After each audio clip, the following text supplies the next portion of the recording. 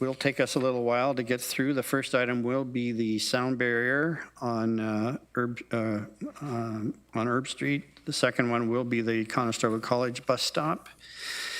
And then the third one will be the emergency shelter. The fourth one will be 550 Beechwood. And then the fifth one will be the, with delegations, will be the one with the bus shelter on Fairway Road. So, so we do have 5 items with delegations. We're going to do those first, of course, and then we'll go back to the regular agenda as printed. So we're going to start with a roll call, and I'll ask Stevie to do the roll call.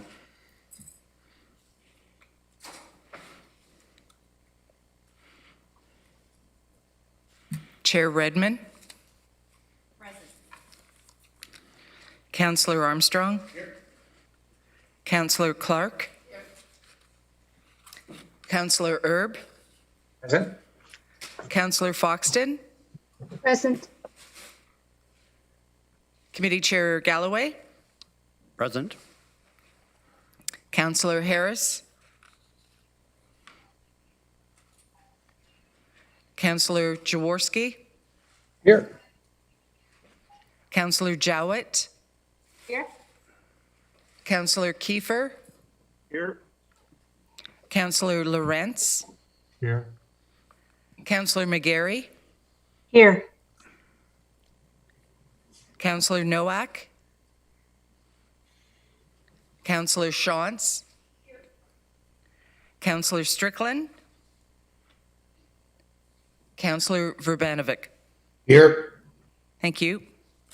Thank you, Stevie. Welcome to our electronic committee of the whole meeting of August 11th, 2020. Due to the COVID-19 pandemic, Regional Council is practicing physical distancing. The majority of our councillors are participating electronically, while others are present in the council chambers at 150 Frederick in Kitchener. In an attempt to speed things up, we have assigned a mover and a seconder for all recommendations contained within the agenda package.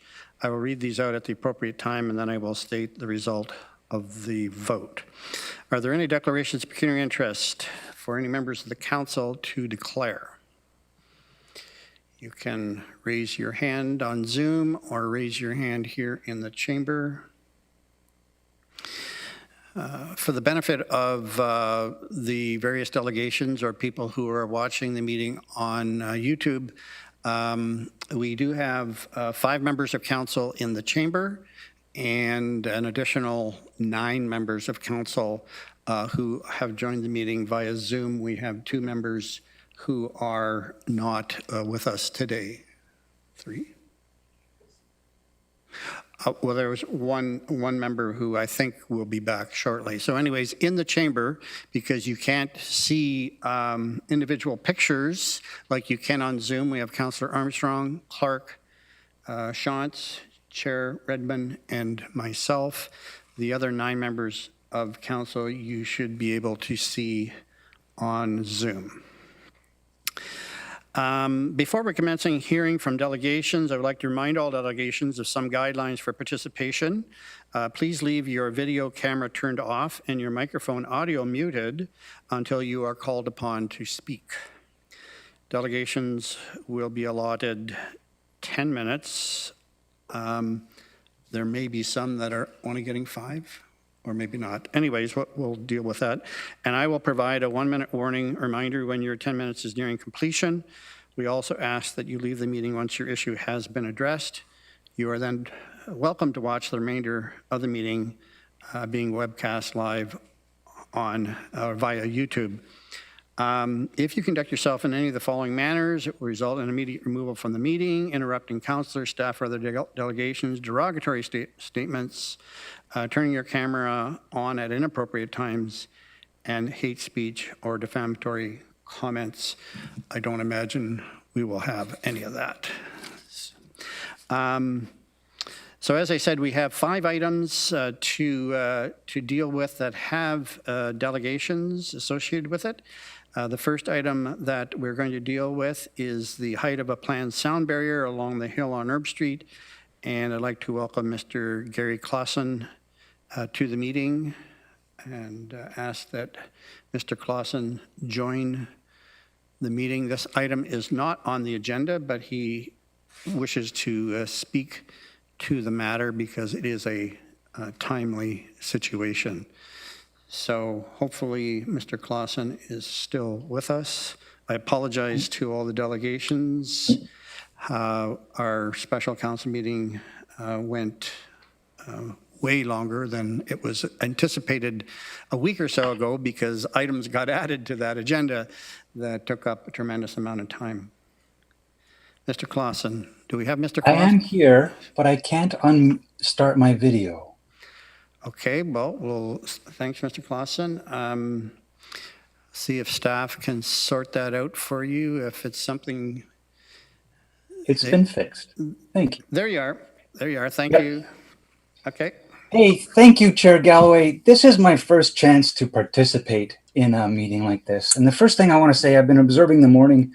I'm super grateful for the way that the council has been adapting, experimenting, and balancing needs of different interests and defending our quality of life.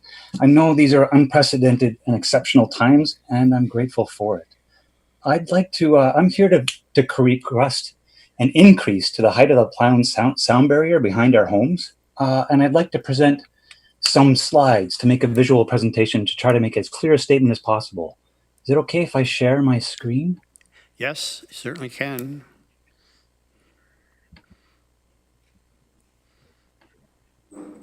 Thank you. So here's the request. We're asking that the council consider increasing the height of the planned sound noise attenuation wall. This is behind our homes, and this is in consideration of the extenuating circumstances of the large volume of landfill and commercial vehicles accelerating and decelerating up and down a big hill in our backyards. Hey, Mr. Chair, I can't see anything. No, I was going to Mr. say I can't see Klassen, anything either. Black screen. You've shared the screen, but there's nothing showing right now except a blank screen. Do you? Okay, it says Zoom is sharing a window. Oh, wait, let me try this again. So we just currently, okay, you're back to gallery view. Zoom gallery view. Oh, I can't. You did start the sharing screen process. There it goes again. There you go. Thank you. Yep. I appreciate the feedback. Yep. I can't see you, but I can hear you, so I appreciate that very much. So this is the base of, this is our request. But to give you background and information, first of all, I'd like to, if I can you see this as well? Yes. Okay, great. Ariel, This is, like I said, yeah. first of all, I want to give you an idea of the situation. And so welcome to our neighborhood. I'm actually in one of these homes right now. And this is the area in which we live. We're very close to, there's the landfill site is on the west side of Waterloo there. There is the emergency services location very close to it. There is also Costco and the boardwalk in this area. So this is the environment where we live. And our homes are right over here in this area. So I moved in here, we moved here around 18 years ago. My neighbors have been here longer, some of my neighbors. And the noise in the area has been a concern for quite some time. So if you can get an idea, there's an intersection here that was installed. When this intersection was installed, there was actually a lot of requests from the neighborhood for a sound wall at that time. And this was quite some time ago. And the reason there's a lot of noise here is because there's an intersection and then there's a large hill behind our homes. So we were very pleased when we found out that the widening of Erb Street includes provision for noise barrier, but disappointed and concerned when we found out that the height of that noise barrier is 2 meters. Given the topography of the surrounding area, this was a concern. We actually were expecting a wall similar to the one that had been installed on iron needles. And I'm just going to zoom in so you can see what's going on there. But this is sort of what we were expecting, given the topology of the area. So we made some inquiries, and regional staff were great. Mike Henderson and William Gilbert gave us lots of information, and I did lots of researching, and I want to share with you what I learned. That this sound attenuation wall was installed at request of council, and it's about 5 meters high. I went out to measure one time and I measured it. But it turns out this was approved by council at a time when the data didn't support building a wall there. I also learned about the techniques that are used for noise assessment. The standard that is used is something called ornament. Ornament is a model that was developed in 1989 based on a 1978 model, and it takes into account the Stanson barrier. The Stanson model takes into account the gradient of the roadway, the pavement surface, and the distance between the road and the receiver, but it's a point between where it is on the road and the receiver, or with somebody who's listening. And a number of other jurisdictions, they are using different models that take into account more information. I learned a lot by looking at two different reports that were published by local firms. And they note that it turns out the model that is actually being used doesn't take into account certain parameters. And this includes stops or acceleration. It also doesn't take into account the height of vehicles. So it uses an average vehicle height, and it doesn't account for very large vehicles like trucks or buses. So the limitations of the model are they don't account for acceleration and deceleration. They don't account for elevation changes along the road. So there's a 25-meter hill in the area, and that has the ability to cast sound over a much larger distance. It doesn't account for the height of vehicles, and it uses a typical vehicle model. So it doesn't have a way to account for, like, if there's a large percentage of garbage trucks or hauling trailers on their way to landfill, or other loud vehicles like motorcycles or performance vehicles. And each one of these is actually pretty, we feel the impact of these in our neighborhood quite significantly. So I'd like to try to give you an idea of what the topology looks like. This is an aerial view behind our homes of the road. And actually, I'd like to try to show that because it's a hill, quite often all of our homes have driveways you can see on the left-hand side. And then you can see that there's the home, and then a deck area. Typically, the main floor of the home is actually elevated relative to the road on Erb Street. This creates a situation where the actual, like the outdoor living area by the policy is actually in the backyard, but the areas close to our homes where the decks are is a little bit higher. And that is not accounted for in the modeling. Here's a front view of my neighbor's home. You can also see that on the left-hand side, the effect of the hill. So on the left-hand side, you can see the home on the left is much higher than the one on the right. And that's because of the hill that we live on. Here's a picture of the hill. And so a lot of the impact of our noise is actually relative to, there's an intersection at Gateview. And what will happen is, like, the height of this hill is 25 meters. And to give you an idea of the scale, if you look on the left-hand side, there's a small chain link fence. And that chain link fence is about the size of what the anticipated noise attenuation barrier would be. And it's much smaller than the scale of the hill. So a lot of the impact of the noise that we're feeling in our backyards is because the garbage trucks, dozens of garbage trucks that go up and down during the week, and also on the weekend, there's large numbers of, like, personal vehicles and trailers moving up and down this hill. And it takes about a minute for a loaded truck to be able to climb this hill.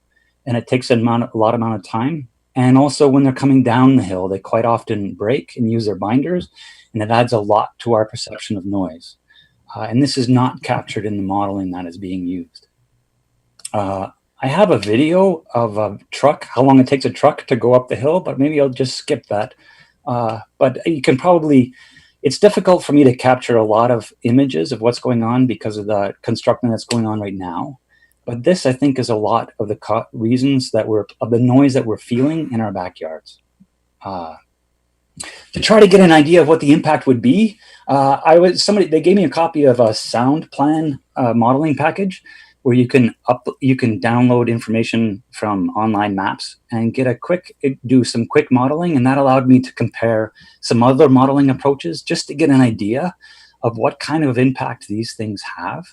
And in that, I noticed that when I actually tell it that there's a intersection behind our home, and that when it includes acceleration and deceleration, the estimates go up by about 4.5 to 5 decibels. So it does have an impact in that modeling. And when I found all this data, I was actually relieved to discover it, because it meant that we weren't crazy with respect to the noise that we're feeling.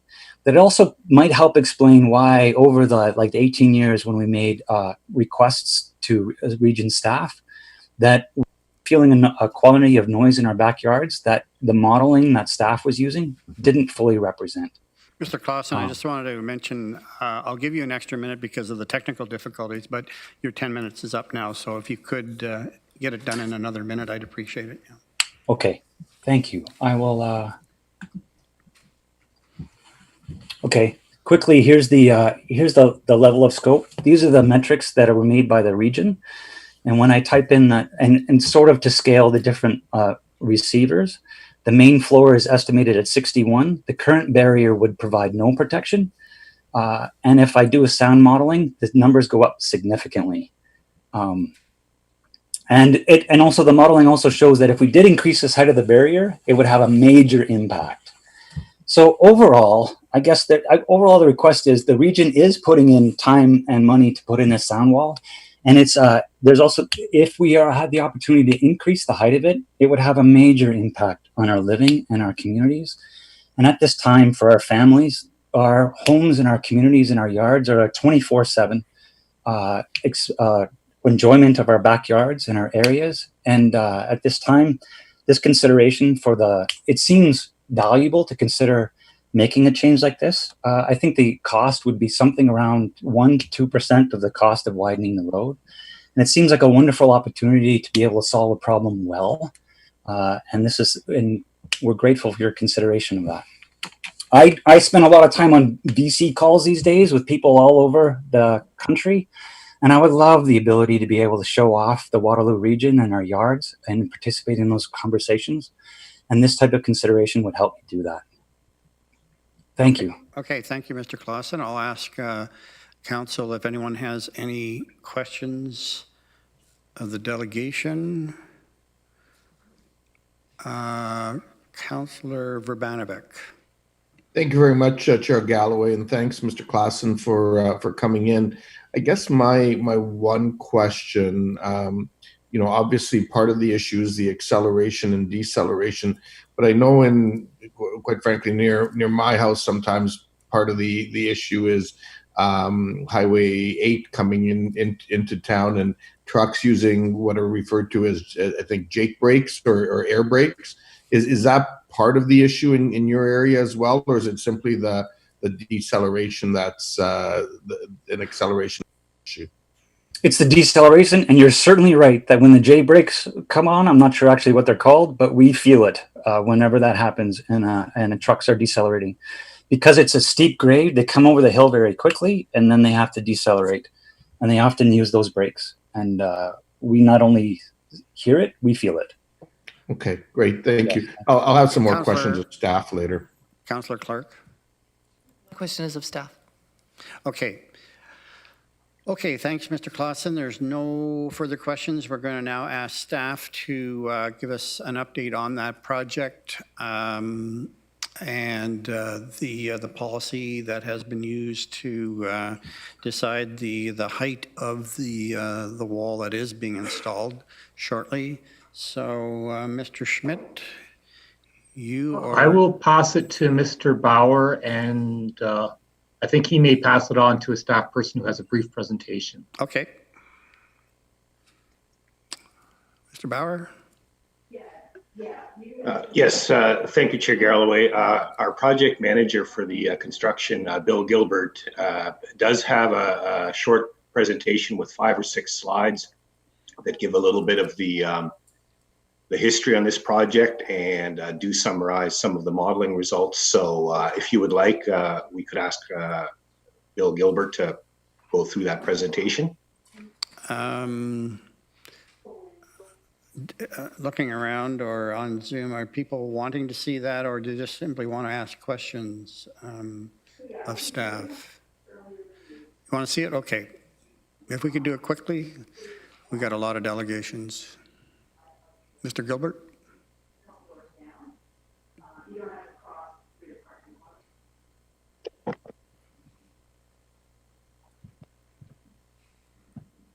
Mr. Gilbert, go ahead. Are you muted, Bill, or are you? No, can you hear me? Now we can, but barely. I'm going to share my screen for the presentation. Okay, well, go ahead. It's not. You're going to share the screen? Yeah, trying to here.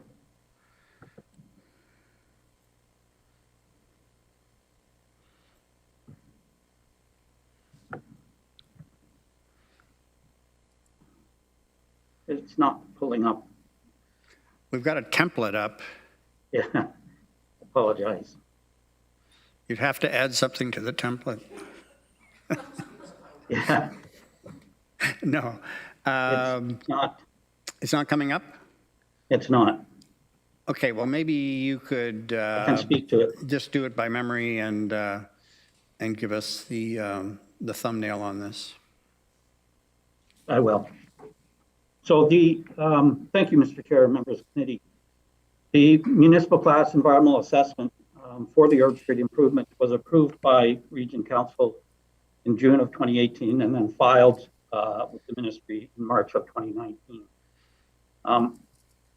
A noise study was completed as part of that environmental assessment, which identified 2-meter high noise walls along the rear of several properties on Erb Street. On the north side, for about 170 meters west of Beechwood, and then on the south side for about 340 meters west of Gateview. Mr. Klassen's property is on the south side within that 340 meter stretch of noise wall that was approved. The construction contract for the road improvements was awarded in May of this year, and the construction started in early June. And we have received engineering drawings for the noise wall as designed and approved by council. And in this particular case, there's retaining walls because these properties are higher. So all of those we've received and they're under review. And our contractor schedule is anticipating starting construction of that in mid-August. In light of the concerns raised by Mr. Klassen at his property at 510 Heather Hill Place and his neighbors, we reviewed the noise study again, and we've confirmed that it is in accordance with the previous results we did. So there were no changes necessary based on the final detailed design. And as I say, Mr. Klassen's concerns, as he expressed, is with respect to the height of the wall and consideration of the specifics of the properties in the area with raised decks that would see over top of the wall. So he's requesting the taller wall.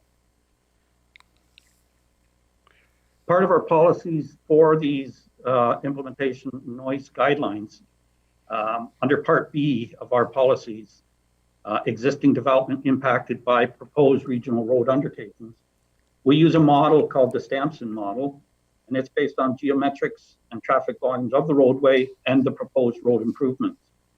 It considers what's called an outdoor living area.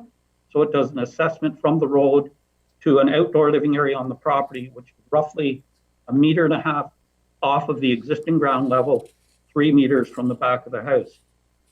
And it does not allow for consideration of raised decks or patios where an outdoor living area exists, where the ground level backyard exists. The Stampson model is an approved model by the Ministry of Environment. It's one that they use, and it's an industry standard.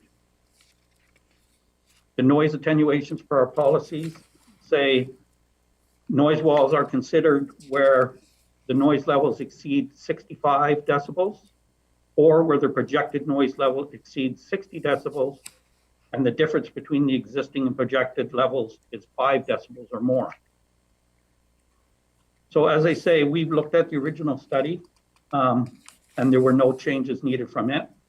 Mr. Klassen's property at 510 is not the sensitive receiver property. So there are other properties along this stretch that are closer to the roads which dictate the needs for the walls. We did, however, do an additional specific noise assessment at his property, and it shows it resulted in the existing conditions noise levels of just under 54 decibels. The ultimate conditions with the road improvements just under 56 decibels. And even with the with the 2 meter high noise wall, the conditions would be reduced to just under 52 decibels. We also, based on his concerns, took a look at his raised deck level, which is about 3.1 meters above the ground. That would account for, again, a person standing on the deck. The existing noise levels we got from that modeling showed that it was about 15.5 decibels, and the ultimate conditions with the road improvements would be about 61.5 decibels. So based on that criteria, the acoustic impacts are within the region's guidelines in that an increase in noise level with the road improvements are not greater than 5 decibels, and the projected noise levels are less than 65 decibels. So the property of Mr. Klassen's property itself doesn't meet the warrants for the region's criteria for a noise wall. However, it's included so that the noise wall is continuous along this section of Erb Street for other properties that meet the noise criteria. We've discussed these results, I think, as Mr. Klassen indicated, with him, and we identified to him that staff would not recommend change to our policy for this area. Just as a note about some implications with respect to consideration of a taller wall, that it's not just a simple add-on. It requires some redesign for the footings and post. As the wall gets taller, the footings will get bigger. There will be additional costs with respect to that. And as the footings get bigger, we have utility constraints that we're trying to fit in on Erb Street. And in this particular area, it's a high pressure gas main that we're very close to.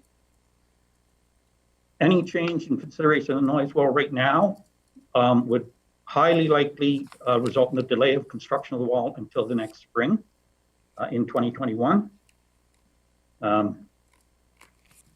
Other considerations would be if you're looking at increasing the height in this section, then it most likely would need to go for additional consultation to look at the full sections of wall. I mentioned before that this wall is about 340 meters long, and that there's another wall on the other side of the road about 170 meters long. So those should be looked at in the context of property owners' desire or preference for increased height there as well.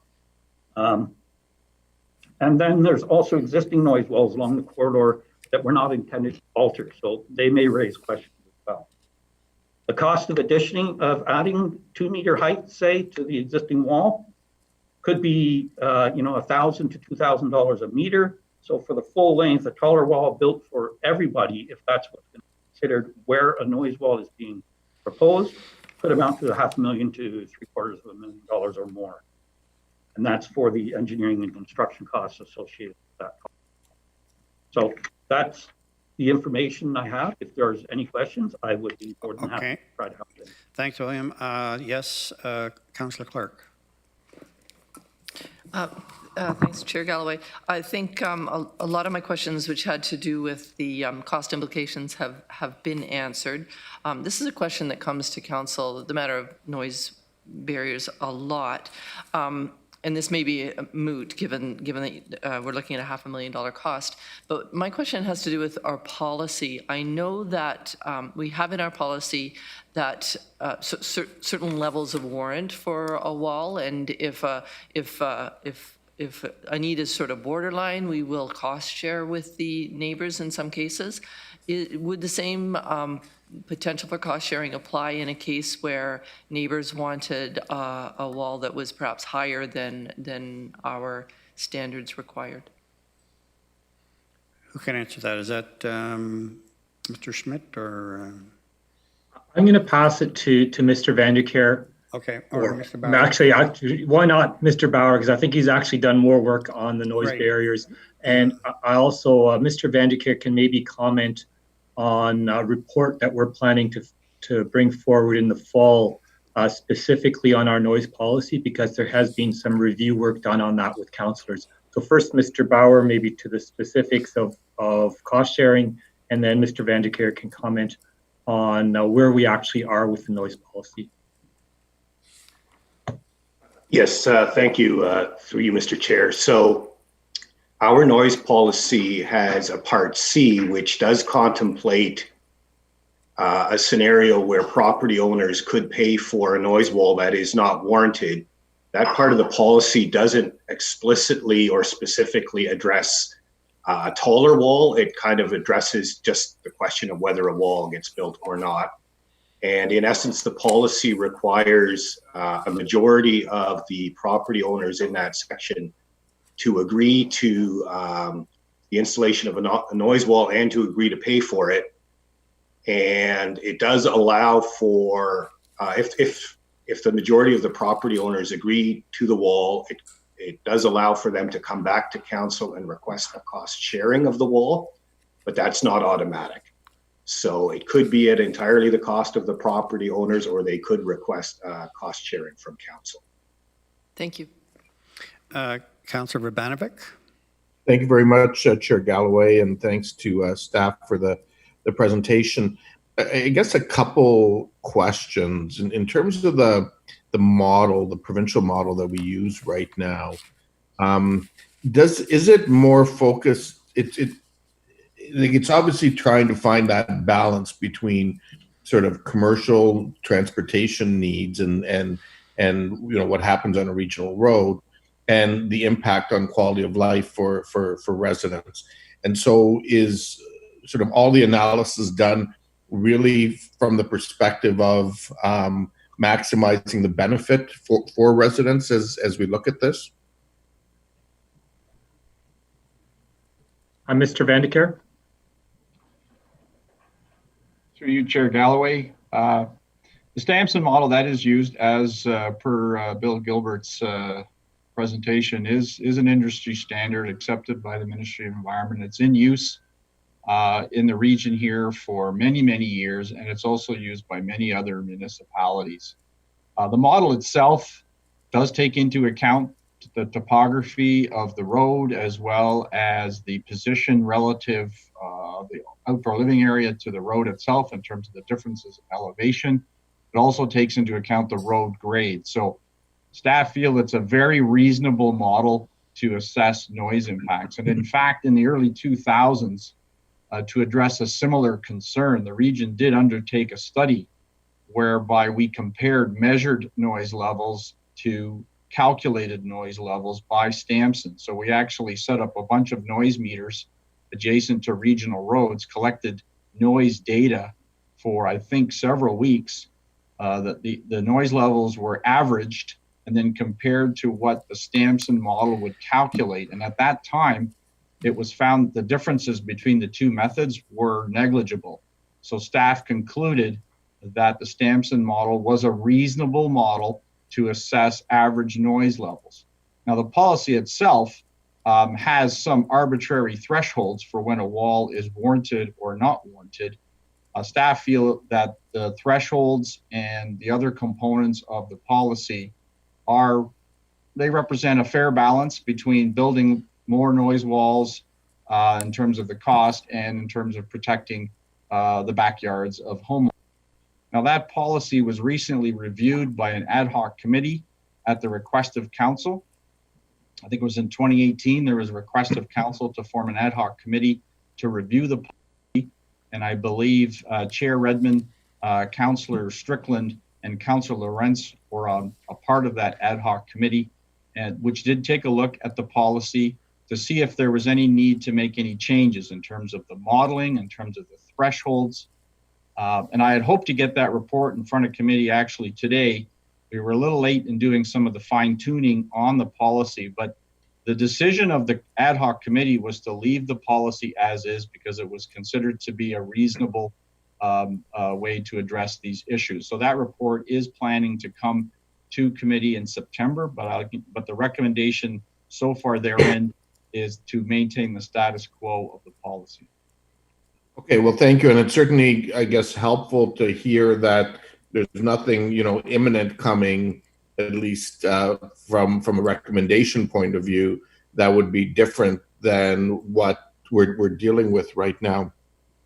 I guess my other question is, from staff's experience and the work that we've done, how much higher would this fence need to be in order to meaningfully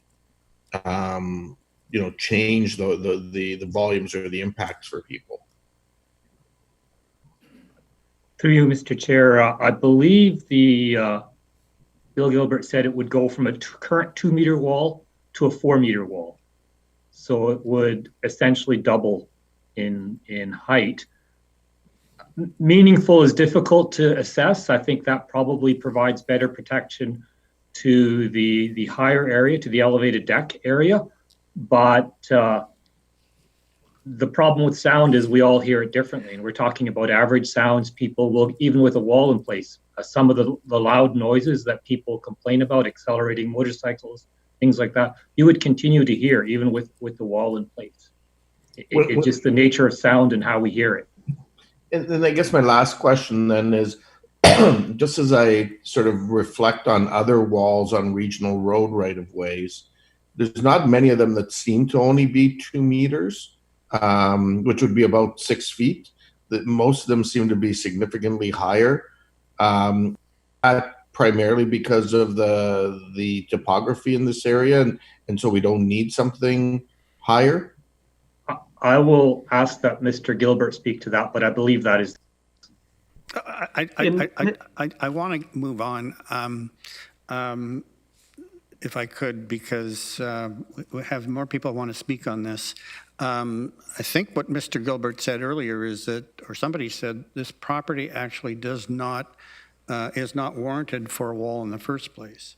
But for consistency purposes, because there are sections that are and aren't warranted according to the policy, they are proposing to put up the 2-meter wall. So I would like to keep the conversation going in that particular direction. Councillor Shantz? Thank you. Just a question regarding the decibel levels, the noise. Do you take into account, is that an average noise, or is it sort of high and low? And part of the reason I'm asking is I know for us in Elmira, there are places where you can't have a conversation if there's a transport truck going by. But certainly regular traffic you can. So just trying to get a sense of how you measure that decibel level. Mr. Bauer might be best. Yes, thank you, Mr. Chair. So the model does use an average sound level over the course of the day. So it is not reflective of peak sounds as you might hear when a specific truck is going by. It's an average over the course of the day. Go ahead, Councillor Shantz. Thank you. Do we have a traffic count for the number of trucks? Transport trucks, bigger, noisier trucks? I'm not sure if Mr. Gilbert or Mr. Vandekere would have. I'm sure we have that information. I'm just not sure if we have it here. Mr. Vandekere? Yeah, through you, Chair Galloway, I don't have the number with me, but I know the model takes into account the truck percentages that are on the road. So the percentage of large vehicles would be accounted for in the modeling. It is a route to the landfill, so I'm sure there's a fairly high percentage. Okay, I don't have any other speakers. This matter is not on the agenda. So, and I would note, as has just been noted recently, I think it was after a similar request on Highland Road that council asked staff to do a review, and I understand that that review is underway, and I guess we're going to hear from it in the near term. But, and I guess we've heard today that it may not be substantially different than what it currently is. So this particular request precedes that.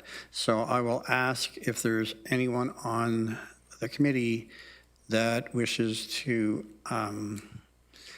advance any particular conversation in regards to Mr. Klassen's request. So seeing none, Mr. Klassen, I thank you for your delegation. It doesn't appear that council is prepared to make an exception at this time, and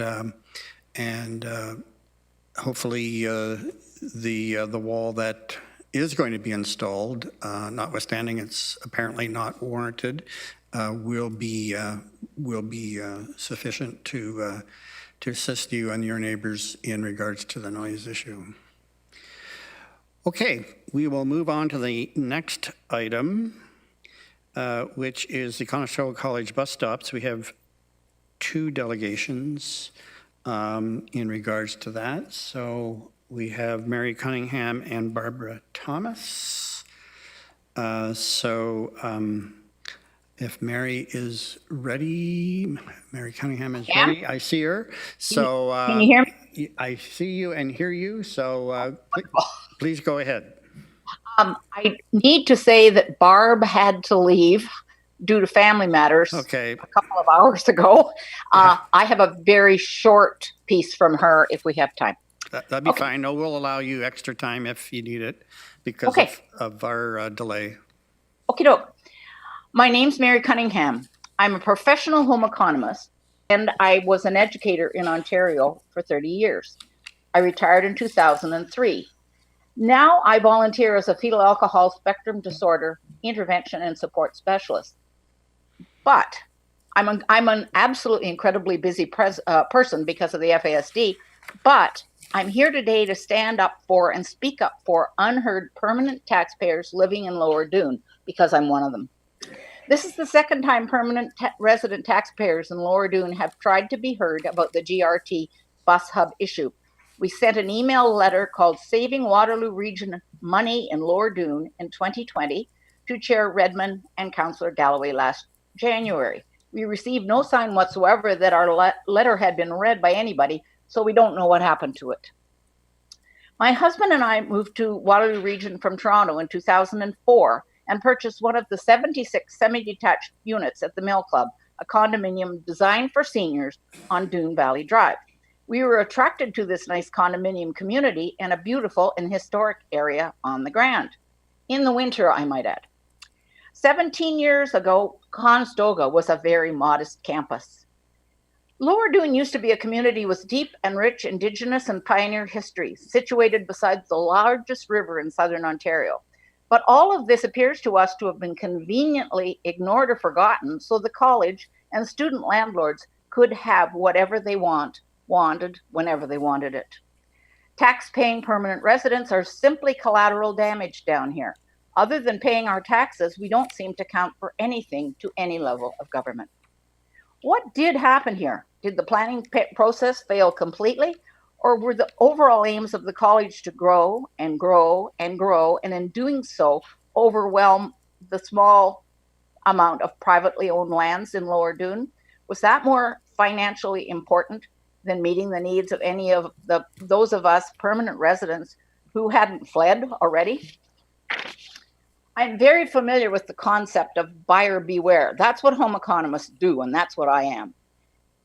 But next year, my residential property taxes will be just about $6,000 a year. And I will shell out even more to maintain my condo's roadways, sewers, and fire hydrants, unlike other taxpayers. When I think of how the lives of all permanent taxpayers down here are so negatively impacted by the college, its students, and their avaricious landlords, I know something very major is very wrong here in Lower Doon and needs to be fixed. This is a job for both levels of local government. But I'm again explaining our very serious concerns about approving a second new bus hub so soon after the first new GRT hub opened in November 2019. That was only 9 months ago. How much did that cost? This is especially annoying since even before COVID became a reality, many of my neighbors said they saw buses coming and going to and from the new bus hub almost completely empty a lot of the time. But full or empty, they still burn diesel, spew toxins, and make lots of noise as they roll through our neighborhood. With the proposed new bus hub down the road, they will roll through our neighborhood not once, as they do now, but twice. We know that buses are a good way for students to get to and from Conestoga. However, we urge Waterloo Region to consider that there may not be a need to reduce the number of buses. There may be a need to reduce the number of buses to Conestoga and definitely not increase them at the present time. This is based on the dramatic and probably permanent changes in the way education is being delivered since COVID changed all our lives last spring. I'm sorry, I've lost my spot here. That's fine. This is based on the dramatic and probably permanent changes in the way education is being delivered since COVID changed our lives last spring. $4 million in transportation improvements down here will likely look very frivolous to many regional taxpayers and may be seen as a waste of money in a time where poorly understood COVID debts at many levels worry many people. Remote learning is becoming the new normal for post-secondary education. This shift to online learning has been occurring worldwide for over a decade, and COVID simply accelerated it. Positively, this change represents a huge financial saving for students and governments, and by default, the taxpayers will expect to reap some of these benefits. Like all post-secondary venues, Conestoga College will have to embrace online education in a major way, and current targets for on-campus population gains will probably drop like a stone, reducing the need for transportation in and out of Conestoga. It remains to be seen how this fallout from COVID will play out. All bets are off at this time. The bottom line is that there are very few students in Conestoga presently in need of transportation, and in the longer term, enrollment is likely to be severely reduced for the foreseeable future. The only students I see down here, or one sees down here now, are a few international students for whom returning home is not an option.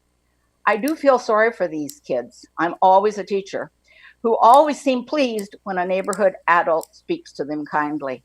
These are basically really nice kids. So, is another bus hub at Conestoga really necessary at this time? It could be waiting for traffic that will never materialize. Waiting and a more cautious approach to spending $4 million in taxpayer dollars would be very wise.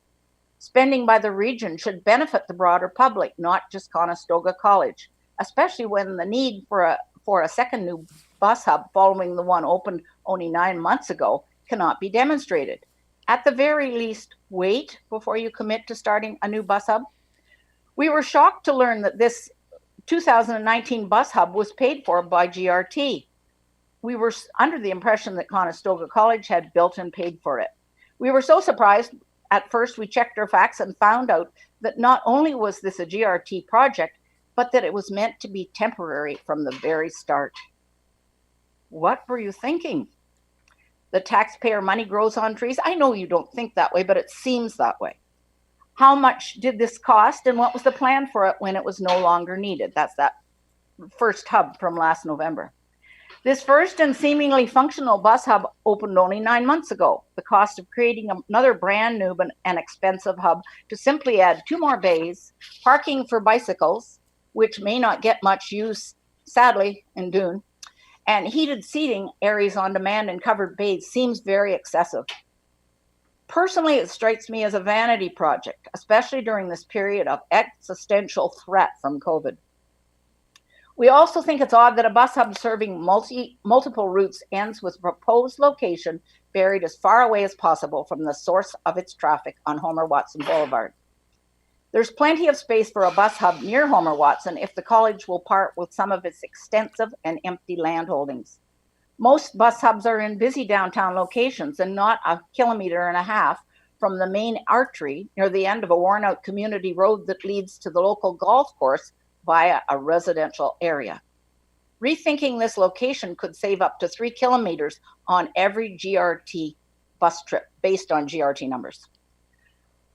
A hub location near Homer Watson would also decrease the stress and endangerment to the permanent resident taxpayers of Lower Doon and the students living in Lower Doon's student ghetto. As proposed, now this second new hub located right beside residential homes. Many are occupied by senior citizens with serious and existing health issues. These are my neighbors. Increasing our health risks is not acceptable. Here's an incomplete list of our concerns about this new proposed hub. GRT buses run from 5:30 a.m. on one day until 1 a.m. the next day. That gives us 4.5 hours a day without buses. Pre-COVID, the plan was for 413 trips a day, and most of this travel was inside Conestoga campus rather than beside permanent homes. The new bus hub will run buses close to our homes 826 times a day because they pass it twice, 413 times 2. Air pollution. Diesel buses emit toxic fumes such as particulate matter, nitrous oxides, carbon monoxide, and more, all with very well illustrated negative health effects on seniors and young children. Current investigations paid for by the region into local air pollutant levels did not allay my fears in the least. I have read the other research where seniors and children fall ill. And with the 401 so close beside, this would just compound the problem. Electric buses are far safer. Please wait for them. Loss of many mature, this is another point, we'll lose the loss of several mature pollution-absorbing trees on various berms during hub construction. And we need more greenery, not less. I know there's plans for greenery, but it won't be immediate. The light pollution from a site that will obviously be very well lit and near our bedrooms is a very serious concern. The noise from 800 potential bus trips past the Mill Club will be bad and constant, period. 3 more points. 826 bus trips daily on a road with only one other very weak alternative route in case of emergency leaves us feeling very vulnerable. When Doon Valley stops or is shut down, the one thing we hope for is nobody's going to need an ambulance here. Traffic. It is often next to impossible to get in and out of the Mill Club at busy times now. We sit in traffic waiting for a break to return home or take a chance on flooring it to get out of our development. Twice the number of bus runs on Doon Valley will make this situation much, much worse. And last but not least, the asphalt, which we like. Trying to get across Doon Valley to exercise when school's on is just plain dangerous. Young adult male drivers rarely see the necessity to allow older, slower people to cross the road. And many of the problematic young drivers are male.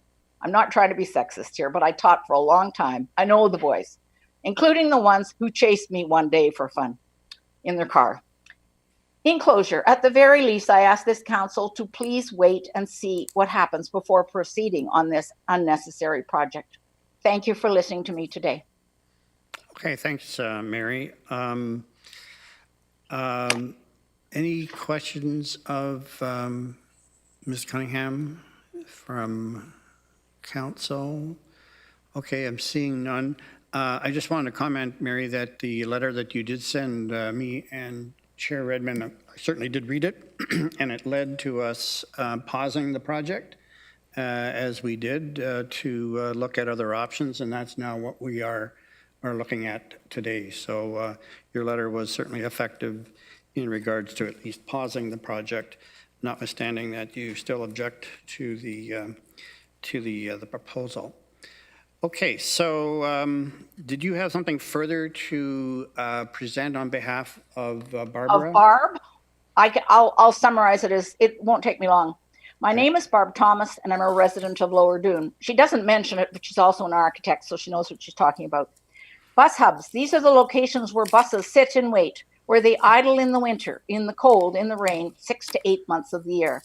They should be centrally located where they serve the majority of the population the majority of the time. A bus hub should be located in the center of a community alongside arterial roads, giving people access to grocery stores, pharmacies, community centers, libraries, soccer fields, and baseball diamonds. We have such a center serving multiple neighborhoods, and it's Pioneer Park Plaza. A bus hub should allow for proper social distancing. A bus hub should be where buses wait for people, a centrally located place away from residential neighborhoods. Pioneer Park Plaza offers such a location. The college needs buses, we know that. Students deserve choice. However, during these and future uncertain times, while the college and universities struggle with safe program delivery, bus service can be reduced and then be tailored to meet student demand from a centrally located bus hub. Colleges, universities will transition to online learning and other more flexible hybrid models of education delivery. A bus hub at the college does not provide flexibility for all the residents at the south end of Kitchener. A bus hub at a college that may never be fully occupied as it once was planned makes no sense. Flexible bus hubs at the college do make sense.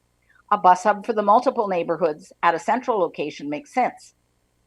I drove through the college Monday afternoon at 2 p.m. yesterday. There were 3 buses idling and waiting for no one. So thank you from Barb.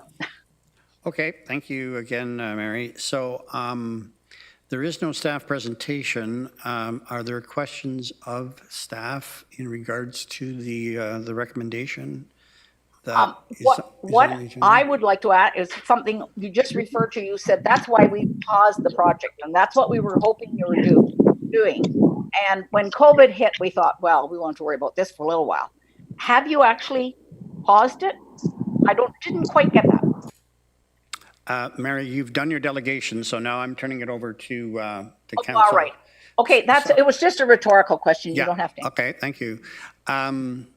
So I'm seeing no hands and no one wanting. Okay, Councillor Lawrence. Councillor Lawrence. Thank you, Mr. Chair. I'll ask that question on her behalf because it was paused, but what changes did take place? Okay, so is Mr. Schmidt or? I think it's Mr. Bauer. Bauer again? Yes. He gets all the easy questions. So.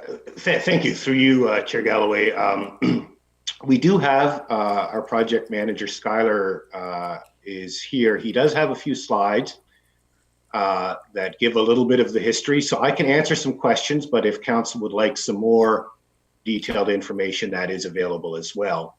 But very briefly, there was an initial proposal for the bus stop locations, and they were initially a little bit closer to Doon Village Road and a little bit closer proximity to some of the residential areas. In response to the concerns that we heard, we did go back and took another look at it. We actually looked at some recommendations and suggestions that the community provided. And we did reorient and relocate the bus stops further away from Doon Village Road and further away from the residential areas. So that was the pause, I think, that you were referring to, was for us to go back and take another look at the layout. And we did make some changes, and the recommendation in front of council today reflects those recommended changes and revisions. Okay.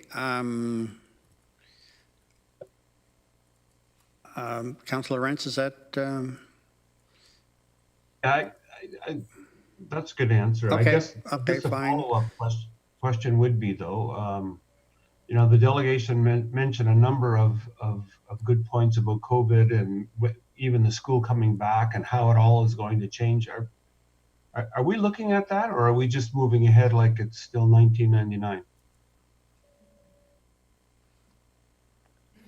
Through you, Mr. Chair, we're definitely not moving ahead as if it's 1999. Well, Grand River Transit only started in the year 2000, so. We are aware of potential COVID impacts.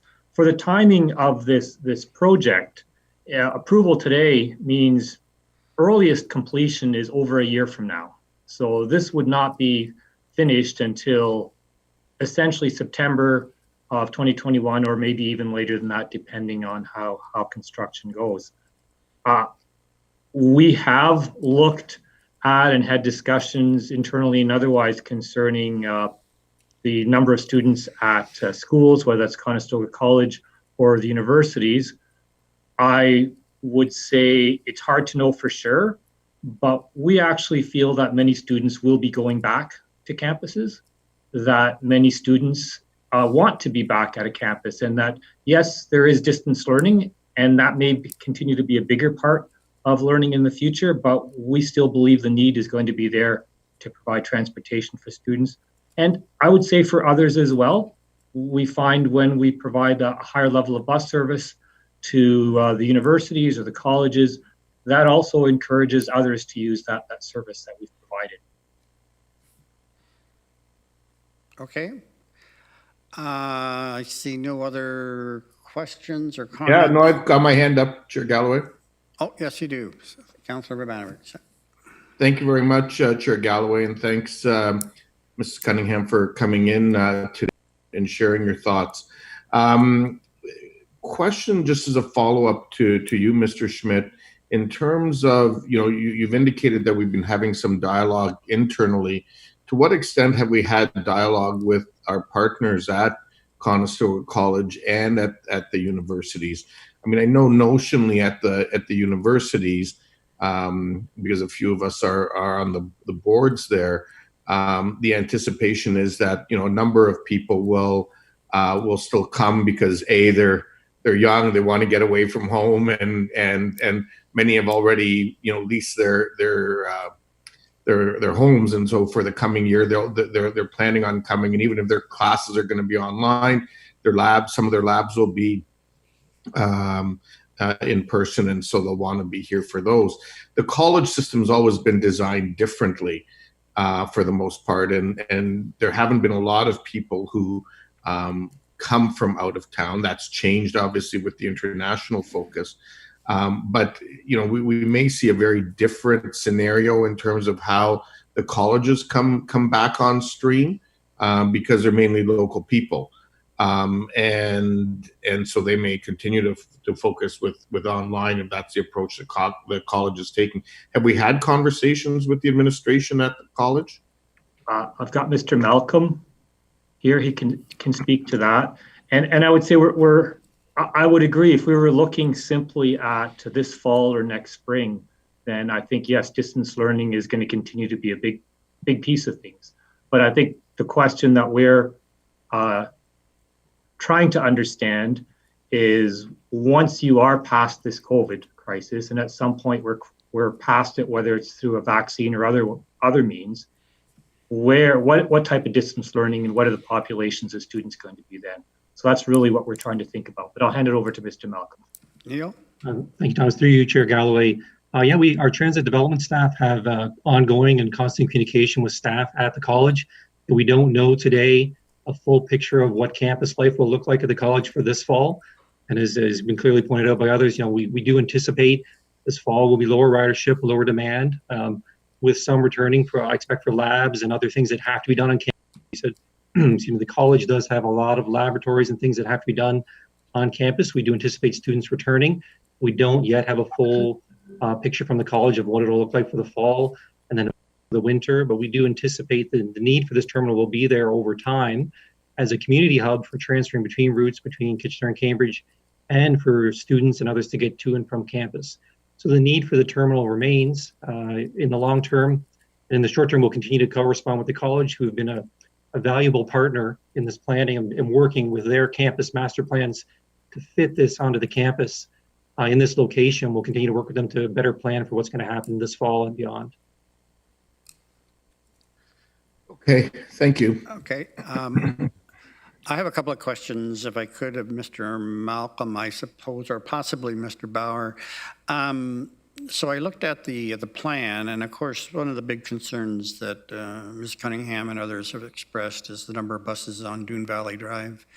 Currently, at least in one direction, the buses do use the internal ring road, or maybe ring road's not the right term, but internal roadway system.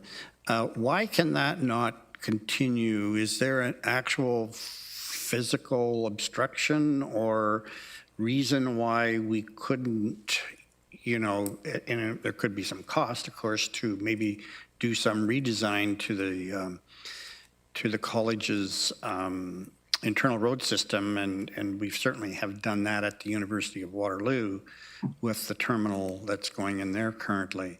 So that at least in one direction, the buses could avoid going the full distance down Dune Valley to the proposed location. Is that not a possibility, or is that something the college is saying no to, or has that not been reviewed to any great extent? Mr. Bauer? Mr. Bauer had his hand up first, so. Thank you, through you, Mr. Chair. So that alternative was looked at very carefully, and there's a couple of things that are causing issues with the existing routing and the existing stop location. So maybe I'll start with the existing stop location. I think it's door 3, unless I have the number wrong. So the college's master plan is to put an addition onto the building there. So that location on the campus itself is going to become unavailable for bus stops. So that was one of the first issues we were addressing. And then secondly, with the buses moving through the existing parking lot, there's a lot of other users and traffic there, cars parking, pedestrians walking. So it really slows the buses down and creates a lot of conflict points. So it makes it very difficult for the buses to move through there. And then thirdly, there just physically isn't enough space to have a sufficient number of bus bays at the existing location. So they're already split between 2 locations as is, and there just isn't room to accommodate all of the buses in the current location. So all of those factors were looked at in close consultation with the college, and it was evident to everyone that the recommended location works better for a number of reasons. I wasn't thinking so much, Mr. Bauer, of a different location for the terminal, but a different inbound route or outbound route to get to it, as opposed to a different, where the current terminal is.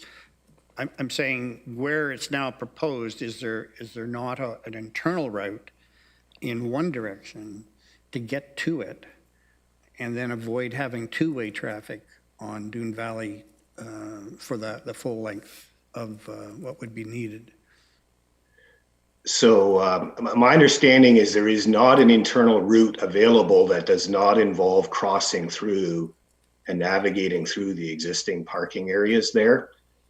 Again, we do have our project manager Skylar here, and he may have a slide that will show this if you'd like to see it illustrated. I would perhaps like to answer that. I would like to see that, because I want to be sure that alternative has been explored and exploited, and maybe it's not physically possible, but when I looked at the plan that is in the package, I could visualize a route, whether or not it's practical, whether or not the college would have to give up parking spaces. Transit kind of replaces parking spaces to a certain extent, so I'm not sure that would be reason enough. at least from my point of view, but it could be from theirs. So maybe Ms. Sklar could put up on the screen what would be helpful to look at that. I don't know if we have Skylar here. Yeah, sure. I can. Skylar here? There he is. Yeah, through you, Mr. Chair. I've got the slides here. I'll see if I can share them for you. Yes, you are. There it is. Okay. Maybe a site plan. Yeah, that would be good. Yeah, so this is the overall plan of campus. So door 3 and door 6 are the ones that are used right now. You can see that there is an internal roadway, and that's the way transit currently runs. What we're proposing is out in lots 5 and 6, if you can see kind of on the east side of campus there. In order to get to those, they either have to go through that internal roadway still, or they need to travel down Dune Valley Drive 2 ways. So one of the advantages that was looked at with the proposed location is taking the buses off of that internal road. As Phil mentioned, we noticed buses were experiencing a few delays when you get cars backed up. There's a lot of queuing between the parking lots during some of the peak hours on campus. And so removing the buses from that internal roadway will make the timing more consistent for routes that are trying to get to the college. So that was actually one of the advantages of the location that we were looking at versus leaving it at the current location on door 3. So I understand that, Skylar, but so if the bus can get to door 3 now, as it does,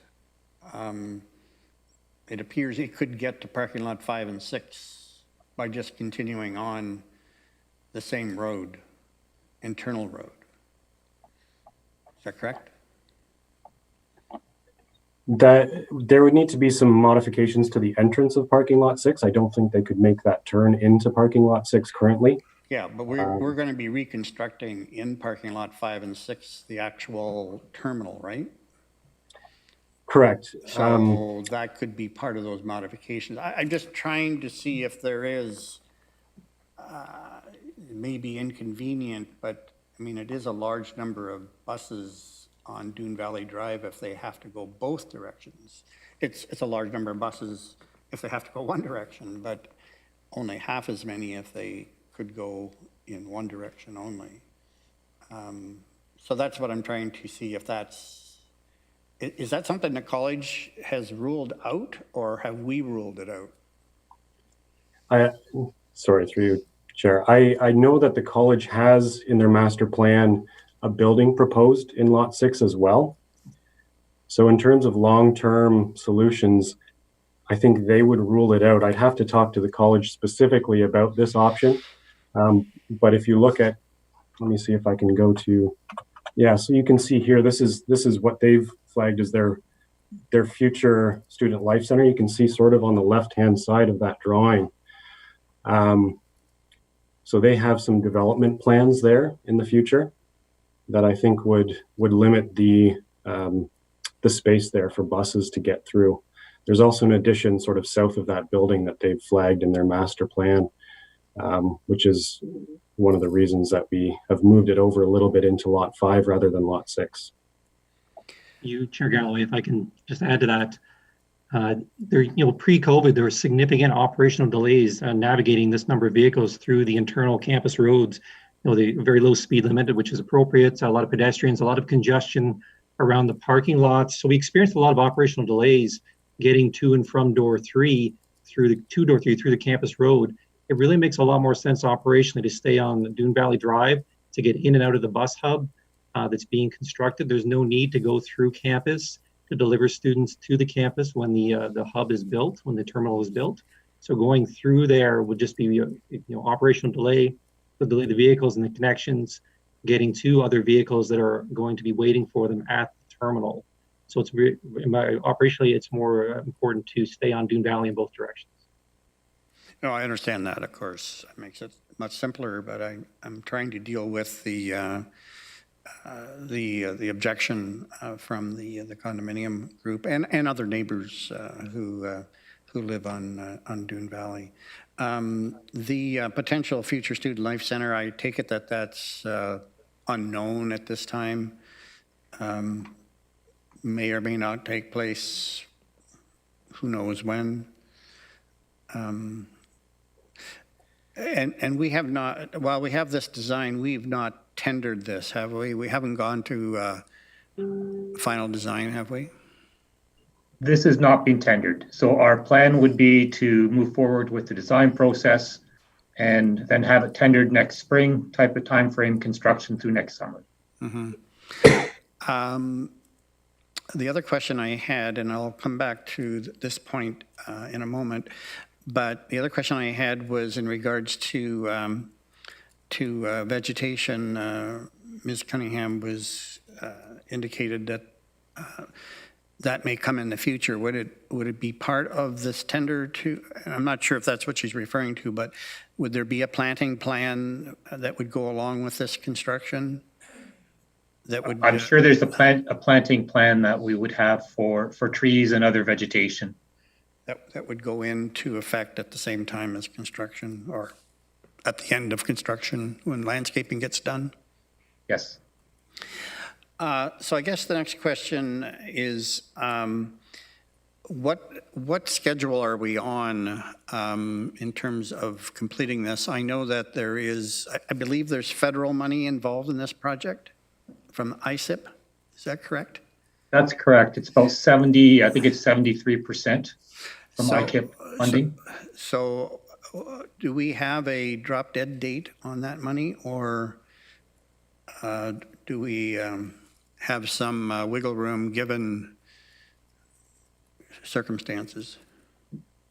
My understanding, we don't have a drop dead date on this, but it would require some reallocation. So maybe Mr. Bauer can speak, or Mr. Dyer may also have more details on it. Yes, through you, Mr. Chair. Yeah, so I don't think a delay in the project will have any significant impact on the funding of the project.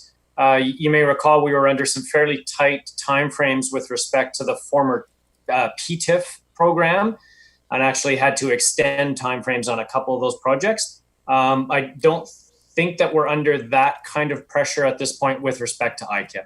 Okay, thank you.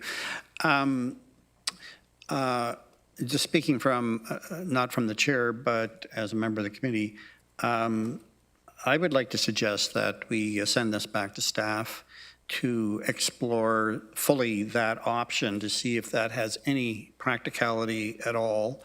In deference to the residents, if we could possibly reduce by 50% the traffic, bus traffic on Dune Valley Drive, which is I think the current situation.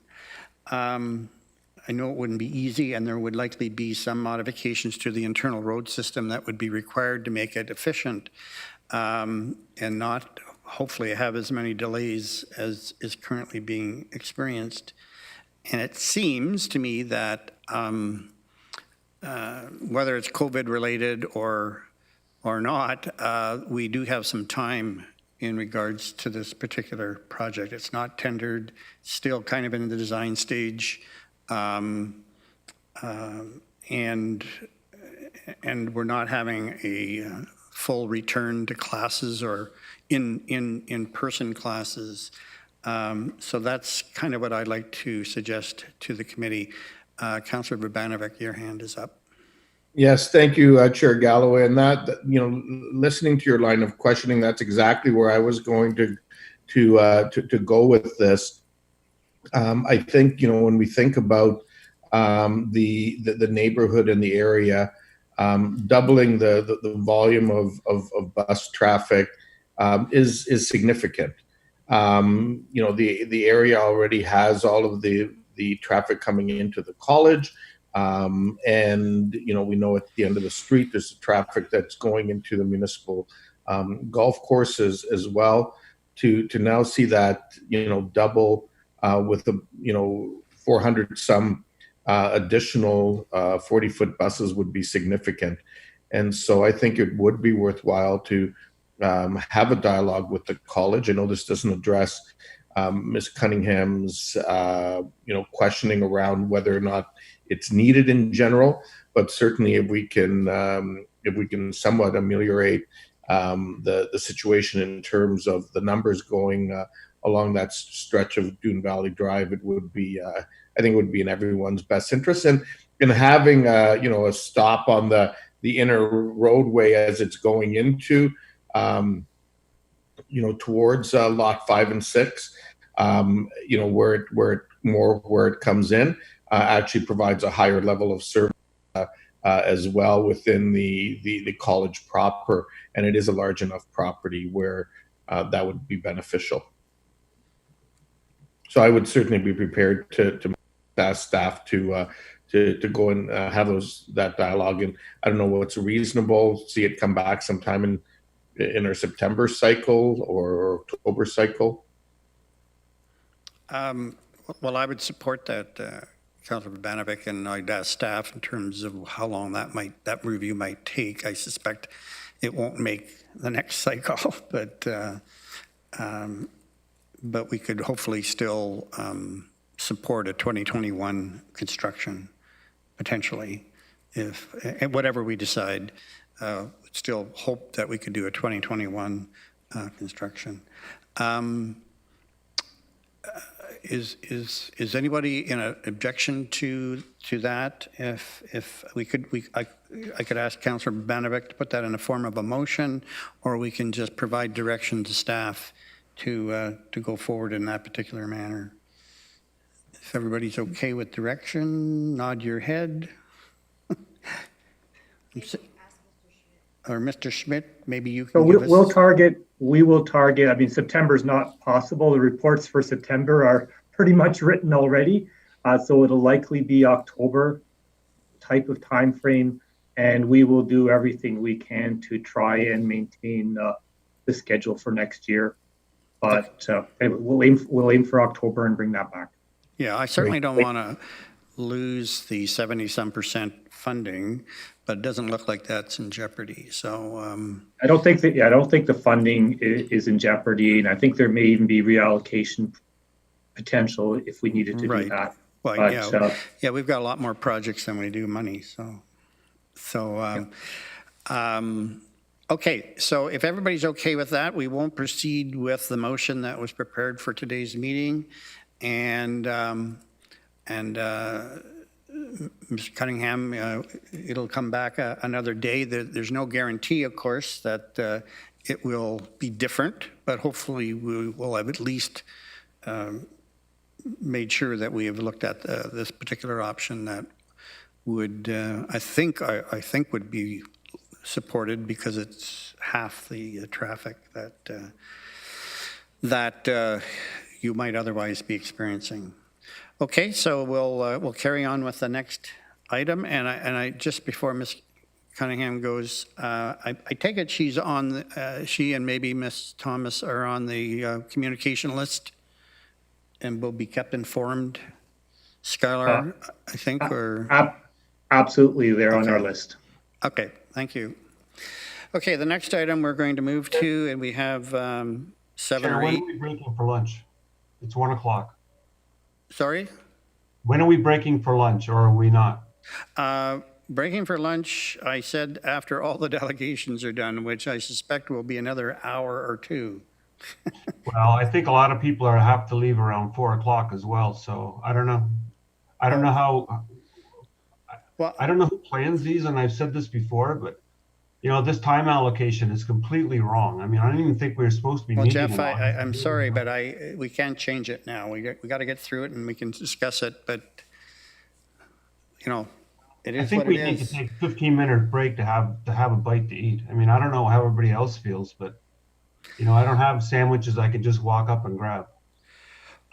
Well, if council wants to have a lunch break, but we've got 11 delegations that have been waiting 3 hours or longer to get heard. So my vote is to hear the delegations, and I can let my stomach growl for for a few minutes. I would support that, Mr. Chair. And I'm going to support Jeff because I'm diabetic, and I don't know how many diabetics we have on council, but it's, diabetics need to have something to eat. So 15 minutes would be great. Okay, we'll take a 15-minute break. Okay, we'll see you back here at 25 or so after 1 o'clock. And I apologize again to the delegations waiting in the waiting room. We have a problem with our scheduling today, but it was not necessarily unforeseen because of some items that got inserted very late. Okay, we'll take 15 minutes.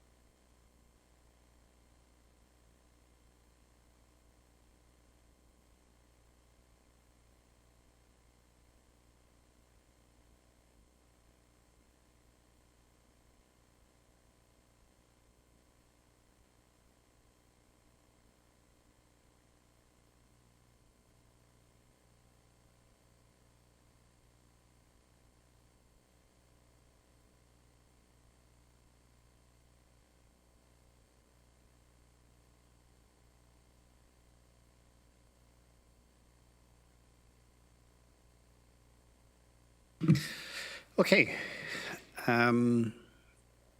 Sorry for the delay again, and I apologize to those people who have been waiting to delegate on 3 more items that we have, but we had, unfortunately, a serious setback earlier in our day in terms of timing. So the next item is the emergency shelter planning update. We do have a staff presentation by Chris McAvoy, Manager of Housing Policy and Homelessness Prevention. So Chris is now on the screen, so we'll turn it over to you. And then we do have a number of delegations that we will hear from after that. Chris? Excellent. Thank you, Chair Galloway. Can you hear me okay? Yes, yes we can. Wonderful. Thank you. I'm going to share my screen. I have a presentation to share. Bear with me here. Are you able to see that now? Yes, can, Chris. Yeah. Excellent. Thank you very much. So good afternoon, Chair Galloway and members of the Committee of the Whole. Thank you for allowing us with presenting us with an opportunity today to present to you on the topic of emergency shelters for individuals experiencing homelessness and some of the changes that have taken place in response to and recovery from the COVID-19 pandemic. We're here to present to you with an update and seek direction on some planned next steps. Regional staff are working with a number of community partners on creating a recovery plan for the emergency shelter system. The plan proposes the opening of 1 or more dormitory-style emergency shelters for up to 12 months and the development of alternative housing on regional surplus land.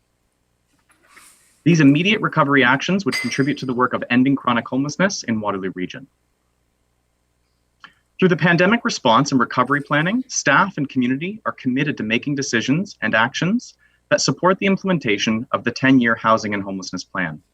While much of the focus of the Housing Stability System's pandemic response and recovering planning has centered around emergency shelters, we acknowledge and are working with community partners to make decisions that reinforce that housing solutions are the safest, most sustainable, and cost-effective way to meet the housing sheltering needs of people experiencing homelessness. As a community that believes in housing first, we work with community partners to identify permanent housing opportunities for individuals experiencing homelessness. Everyone in our community is housing ready. A number of actions have taken place within the emergency shelter system to respond to the COVID-19 pandemic. So these actions include the opening of 2 new temporary emergency shelter spaces to accommodate physical distancing and an increased demand in shelter beds, the creation of isolation and quarantine spaces for individuals who are symptomatic, as well as the creation of daytime programming and service spaces for individuals who are experiencing unsheltered homelessness. Throughout the pandemic response and recovery, regional staff have collaborated with community partners and stakeholders through a housing and homelessness working group. The Housing and Homelessness Working Group has recognized the need to split recovery into 2 phases, pragmatic and visionary. The pragmatic plan will be the focus of today as we present on the immediate next steps that need to take place to address ongoing occupancy challenges within the shelter system.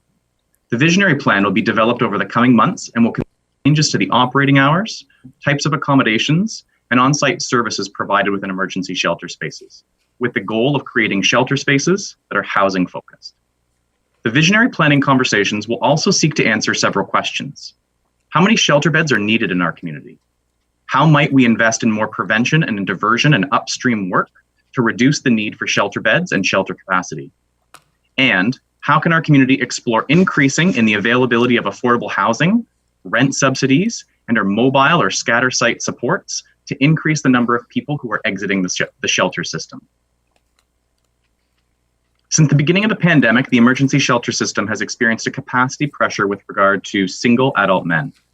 You'll notice on this slide that Cambridge Shelter has a lowered on-site capacity as a result of the need for physical distancing, reduced from 88 to 64.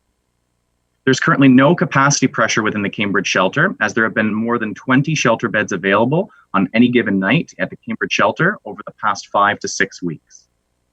The House of Friendship Shelter moved from Charles Street to the Radisson Hotel in March in order to accommodate physical distancing.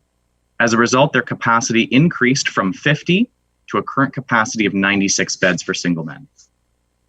The Ray of Hope Shelter opened after the YMCA temporary emergency shelter closed at the end of June. The Ray of Hope Shelter can accommodate 28 single men. You'll see in the furthest right-hand column that the peak 2020 occupancy for single adult men in Kitchener was 144. That was the highest number of single men who accessed shelter bed on a given night in Kitchener in this calendar year. Both the House of Friendship and Ray of Hope shelters have been at or near capacity since they've opened. We also know that there are a number of individuals in the community who are experiencing unsheltered homelessness, living rough or sleeping in tents or encampments.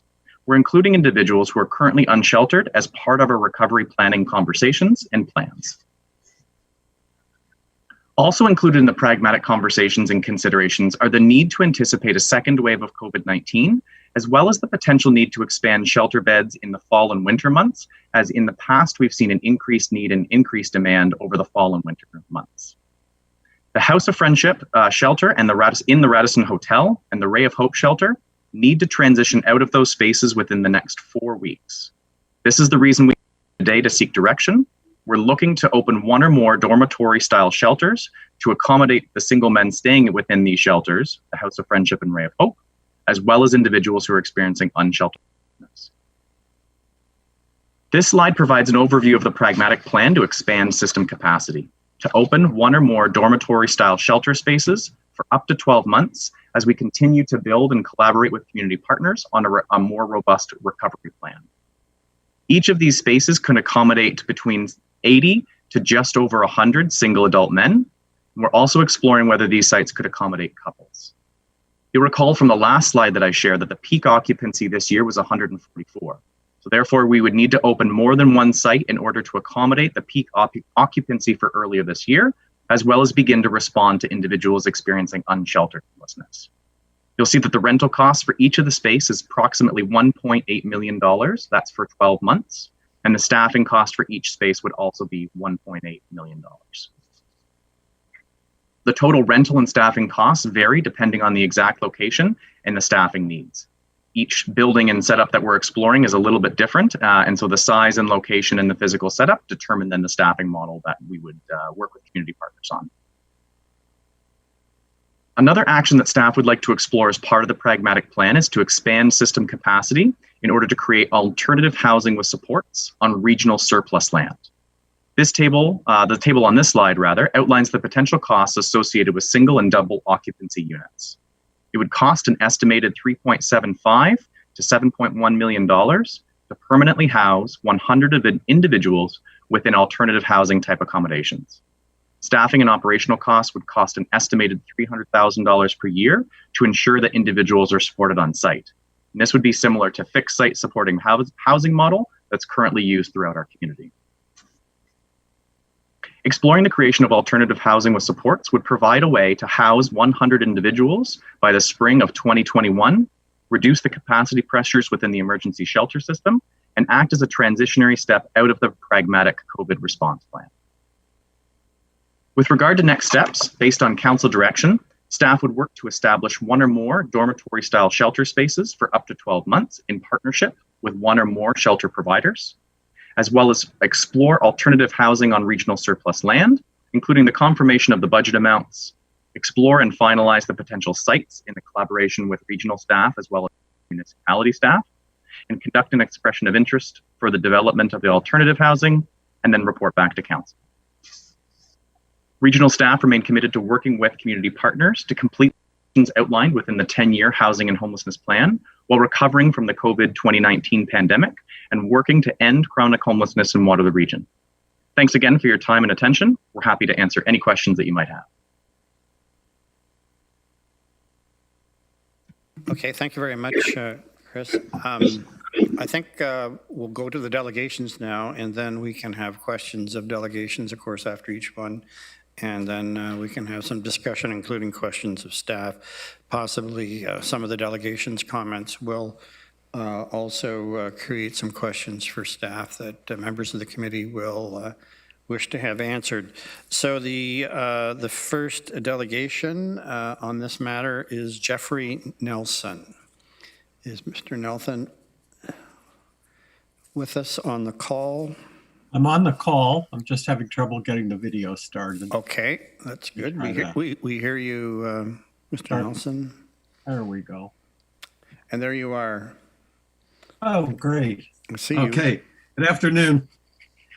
And thank you for the opportunity to talk with council about this issue. I want to talk to the visionary and the long-term part. So what I'm going to focus on in my time is how to transform from a shelter system, which is a temporary solution, to permanent homes for people. Because I think we have had quite a good response here and many other communities in Canada to the COVID pandemic through solutions like temporary solutions like hotels and tiny homes, where people can practice the social distancing, they can have access to hand washing and other facilities such as that. But I think ultimately what we need for people is permanent homes. And a good option for many is housing first. Housing first provides permanent housing and support. It's not needed for all homeless people. Only people with histories of long-term homelessness and other complex needs like mental illness or addictions. While these people constitute only 15% of the homeless population, they account for over 50% of shelter days. So what is housing first? It's an approach that's based on the right to and immediate placement in housing. It's housing first, not treatment first. Not treatment with or housing with preconditions. It typically includes a rent subsidy so that individuals can access market housing of their choosing. The question sometimes arises as to whether it's possible to find access to housing, even with rent subsidies in a low vacancy environment. So our research from the at-home chez soi study, in four of the cities with very low vacancy rates, ranging from less than 1% to 2.8%, over 1,200 people were housed within a year. So I believe it's possible because our vacancy rate in Waterloo is actually, I think, a little bit higher. How can this be achieved? We need a rent subsidy plus the tenant's contribution to match the market value in the community. So of course, higher subsidies in cities like Toronto or Vancouver than in Moncton. We need strong connections with landlords and be readily available for support.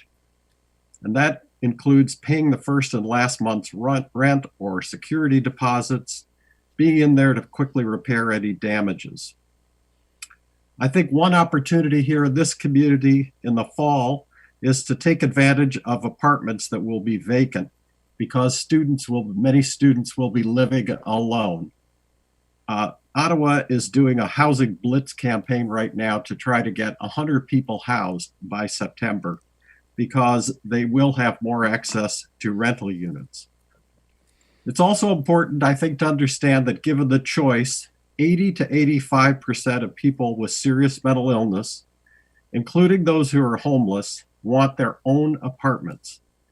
And research conducted in Waterloo region by Courtney Pankratz and me from Laurier in 2015-2016 showed that 90% of participants in the former Step Home program after 6 months were stably housed, compared to less than 30% of Step Home participants who did not receive rental assistance. Research from Canada's 5-city at-home chez soi study, of which I was a part, found housing first to be more effective in housing people experiencing homelessness than typical services provided in the 5 cities. It also found that 60% of the costs of housing first are recovered through a reduction in the use of other health and social services. So while there's initial cost outlay, over time, costs are reduced, at least partially reduced. Other rigorous research conducted in the US, France, and Spain has reported similar findings. I think one thing COVID has taught me is to follow the evidence. And the evidence shows clearly that housing first ends homelessness better than other services that follow a treatment first approach. Housing first has been a central component of efforts to reduce homelessness among people in Alberta, the whole nation of Finland, and US veterans all have experienced significant declines in homelessness and achieved housing stability through housing first. The region must focus on long-term solutions, and for me, they include strengthening existing housing first programs like the Paths to Home program, ensuring a sufficient supply of robust rent subsidies that enable people to get the places that they want, additionally partnering with assertive community treatment teams to serve people with homelessness who have very high needs and serious mental illness, developing strategies to prevent eviction and release from institutions into homelessness.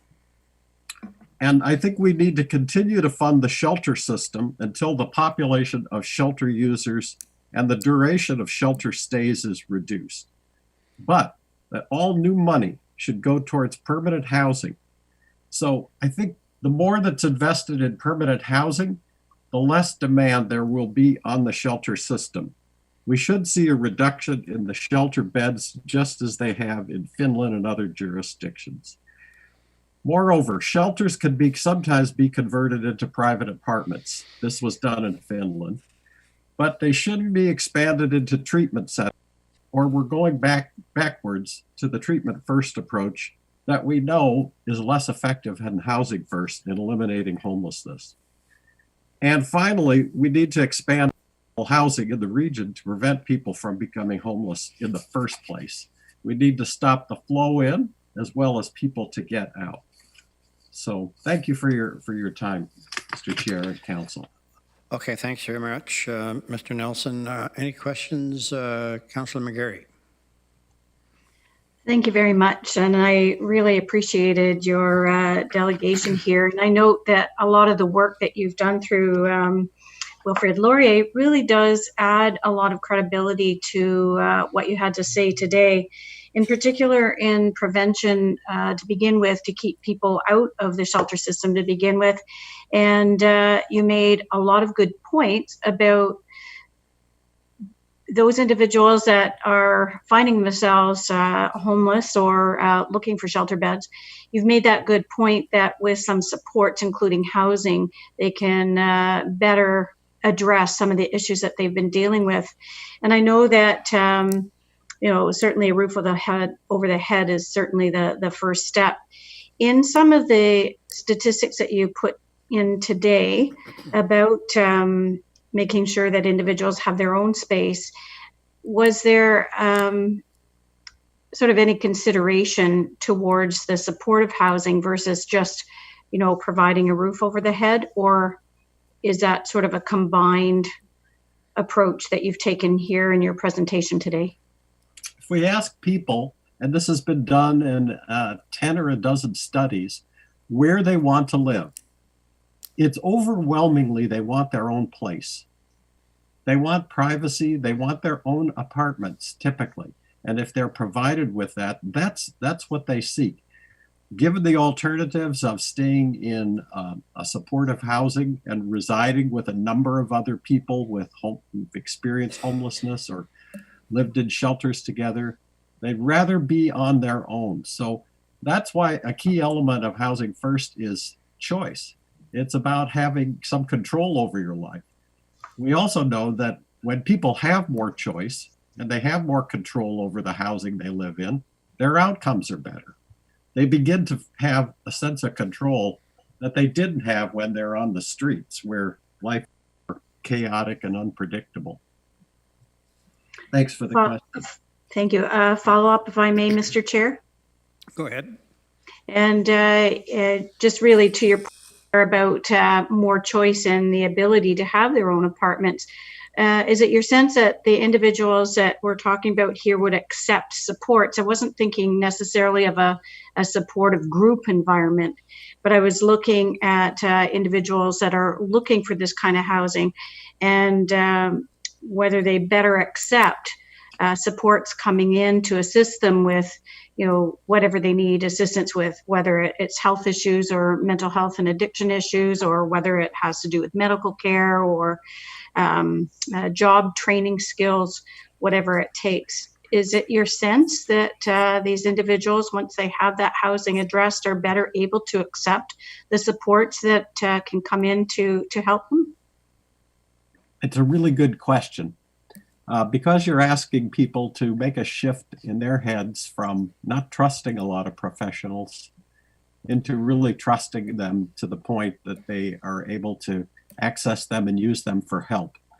At the beginning, the only condition that people have to sign on to is to have a weekly home visit from a case manager. They don't have to start dealing with treatment or addictions or other things. And that relationship, then it evolves. So you stay with the person, we call it assertive engagement. You stay with the person and the person begins to form a relationship and have a trust that wasn't there before, and enables them to develop their own plans and ideas as you get to know the person. What kind of life do they want? Sometimes just getting people into the housing requires that same assertive engagement. I met a person in the original Pathways program who lived in Grand Central Station in New York City for 20 years. And the case managers used to see her and say, "Come, I'll show you an apartment. I'll show you an apartment." She finally went and she got the apartment, and I got to meet her at her apartment. And it's a big change, where you finally have your own place with some dignity, and the support that she had from the staff. She told us she loved them. They were fantastic. Everything's a process, and I think it requires that kind of skilled worker to be able to make those kind of bonds that you're talking about with the clients. Thank you so much for your comments. No further questions, Mr. Chair. Thank you. Councillor Erb? You had a check mark there, Jim. I'm not sure if you wanted to speak or. Yeah, I do. Thank you. Okay. Thank you, Mr. Chair. And good to see you again, Jeff, and to gain some wisdom from your expertise. I wonder is there any scientific information or evidence based on the number of people that are housed together? The presentation earlier was suggesting upwards of 80 people in a unit for the shelter system. Is there any evidence that suggests what number works the best for a good living environment for those people that are there? In a shelter? Yeah, in the shelter system. Gee, I don't know about that, Jim. I think, that's, I think people generally do better when they have their own space. So the shelter system it's a crowded system. It's not one that, I did one of these housing preference studies, and people don't want to live in shelters. But we have no alternative for the short term, where we're going to have to have shelter space, and hopefully by creating something more permanent, the shelter numbers will go down. And so I'm wondering, is 40 better? Is 50 better? Is 80 better? I think what you're saying, the less number, the better we are. Probably the fewer, the better. I mean, when you're looking at a shelter, you're looking at kind of an institution, and the old research on the psychiatric hospitals were the worst ones were the ones that were overcrowded and really large. So it's a good question. I don't know if there's an answer to that one. Thank you. Councillor Verbanovic? Thank you very much, and thanks, Geoffrey, for your presentation today. I guess just building on Councillor Erb's question initially, I think it's sort of getting at in my mind, a bit of both things. I mean, your notion that the more people we can put into units of their own that they can find as a home, you know, and maybe they might be very small and humble and so on, the likelier better outcomes we're going to have with those individuals. But then when we look at sort of the appropriate size of congregating those individuals amongst those individual units, you know, is there a sort of a critical mass where if we have too many individuals together, you know, they start some of the challenges that they're grappling with, whether it's addictions, mental health issues and other things, do they become more complex when there's too many people living together, you know? And so is 20, 30, 40, 60 sort of the right number in that regard? Because you're balancing the supports that are needed for them with, you know, what's going to give us the best outcomes. Yeah, that's a really good question about the critical mass. And, you know, in Housing First, we have something we call fidelity. There's a number of principles that the Housing First program has to adhere to. And one of them is that they're in normal housing. So the way we've operationalized it when we look at fidelity is, I think it's something like, you know, it's pretty high fidelity if there's less than 30% of people in the setting that have addictions or mental illness or experiences of homelessness. So the danger is, I think that you pointed out, is that if you put a lot of people together in one place and they have addictions, mental illness, it becomes a mini institution. And people can feed off of one another. If you have people who have addiction issues, they're closer to people with addiction issues. And a big part of our study on At Home was helping people with addictions is they had a hard time disengaging from their networks of other people with addictions. And getting a place where they could get away from those people was really important, because then they're able to form new and different relationships where your life isn't organized around, you know, using. Okay, that I think is certainly helpful for me.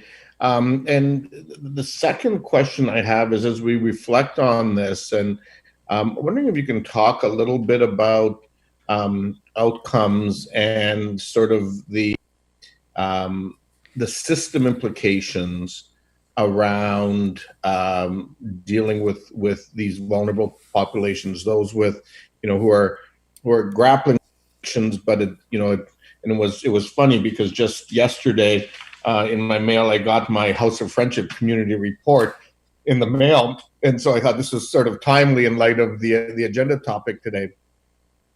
But when I look at many of the underlying things that are behind addictions and so on, and how that implicates other aspects of life, making these investments in housing, from your experience, Geoffrey, how, what kind of outcomes can we expect to see in terms of other systems? So, less less engagement with the criminal justice system, maybe better health outcomes, all those kinds of things. From your experience, if you can touch on that. That's another really good question. In general, people use services and emergency services, hospital services less. That's where the cost savings part comes in. The biggest cost savings are around health costs. There's some with the criminal justice system. There's others too with other services that people are using, like the shelter system, but a lot of it is around ER use and short-term hospitalizations. I'm sure you've heard of Gladwell's book where he talks about in his Atlantic article where he talks about the $1 Million Murray, where here's a guy who has addictions and he is in and out of the hospital so much, he costs a fortune.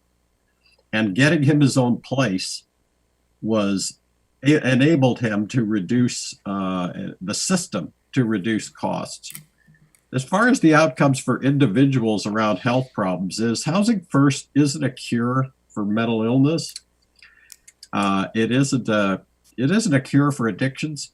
People seem to get better, but people generally kind of get better anyway on those dimensions. So Housing First people do show a decline in drug use. They show an improvement in symptoms, but so do other people who are using usual services. Where they show the biggest gains is their own quality of life and their ability to set goals and follow through on goals and make a number of changes in their lives. So it's not a cost issue so much as an individual getting a different life story from being a homeless person, an addict, a person with mental illness, to somebody who, participates in this church choir, or who is part of this group, or who takes up a hobby. Like, it's hard to measure that, but the importance is there. It's people learning to have a different, conceptualize themselves as having a different self and a better life. So I think that's the outcome that I saw, and I was actually the one who did that study, so I read all the transcripts of these people, and it was very heartwarming to see people who'd been through so much be able to make what were big changes for them. No, absolutely, and this is where someone with your expertise, sharing real world experience with us is helpful, because for those who want to focus on the financial piece, yes, there's going to be costs associated with the recommendations we're dealing with today, but there's financial savings to be had in some areas. But those who want to focus on the human element, there's definite gains to be made in terms of their health care, their mental health well-being, their quality of life. And those life outcomes that are important as well. And I think it's important on us to focus on all of them. So thank you very much for coming in today. Thank you. Okay, Mr. Bartholomew Saunders wanted to speak. Douglas? Thank you, Mr. Chair. I just wanted to go back to Councillor Erb's question. I think there may have been some confusion of language more than anything. Councillor Erb asked about the ideal numbers of folks in a shelter, and I think in his answer, Dr. Nelson was saying, rightly so, that the fewer the better. Typically in a shelter, we're talking about congregate living. In the report that's before committee today, what we're talking about is not congregate living. We're talking about housing people similarly to what we did during COVID in the Radisson Hotel, where we would house people in a hotel where they each have their own room. So it's not like Housing First, where everyone has their own space. And that's the short-term step toward being able to get to everyone having their own apartment or their Housing First living space apartment. So I think there was a bit of confusion there in the question and the answer. That I think if you look at the experience we had with the Radisson Hotel, we actually had 80 some odd people living within the Radisson Hotel within their individual spaces. And what we learned through that experience was that relationships flourished between the staff and the individuals that were living there.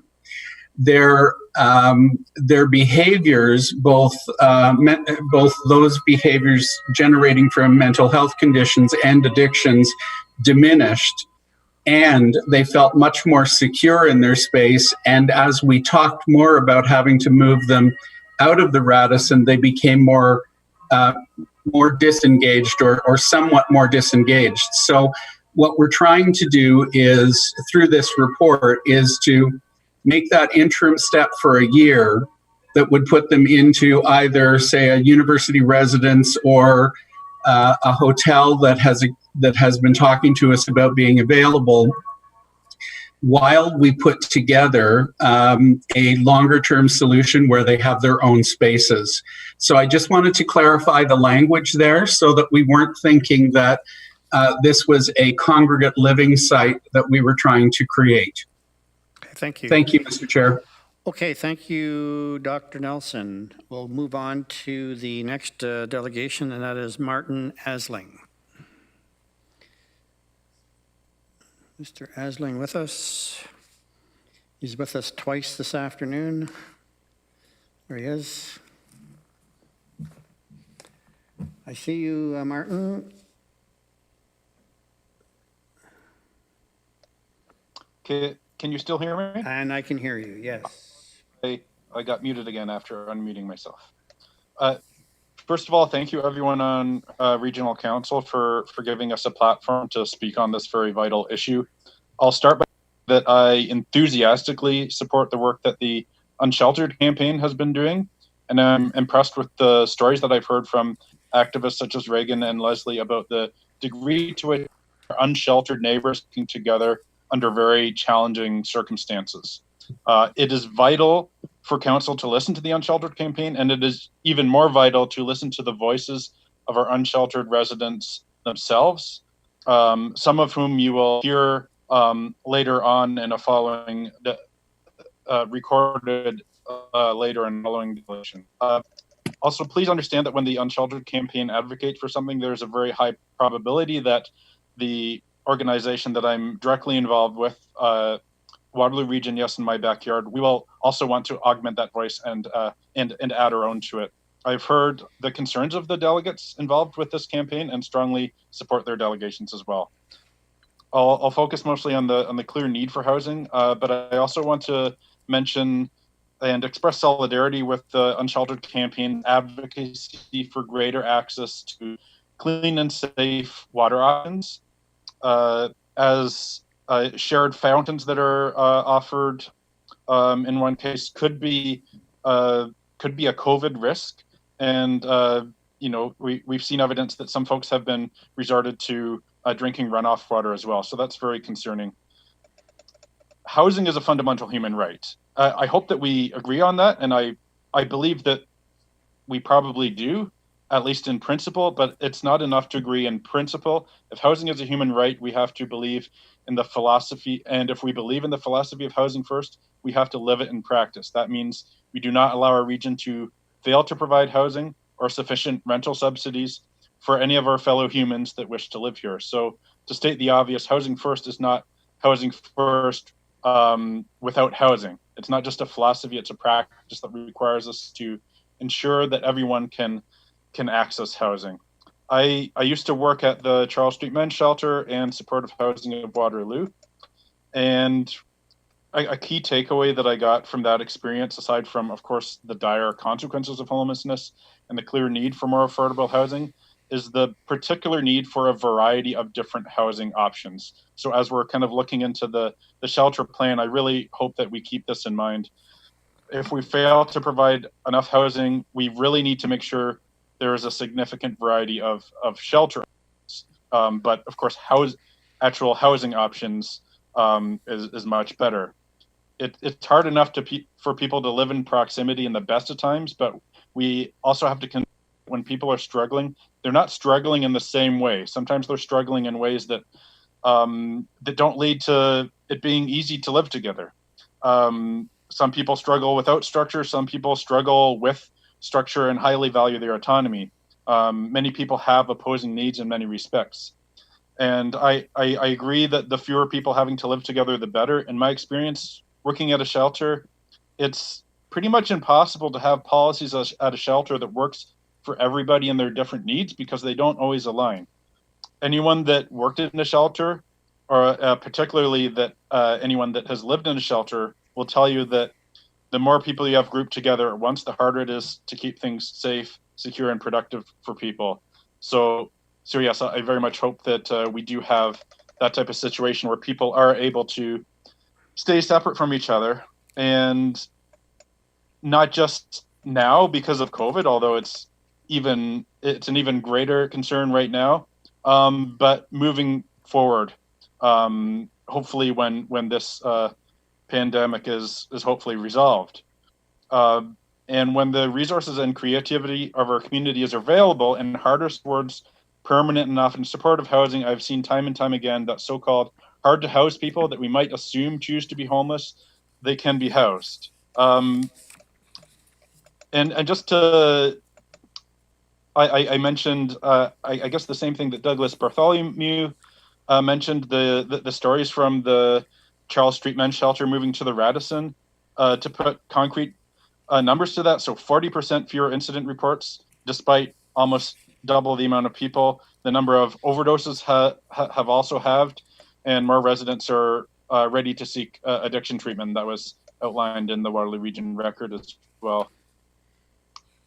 One other concern I just want to bring to mind is regarding how we kind of look at, we really want to avoid just the instinct to try to kind of sweep things under the rug. And that can show up in a number of ways, sometimes maybe in ways that we aren't kind of immediately thinking about. So Joe Hermer, at the University of Waterloo, as part of the COVID-19 Policing and Homelessness Initiative, what they call neo-vagrancy laws.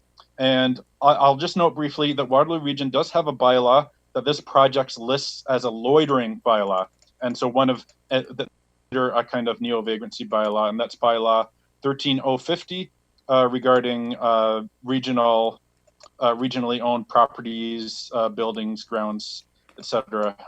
And when the project talks about loitering bylaws, they say we have included all loitering prohibitions, not just because they are very subjective, but also because any homeless person surviving in public space would automatically become the target of such a bylaw.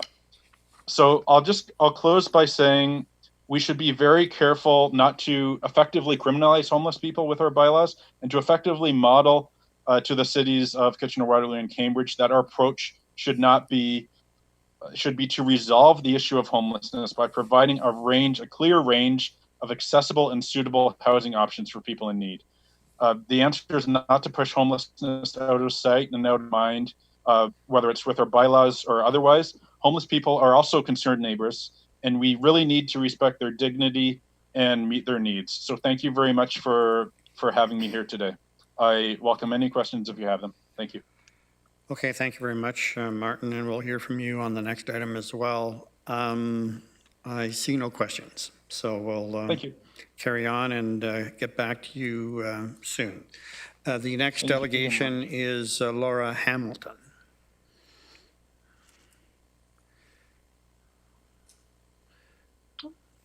There's Laura. Okay, we see you, and you may be muted still. Can you hear me now? I can hear you a little, not too loudly, but we can hear you. Is it closer? Is that better? That's better. Sure. Thank you. Go ahead, Laura. Thank you. Good afternoon, Regional Chair and Regional Councillors, and thank you for this opportunity to speak to you today about the needs and rights of unsheltered residents in our region. And thank you to Geoffrey and Martin, too, for sharing their... Or if you could just hang on a minute. Is there any way to enhance Laura's volume here? It's just a little bit... I can speak up. It's just a little bit soft. Are we able to enhance it, or? Okay, go ahead, Laura. We'll see what, or you can speak a little lot more loudly. I can. Computer, is that better? That's a lot better. Yeah. How's that? That's good. Thank you. Okay. Sure. I first got to know my unsheltered neighbors in 2003 when I began cooking and serving a weekly community lunch with Kitchener Food Not Bombs. Food Not Bombs meals are cooked using surplus food donated from local independent grocery stores and bakeries and markets, and are served outside in public spaces to anyone without restriction. Food Not Bombs believes that food is a right, not a privilege.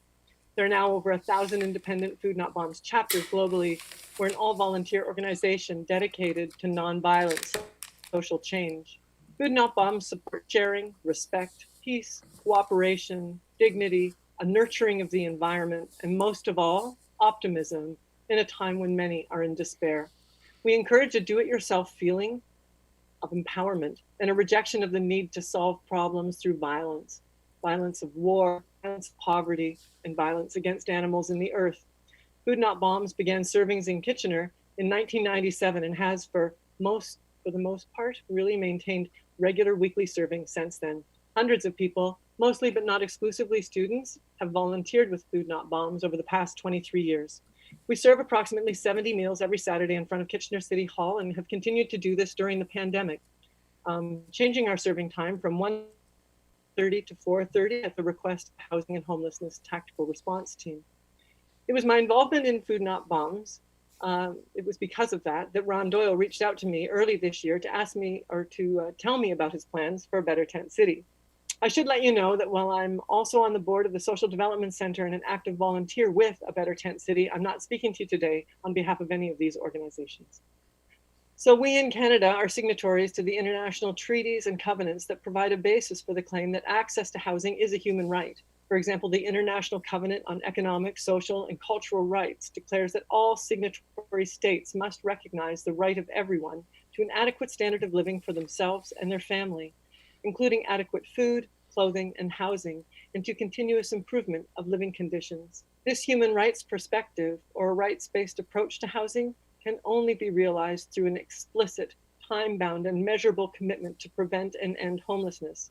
Our region should be commended for a commitment to do just this in 2016, when the goal to end chronic homelessness in 10 years was introduced, and again in 2018, when All In 2020 invited the community to become part of the solution.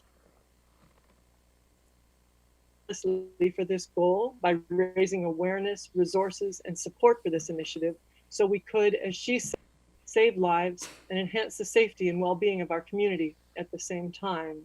The clock is ticking and 2020 will soon come to an end and snow will fly in just a few short months. And so I'm asking you, our regional council, to invest in the resources necessary to ensure that all unsheltered residents of our region are in by November 15th, 2020, and that they are safe and have access to the resources and supports that every other resident of our region has. I know you are committed to housing first, yet being unsheltered and living rough remains a crime, and being addicted remains stigmatized. Housing First is just that. Housing First is immediate access to housing.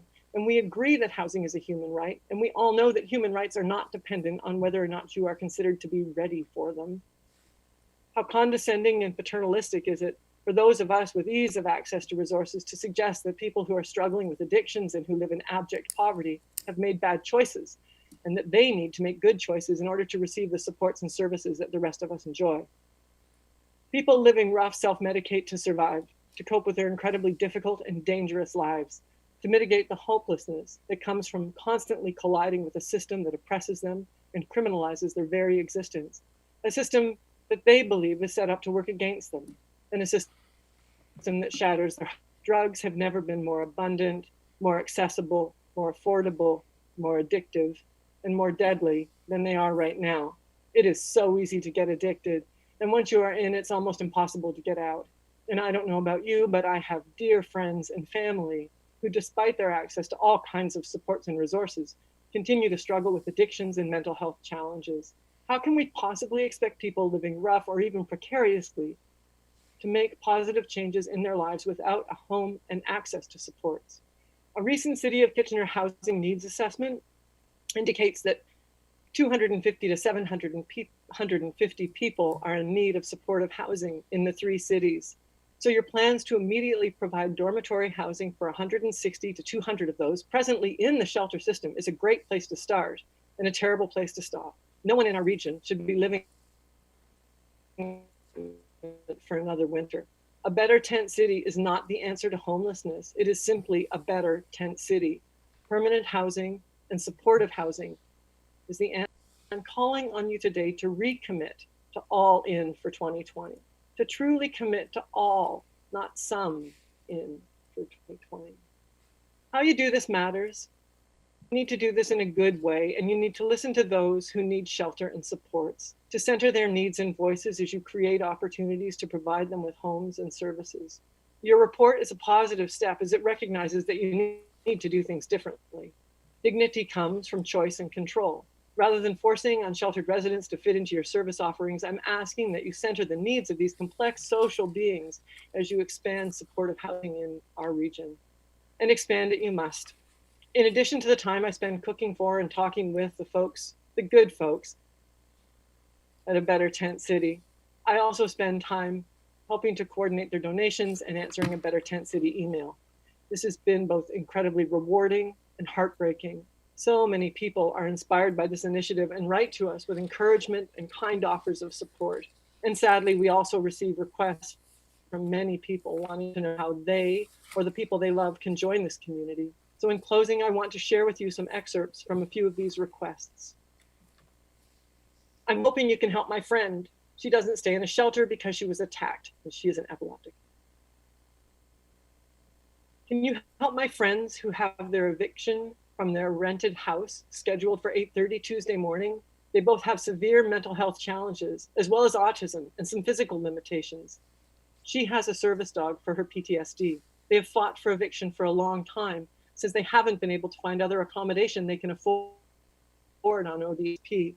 With stable housing, they have barely been able to manage. Without housing, I don't know how they will survive.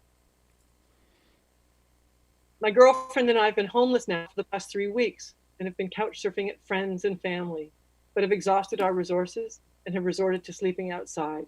We have slept under a bridge for a couple of nights in a row now.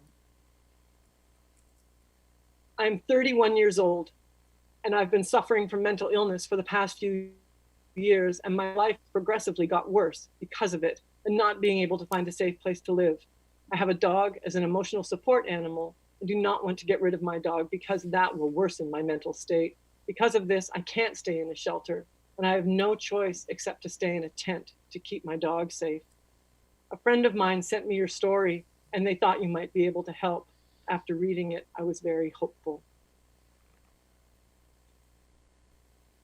Every unsheltered resident has their own story and their own needs, and they don't all fit in the current system or the system you are proposing for next year.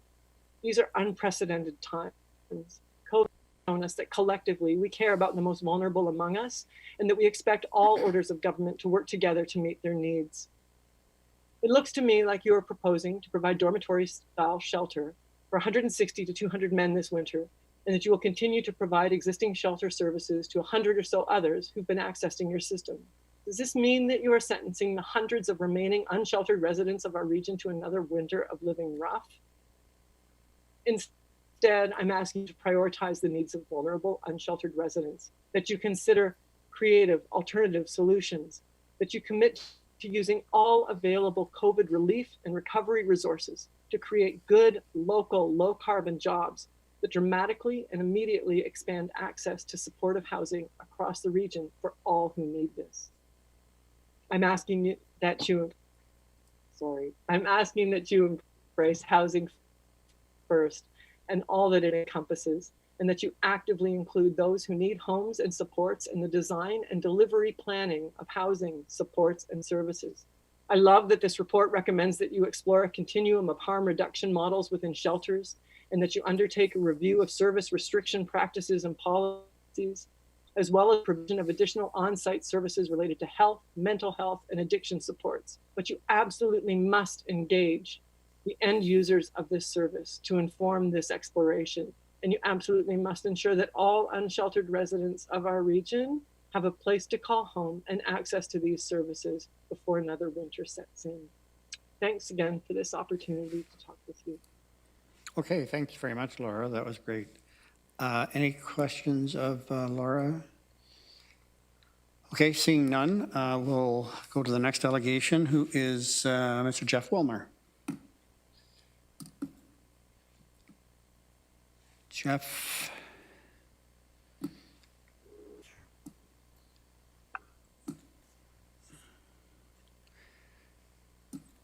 Jeff is on the call, it appears. There he is. Hello, can you see me? We can see and hear you, Jeff. And hear me. Yeah, if you answered the question, I guess you can hear me too. Good afternoon. Thanks very much for the opportunity to speak. My name is Jeff Willmer, and I'm a volunteer with A Better Tent City. Are in support of the recommendations in the report before you. We have said for all who will listen, that the solution to homelessness is housing with supports as necessary. So we're really encouraged by the direction that the region is taking now and the recommendations before you today for alternative housing. And we think that the innovations that are likely to come from that initiative will be really helpful to informing wise and cost-effective choices going forward. And also, as Dr. Geoff Nelson mentioned earlier, investing in affordable housing and alternative housing does reduce other societal costs. Certainly, there's an acknowledgement that will take some time to get the alternative housing built and ready for occupancy. So we are also encouraged by the short-term recommendation for dorm-style shelter with healthcare and supports. We think that's a good solution. Our only concerns really is that it may not be enough. As Laura Hamilton suggested, there are many people living rough in the community, unsheltered, and it may well be that there's a lot more people needing shelter accommodation than is being proposed. And or, as the other delegations have suggested, that not all solutions work for everybody, and that we may need a wider variety of solutions to reach the unsheltered people. So with all that in mind, you may still need something like a better tent city, whether that's in its current location or in a different location. And it's not really clear in the report, even though the Better Tent City has essentially become part of the shelter system over the last 4 months. I don't think it fits into the numbers in the report in terms of how many people are in shelters, and may not be counted as well in terms of how many people are homeless or unsheltered. So I would like to give you a bit of an overview of a Better Tent City, and for that I will switch over to screen sharing, if I may. Go ahead.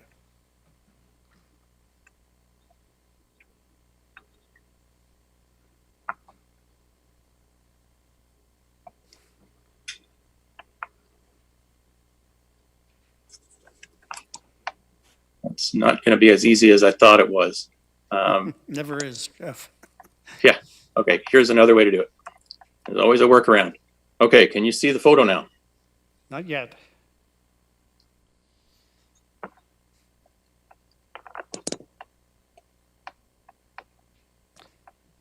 You're back. Okay. So I'm going now to. Okay, my access settings are probably not allowing this. All right, so we'll skip that, and I'll just go straight to it. So we had some photos to show you what a Better Tent City looks like. Essentially, the people who are in it have access to a single room cabin. That's for single people or couples, and that gives them a secure place to sleep and to store their belongings. And one of the key elements of a Better Tent City is that people aren't trespassing, that there's a willing host property owner.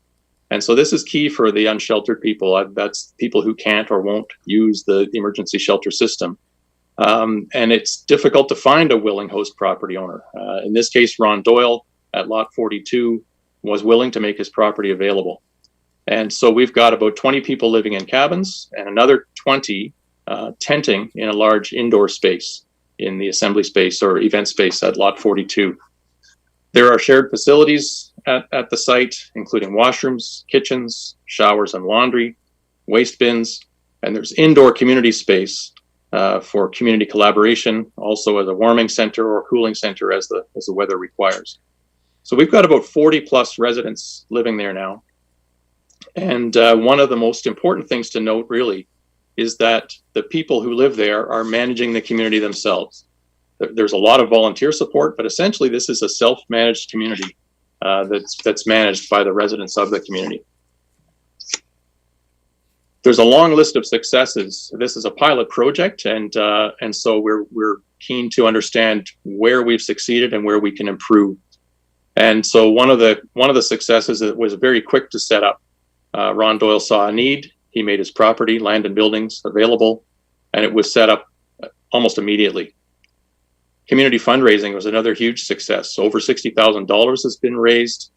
for our capital program, and that's without any kind of a sophisticated fundraising campaign. The Social Development Center of Waterloo Region has been a key partner, allowing the issuance of charitable donation receipts. Local businesses have contributed, building materials, mattresses, hygiene items. One of the key successes is the low capital cost. For under $3,000, you can purchase somebody a home, a one-room cabin with a bed frame, with insulation, with a mattress, and it's their own private space. For $30,000, we were able to cobble together a used mobile home and create a laundry and shower facility out of it. So the capital costs are quite low. The operating costs are exceedingly low. It essentially comes down to taxes and utilities. There's been no cost to the municipalities, and we're relying almost entirely on volunteer resources and on the residents themselves to manage.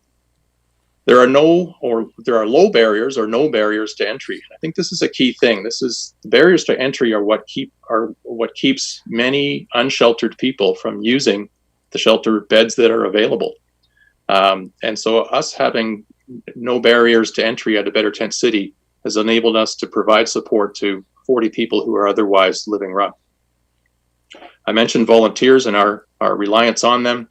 The kitchen co-op meal preparation has been a huge contribution. St. Mary's Church has built additional cabins for us, and there's been many other citizen volunteers and donors. Sanguine's van visits twice weekly. The Salvation Army van makes a weekly visit. Aqua has a presence on site. And the key success of it really is that the residents themselves, the 40 people who live there, very quickly demonstrated a newfound stability. And then they rose to the challenge of contributing to the community, taking responsibility, and cooperating and working together. And I think a lot of the credit for that goes to Nadine Green, whose leadership style really seems to work well with previously unsheltered people, and they respond well to her leadership.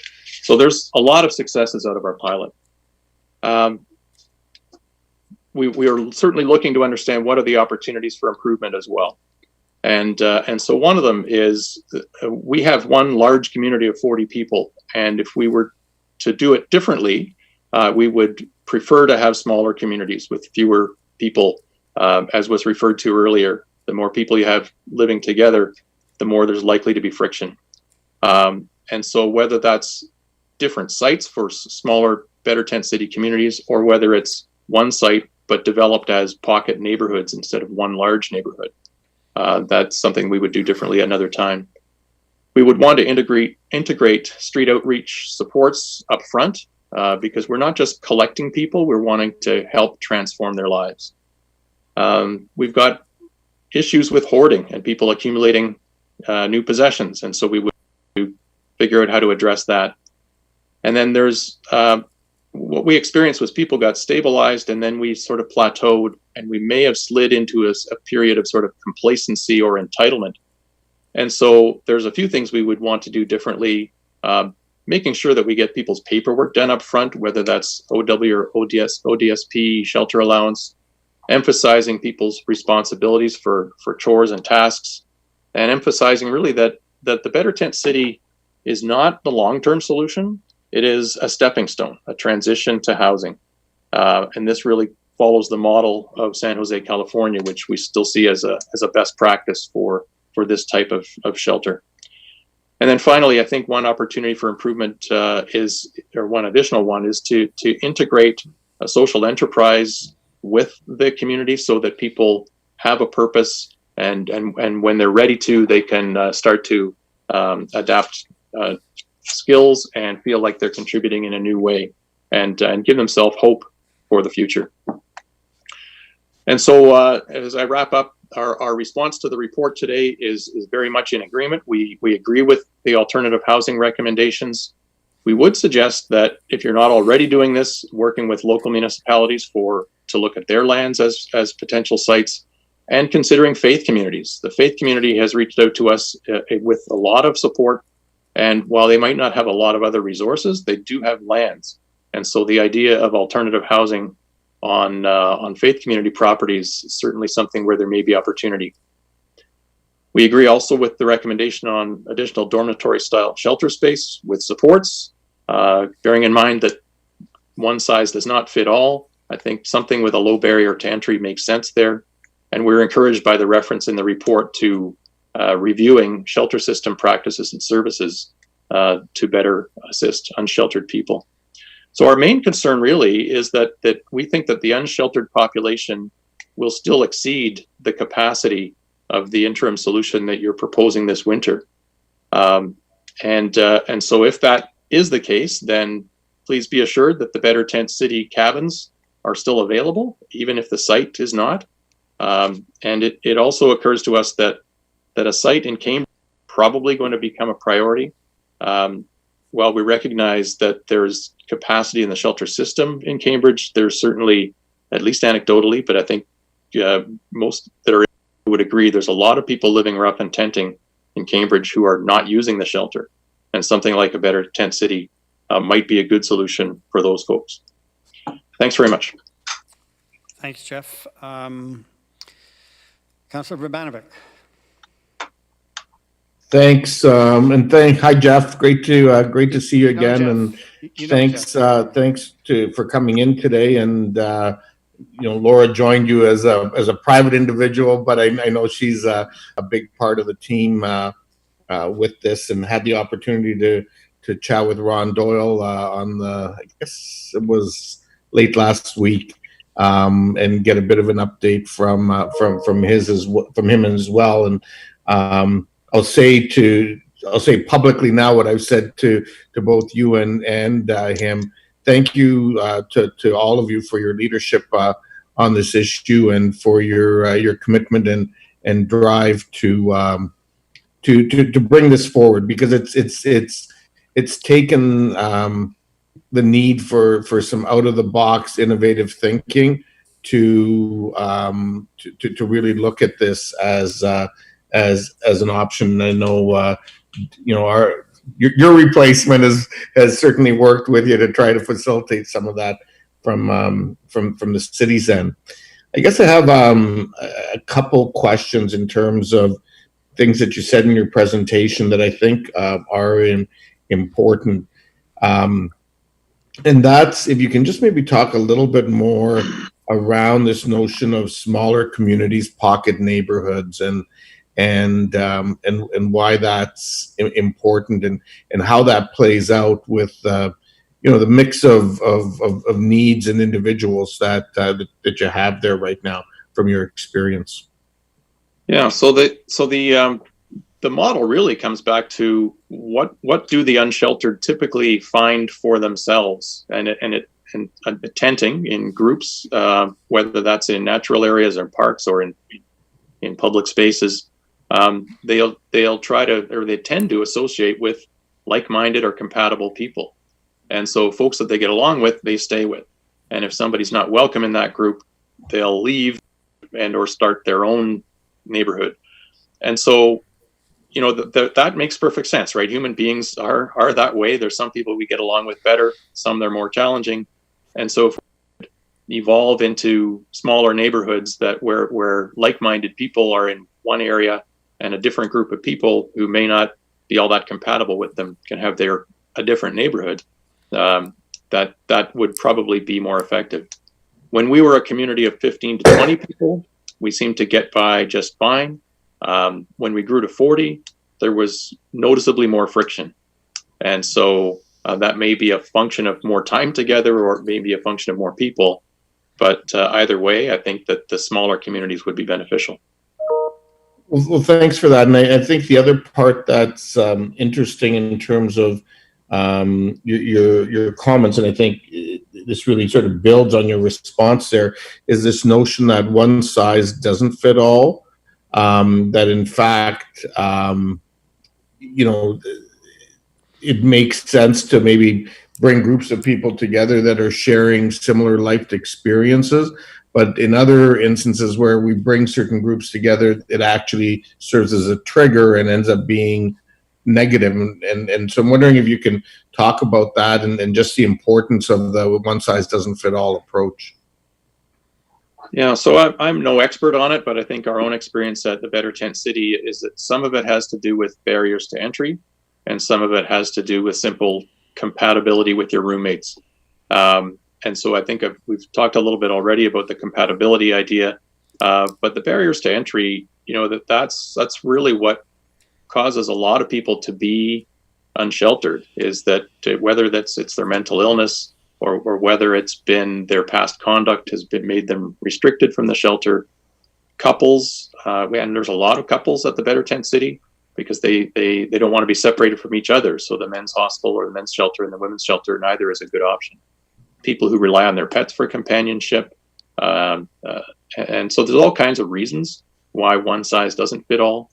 But I think what we've found is that by trying something innovative, we've found a pretty good solution for a fairly large number of people. There's 40 people there doing reasonably well, and more people who would like to, but we've got more demand for cabins than we have cabins.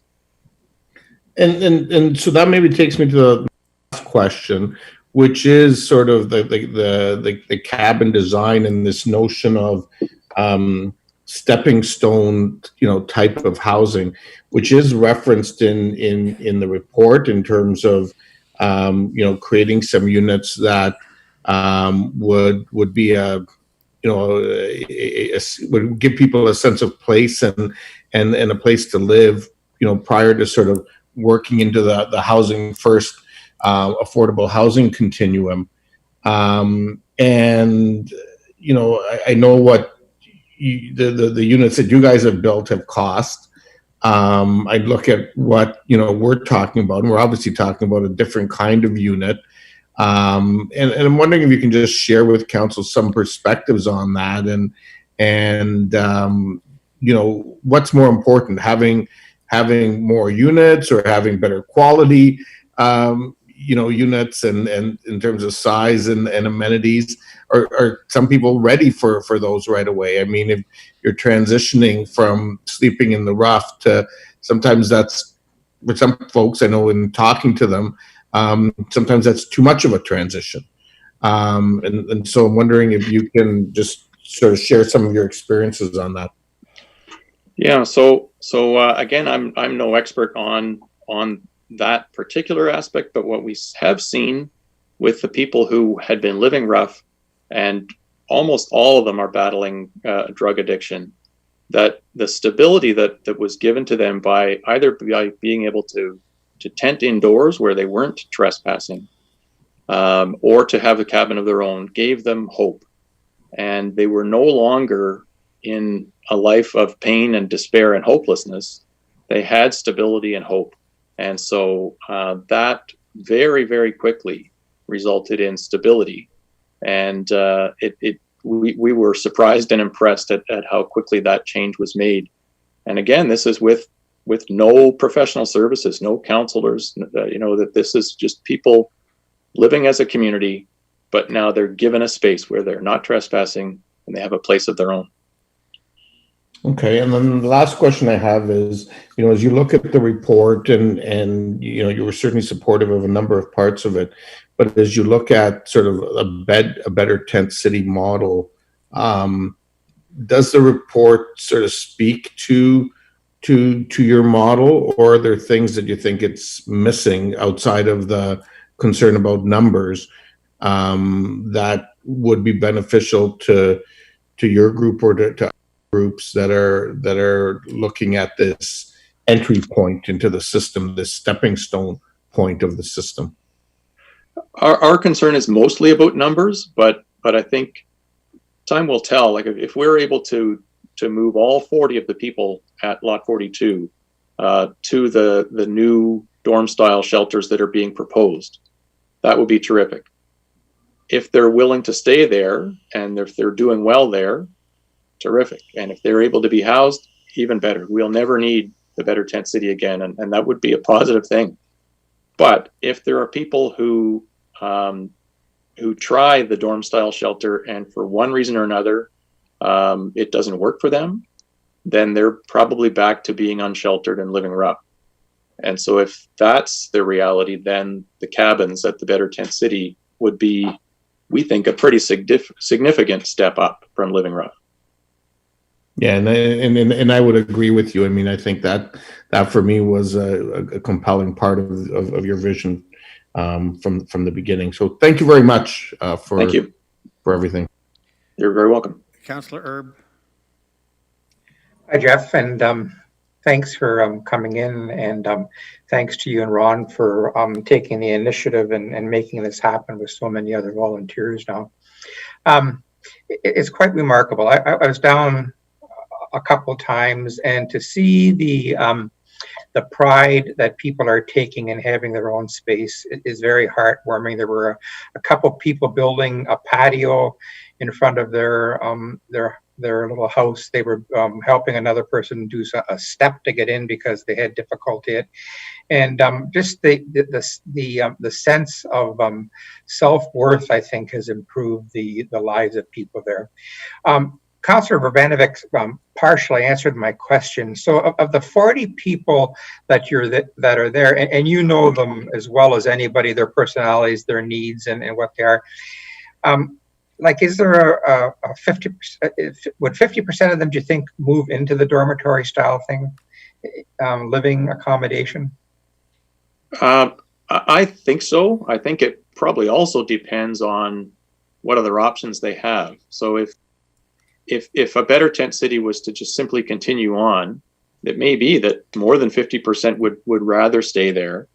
But Ron Doyle is a landlord who's looking to make use of underutilized buildings on his property. So as he's looking for tenants and the tenants are setting out their requirements, it may very well be that we need to find a new place for the better tent city. And if we can't find one, then and it won't be easy to find a site for it. I would say that. Then it may be that it's not even an option, and so then more people would likely be inclined to go to the dorm style shelter. And if I may, another question: how important is the co-ed living, or the ability to have pets for the people that are there? Like, I saw numerous dogs when I was there, and that seems to be an important piece of ownership for these people that are together. Yes, I think that's critically important. Well over half of the people at the Better Tent City would fit into one of those two categories: either people with pets or couples who co-ed couples who are not able to make use of the men's shelter or the women's shelter. Mm-hmm. So yeah, there's been a gap there that our model has been able to respond positively to. Thank you. Keep up the good work. Thanks very much. Okay. Chair Redmond. Thank you, Chair Galloway. Jeff, thanks for coming in. It is very exciting to see this innovation and to learn and see and have the community support demonstrated. Can you talk just a little bit? You've talked about sort of the movement and the fact that this is a pilot project, and we've all sort of agreed that that's sort of how we've approached Better Tent City. It's certainly from the region. How do you see the relationship with the region? You've talked about whether or not these people could go into the dormitories. And I'm asking this question predicated on some supporters who are in the community saying, where's the regional money? And the region needs to step up. And it was always seen as a community initiative. And certainly we've talked from the region perspective about how this fits in to the community partnerships, but not necessarily the region would own it. Right. So that has been certainly one of the lessons learned, is that we were working quickly to get it set up and didn't really have much awareness about what the systems were. And so we backed ourselves into a corner where we had people living there and thriving there, and we really hadn't gotten the paperwork done to make to avail ourselves of the either the shelter allowance or housing allowance through Ontario Works or the disability support program. So it's really only been through the good graces of the landlord that this has kept going with almost no income stream. If we had understood that better, we probably could have made that a priority, and without the region having to change anything or treat us specially, we could have been like any other landlord of a lodging house and made use of the OW shelter allowance. but we struggled and still struggle to make use of that. And so I think probably that's a bit of a frustration for Ron as the landlord, but more to the point, I think, is that, as I said before, we don't want to be just collecting people. We want to be helping transform their lives. And so if there were OW caseworkers or outreach workers that were able to be at the site, get to know the people, what their challenges and what their aspirations are, that could really help make a big difference in people's lives. So I think there's an opportunity there, and it may not be too late to salvage it yet, but it does sound like the dorm style shelter has healthcare and supports built into it, which would certainly address that second concern. Thank you very much. Thank you. Okay, that I think is it, Jeff. Thank you very much for your presentation and your answers. The next delegation is Lesley Crompton. Good afternoon, Council. I'm going to apologize. I don't actually have a camera that works. It does very strange things when I come in. Okay. So I'm just going to have it be a voice. We can hear you. You can hear me? Yes. Okay, wonderful. So I am the co-lead of the Unsheltered campaign. And I sit here speaking as a member of two small grassroots networks, the Unsheltered campaign and the Civic Hub. The Unsheltered campaign mobilized at the start of the pandemic through a number of partners through our Civic Hub Waterloo region, which is an initiative by the Social Development Center of Waterloo region. I am a volunteer with the Social Development Waterloo region, as well as the Better Tent City, though I am not speaking on their behalf today. The Unsheltered team has been advocating to municipal councils, has been raising awareness in the community, and we've been coordinating a number of basic need networks to reach and support the homeless when no washrooms, cooling centers, or food was available. I'm not an executive or even staff of a longstanding trusted agency or community partner. Does that invalidate my thoughts and abilities? It may in your eyes, but in actuality, as a taxpayer, I have been expecting that you and the agencies were taking care of the homeless on my behalf. However, it does not seem to be happening. Life changes and the pandemic has taught us we must approach everything from a new perspective. I'm looking at the unsheltered and our support systems with fresh and critical eyes, just as I did with my free low-income tax clinic during the pandemic. I ran the only free tax clinic for low-income individuals during the beginning of the pandemic up until now. This was all due to the ability to be flexible, adaptable, and not be stuck in a bureaucratic structure. I have met all the privacy and confidentiality requirements of the CRA, as well as one of the region's major agencies, for which I completed 150 returns prior to June 1st. I talk to this because it's really about agility, ability, flexibility, and innovation. It is a time for this, and it is time to take action. I fully support your 24/7 dorm-style approach with on-site supports as one of many alternatives, and many of the alternatives we have been talking about today. And I echo everything that Mr. Nelson, Jeff, Laura, and Martin have talked about. But just as dorms are not appropriate living arrangements for all post-secondary students, dorms, especially shared rooms, are not appropriate for all unsheltered. Unfortunately, your proposal is only looking to accommodate those men from the Radisson and the House of Hope. I would have expected that your proposal, at a minimum, would have doubled or tripled the existing capacity. It opens up options for the estimated up to 650 other unsheltered individuals in Waterloo region, nor does it provide anything for those situated in those encampments will continue to be encampments this winter, relying upon community members to keep them fed, warm, and alive. While the Cambridge shelter has openings, we must question why there are at least 106 people living in an encampment by the river, rumoring to be drinking river water, which we have asked the region to provide appropriate water for. As well, the dorm approach does not address the women, the couples, and the adult family units living within these encampments. In some encampments, the ratio of men to women is 50-50 or even higher with the percentage of women. Hopefully, all these new organizations and networks that have arisen during the pandemic and are providing essential services expected of the government will continue to operate as Ontario opens. However, this will leave you scrambling should a second wave of COVID-19 hit in October, November.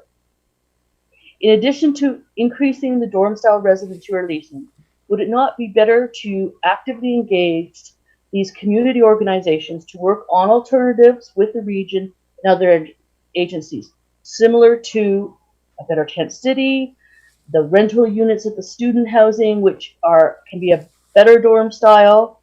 You cannot go down the route of motels. My understanding is from your agencies is that the existing motels that are willing to work with the agencies are full, unlikely to free up, and any other hotel motel is not willing to take on the challenge of the unsheltered. The community organizations and networks that have been built up over this time are telling you they want change. Listen and engage. I bet if we put a group together, we could have the alternative housing planned in Cambridge ready by the November snowfall. As well, another in Kitchener, with on-site support and ability for them to build intentional communities which will benefit all the unsheltered. We can even look at tapping into Habitat for Humanity resources to get this to happen. There are many Habitat for Humanity organizations outside of Canada that do tiny homes using a mortgage model or a rent model. Maybe our regional habitat can even just help build. This is time for action, fast action, and all hands on deck. Some of you may be aware, more the staff, Reagan Brucey and I have been advocating and working directly with a family of 10 at factories. Thanks for the porta potty that the region has put there. It is great. You know, the fact that that was listened to has increased the trust that those individuals have with us and with our relationships with the region. But I've sat in their homes, and if you go inside the encampment, there are actually homes. There are living spaces where you sit on a Chesterfield and you talk with them. And you talk to them as a family. They're unrelated by blood, but they are a family. They have found a way to work together, to keep each other safe, and to talk about their dreams and how they work as a family. The one gentleman has joined me at my house this past Sunday for a barbecue and is coming back to do repairs and maintenance, which is his passion.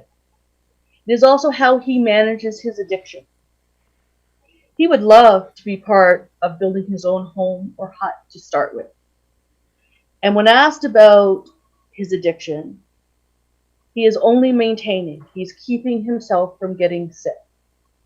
But he can't get off because he's too surrounded by the rest of the community down there by St. John's Kitchen. At this particular community, they want more than living in an encampment and more than just living in a hotel with limited control over their lives. They want a permanency of housing, being able to move once and know that they can be there until they are ready for their next move forward that they make. They want to be able to use their skills, rebuild their lives, rather than relying upon the goodness of strangers. They have their family rules about who cleans, who organizes, who does all this. And they want an opportunity to have that with a shared common space kitchen, showers, washrooms, and that will allow them to grow and to move on the next in their dreams. And they do have dreams. I'm not ready to walk away from that family and have yet another person let them down. My question to you is, are you? Because if you walk away without considering and approving alternatives, then you're not just walking away from that family of 10, but you're walking away from 640 other people. So in closing, I ask that not only do you proceed with the dorm-style housing, but you increase the number of residents being leased, as well as moving swiftly to adopt and put alternative solutions in place, including lower barriers to entry as Jeff referred to them. The process to get housing needs to be much more nimble, adaptable, and non-bureaucratic. As Laura has talked about, the Wellbeing Region Waterloo has committed to all in 2020. Given the snow come mid-November, there's 2-3 months for you to meet that goal and give everyone a home for Christmas. The time for action is now, and I ask you to act. Thank you. Okay, Lesley, thank you very much. I'm seeing no questions, so I'll move on to the next delegation, Aleksandra Petrovic. There she is. Thank you. Yes, you can hear me, Yes, Chair we can. Galloway? Yes, we can. Thank you, everyone, and the eloquent presentations before me. Your questions and comments so far, good to see some of you. I can wrap up my presentation, hopefully, for my sake, your sake, more quickly. Echoing everything that has been discussed so far, I still learned a lot, even though being in a loop with many of the threads of activities that were described, and addressing a report that is not large in size, but I think in importance, opening this conversation in the public realm, its impact will be far greater than just reading what is in it. As Executive Director of the Social Development Center, Waterloo Region, I will be providing input through a lens of social planning, broader community context that we witnessed specifically during the pandemic. And most of it has been part of our work, which is providing social infrastructure for civic community life and advocacy to thrive in many shapes and forms in the region. And the magnitude of that we witnessed of political choices to invest resources into mitigating effects, disproportionate impact as well on the marginalized and vulnerable demographics in Canada, and then that trickling to the region. That's extremely important, that we can make priorities, political decisions to support initiatives that resemble Community Emergency Support Fund that we've benefited here. So what is actually the context that I would put the presentations and the work described so far?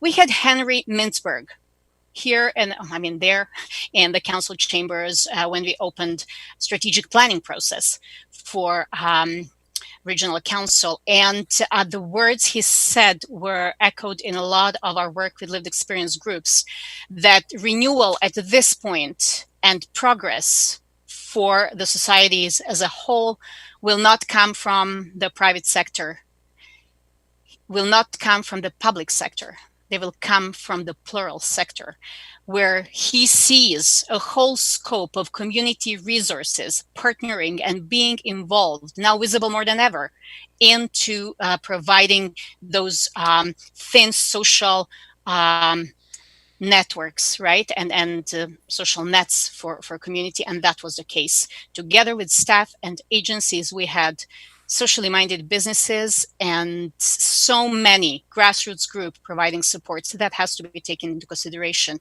And also we've seen the power, enormous power described in the last presentations of self-organizing, of the people that we in most cases think as helpless, clients, right, or service users. We are shifting the lens just with the two last presentations. And not only that community is mobilizing, different communities that are mobilizing are collaborating, which means that we now have greater unity, right, of different segments of population, unity of different movements, and that is precious. So there are things in the report that not repeat, just to say, yes, we do need to double. So I urge you to consider and work with staff looking at funding opportunities to double, at least double what is offered in dorm style, knowing that it will not be for everyone.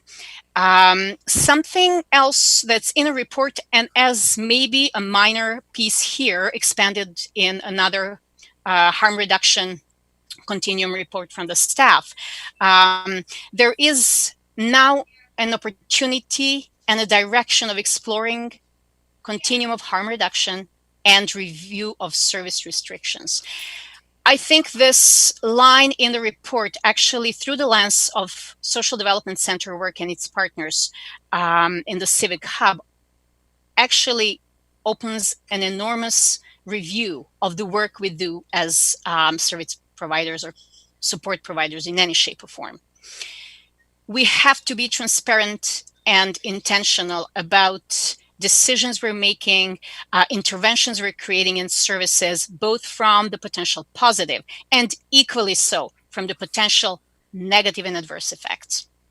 I will not repeat the learnings from Radisson, but overnight shelters are hopefully no longer an option in the region, as much as daytime drop-ins during COVID with so many unsheltered people they had adverse effects, not only on life quality and well-being of the people, the trust, how they work with community outreach, how they work with service providers. So there is so many ways in which we have to rethink. And there are so many examples that we can learn from. So that sole line, in my lens, is opening opportunities for even greater collaboration with service providers. And would like to hear more about that. And then something that is not in the report that many have addressed before me, and that is immediate or pragmatic supports to encampments or people still living rough. And we know there are hundreds of them.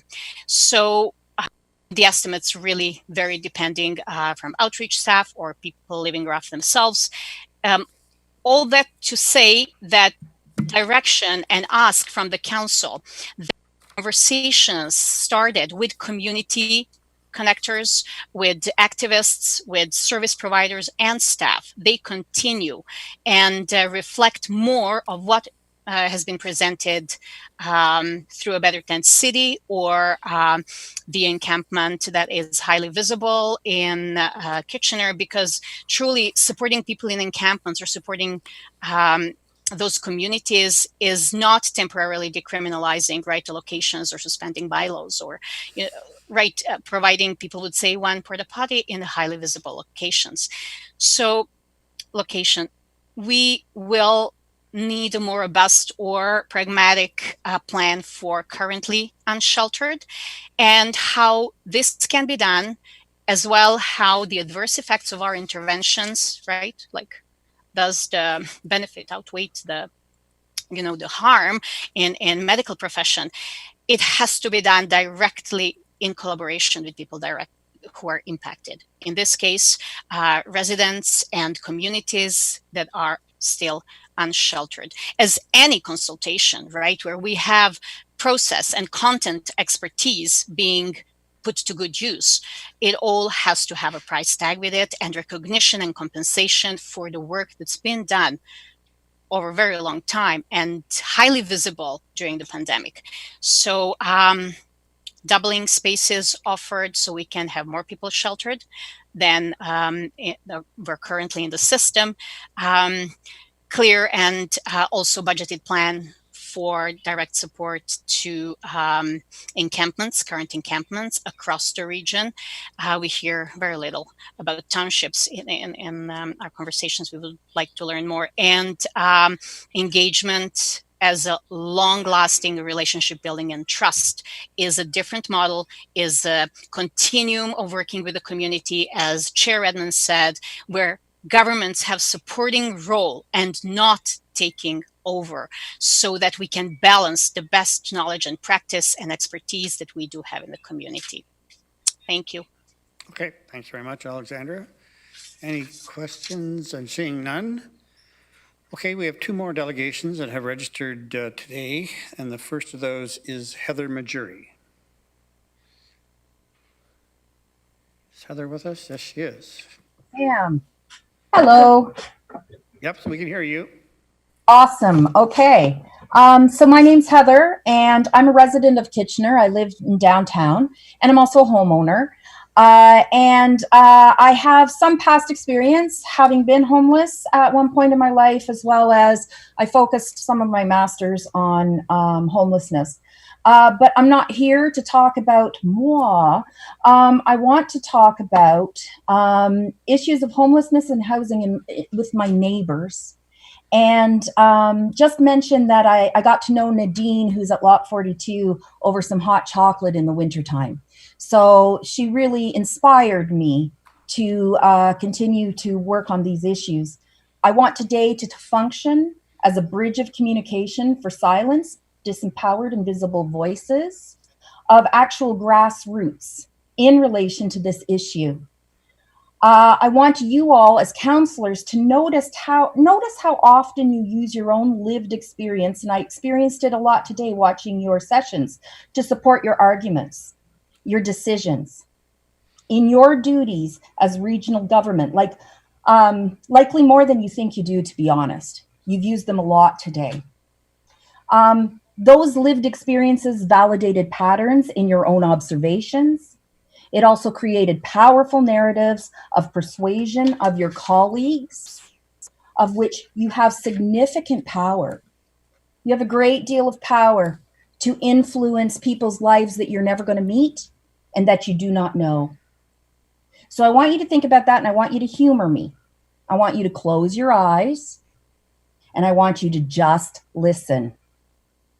When you close your eyes, I don't want you to worry about what you can or cannot remember. And all I want you to do is consider sharing with your colleagues what stood out for you and why when you were listening. There's copies of transcripts, and there's also sound files that are available so that you can get more in depth to what this presentation is. But now I'm just going to ask the organizers here to play a sound file that was created. And if they can't play it, then I'll play it off of my computer. I'm not sure how we've got that.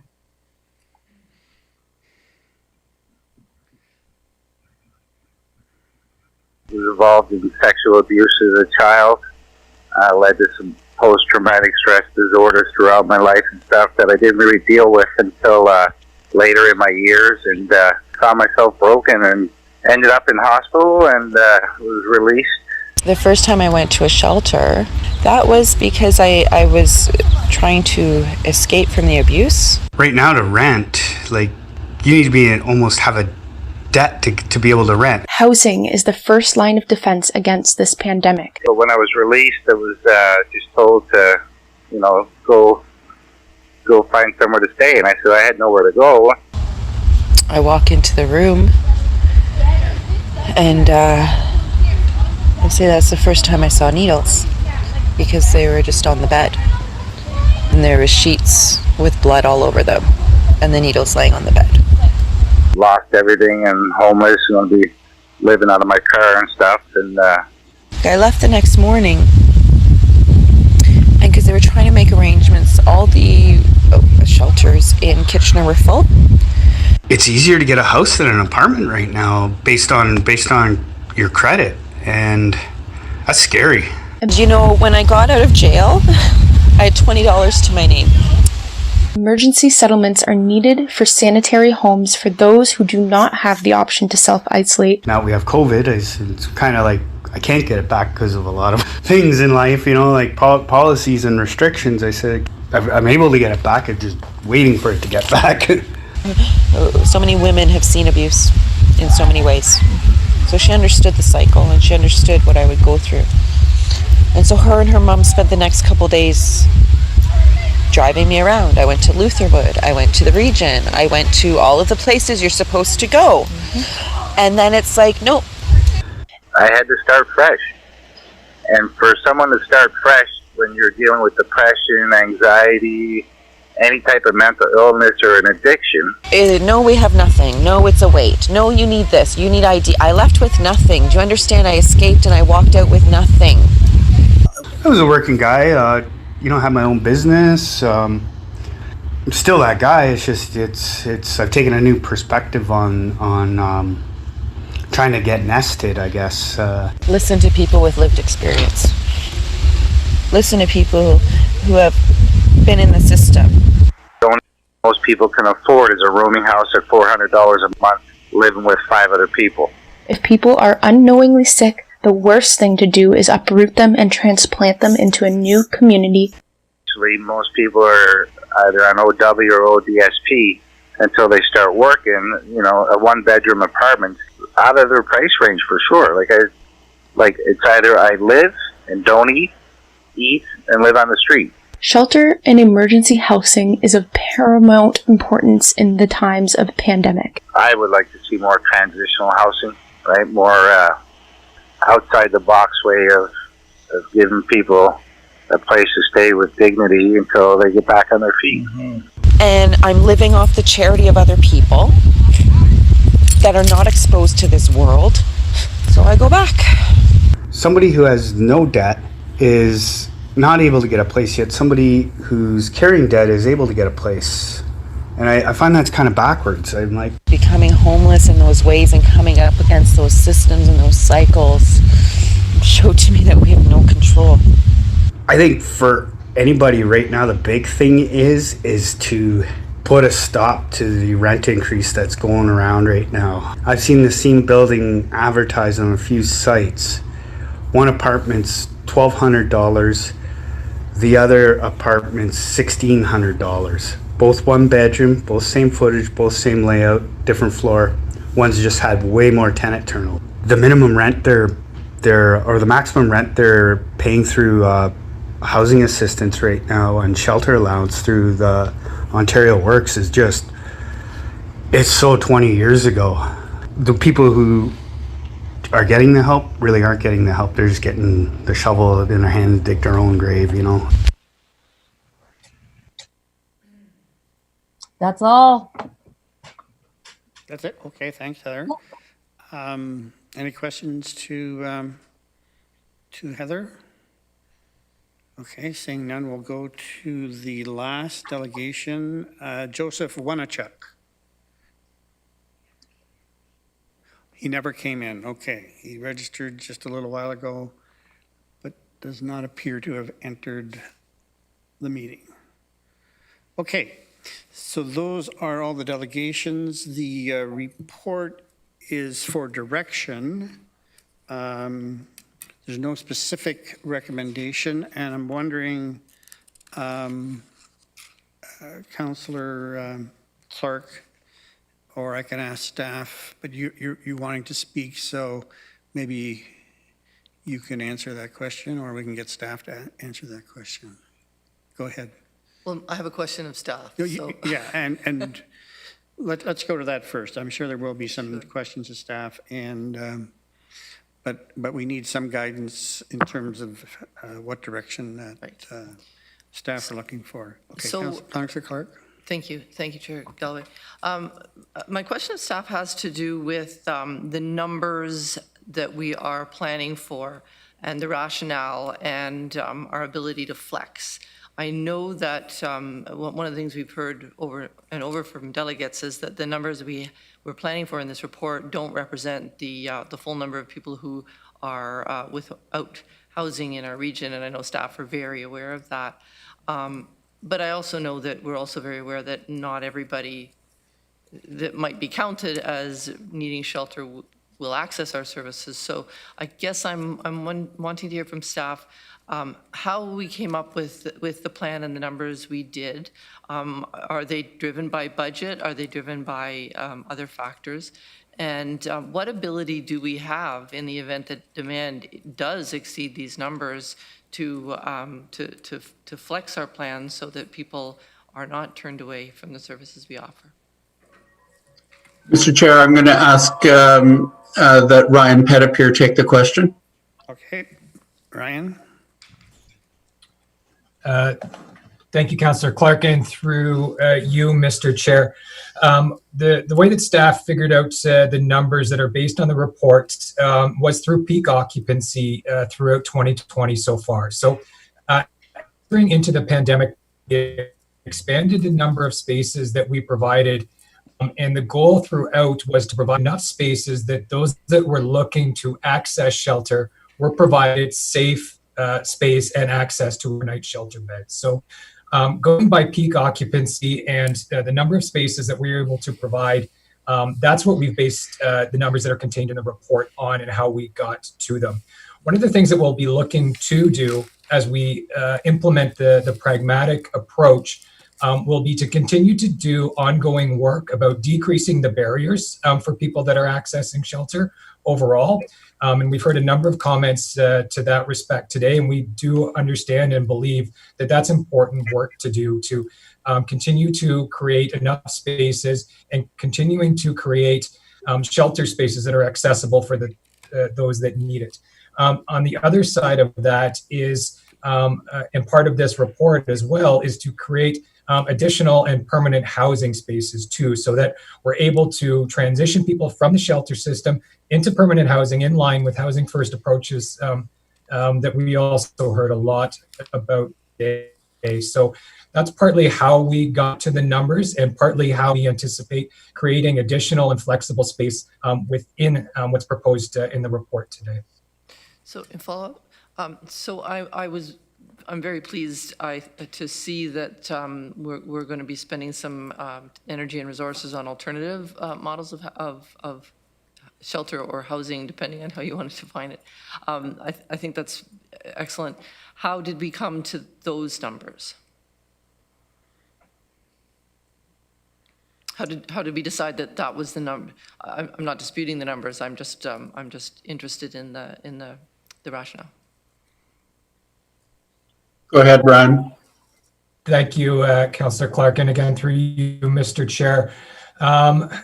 Part of those numbers is one of the really difficult, challenging numbers to put to really nail down is exactly how large the unsheltered population is. We know that we have significant work to do on this front, and we know that we're at a position where the shelter system as a whole has to go through significant changes. What we're proposing in terms of the pragmatic approach is a start to this process, frankly. So creating enough capacity shelter population to access the emergency shelter system, creating additional permanent housing spaces for those that were previously experiencing homelessness, and then continuing to do what we're considering phase 2 or the visionary approach as outlined in the report to further get a handle on what the size of this population is and then what additional work we need to continue to do in the future in terms of emergency shelter spaces, in terms of housing with supports, in terms of outreach work, and so on. So this would be step 1 over the next year in this work and allow us to get a better handle on where we need to go for that visionary part of the plan. So full acknowledgement that the number of units that we are proposing in the report before you is likely not enough to meet the entirety of the unsheltered population as it is currently. But through those efforts, we're hoping to begin that work to really begin to address this issue, not just for those that are accessing the shelter system, but for those that are not as well. I know that we fund outreach programs who do work with people in encampments, and I'm wondering how that program fits in.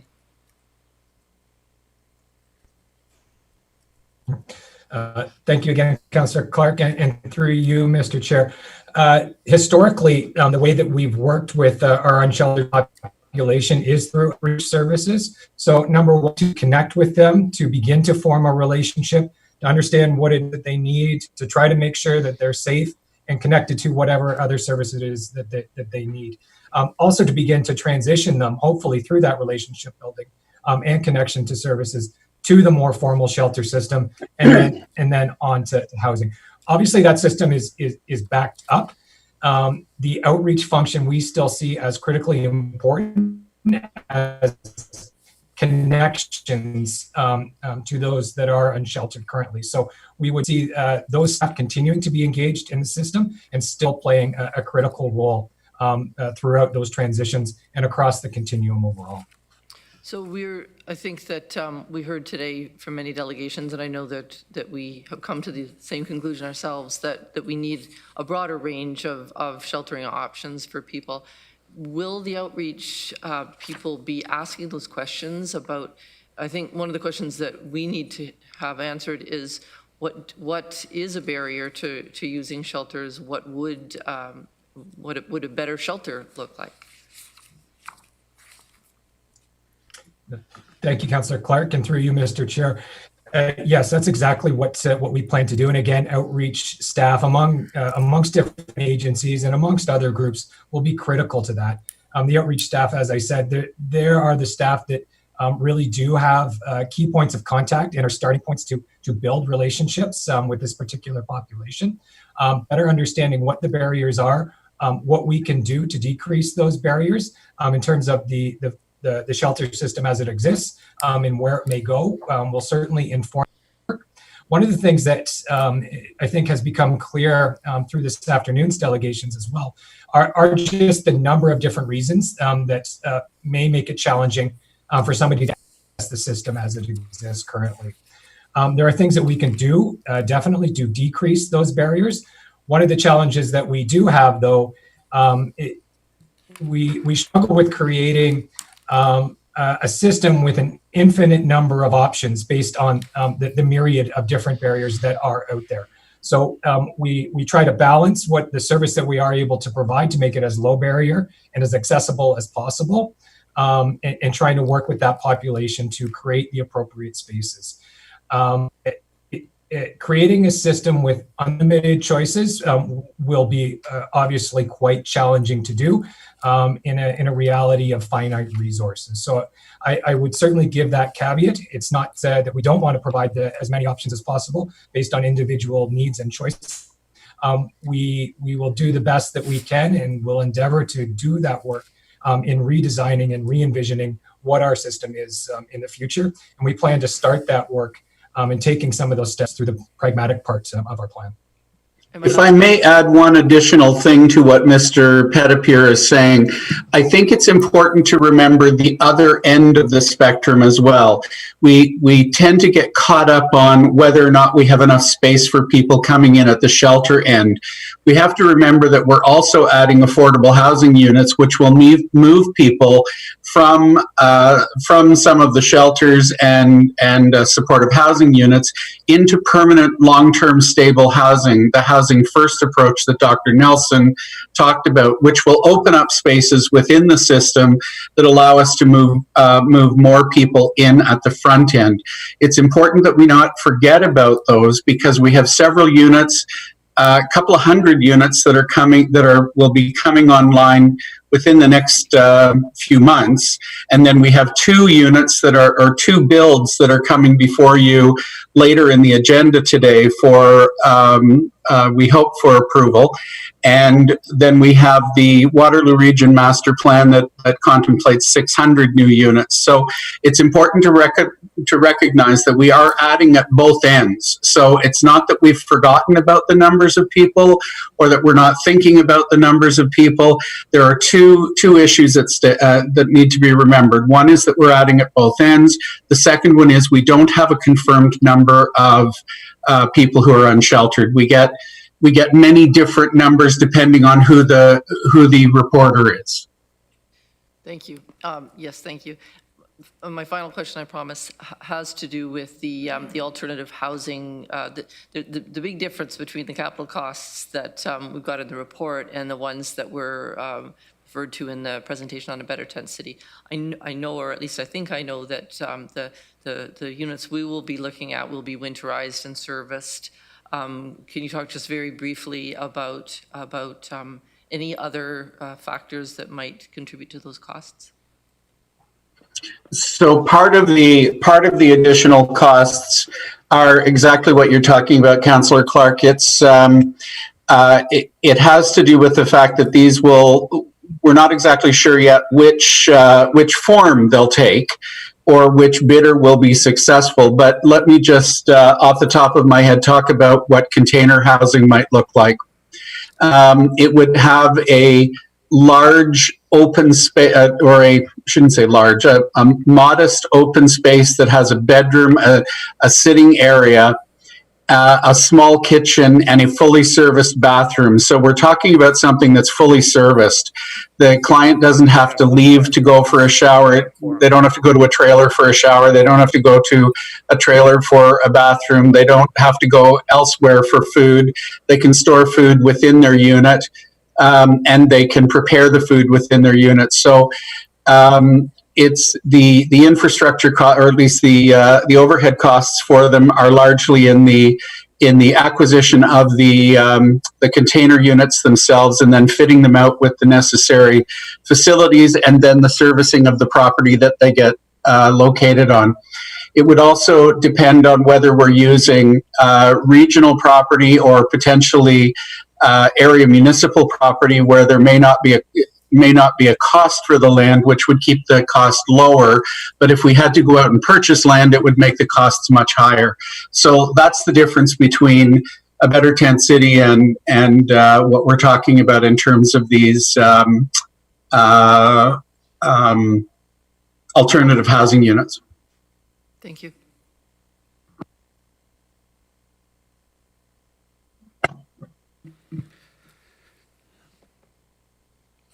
Okay, sorry for the delay.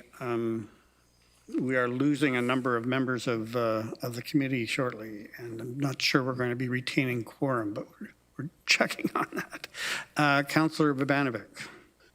Thank you very much, Chair Galloway, and thank you to all the delegations and to staff for this comprehensive report. And I think what it's doing is giving us a grasp of the complexity and the difficulties around these issues, and the fact that they've become much more complex and challenging over the last 4.5 months as a result of COVID, because we've gone into we've had to fast track into a new world, one that quite frankly creates better opportunities and lifestyles and outcomes for these citizens in our community, but the challenges around pivoting have not been easy for Douglas and Ryan and so many others on the team who have been working on this. I do though want to just push a little more on the numbers piece, because it is one that worries me. I mean, I know we need to do some of our own work, but as Ryan would know from sitting on the City of Kitchener Affordable Housing Strategy, we did a report last year, and it indicated that there was 250 to 750 supportive housing units needed to meet existing demand for the homeless.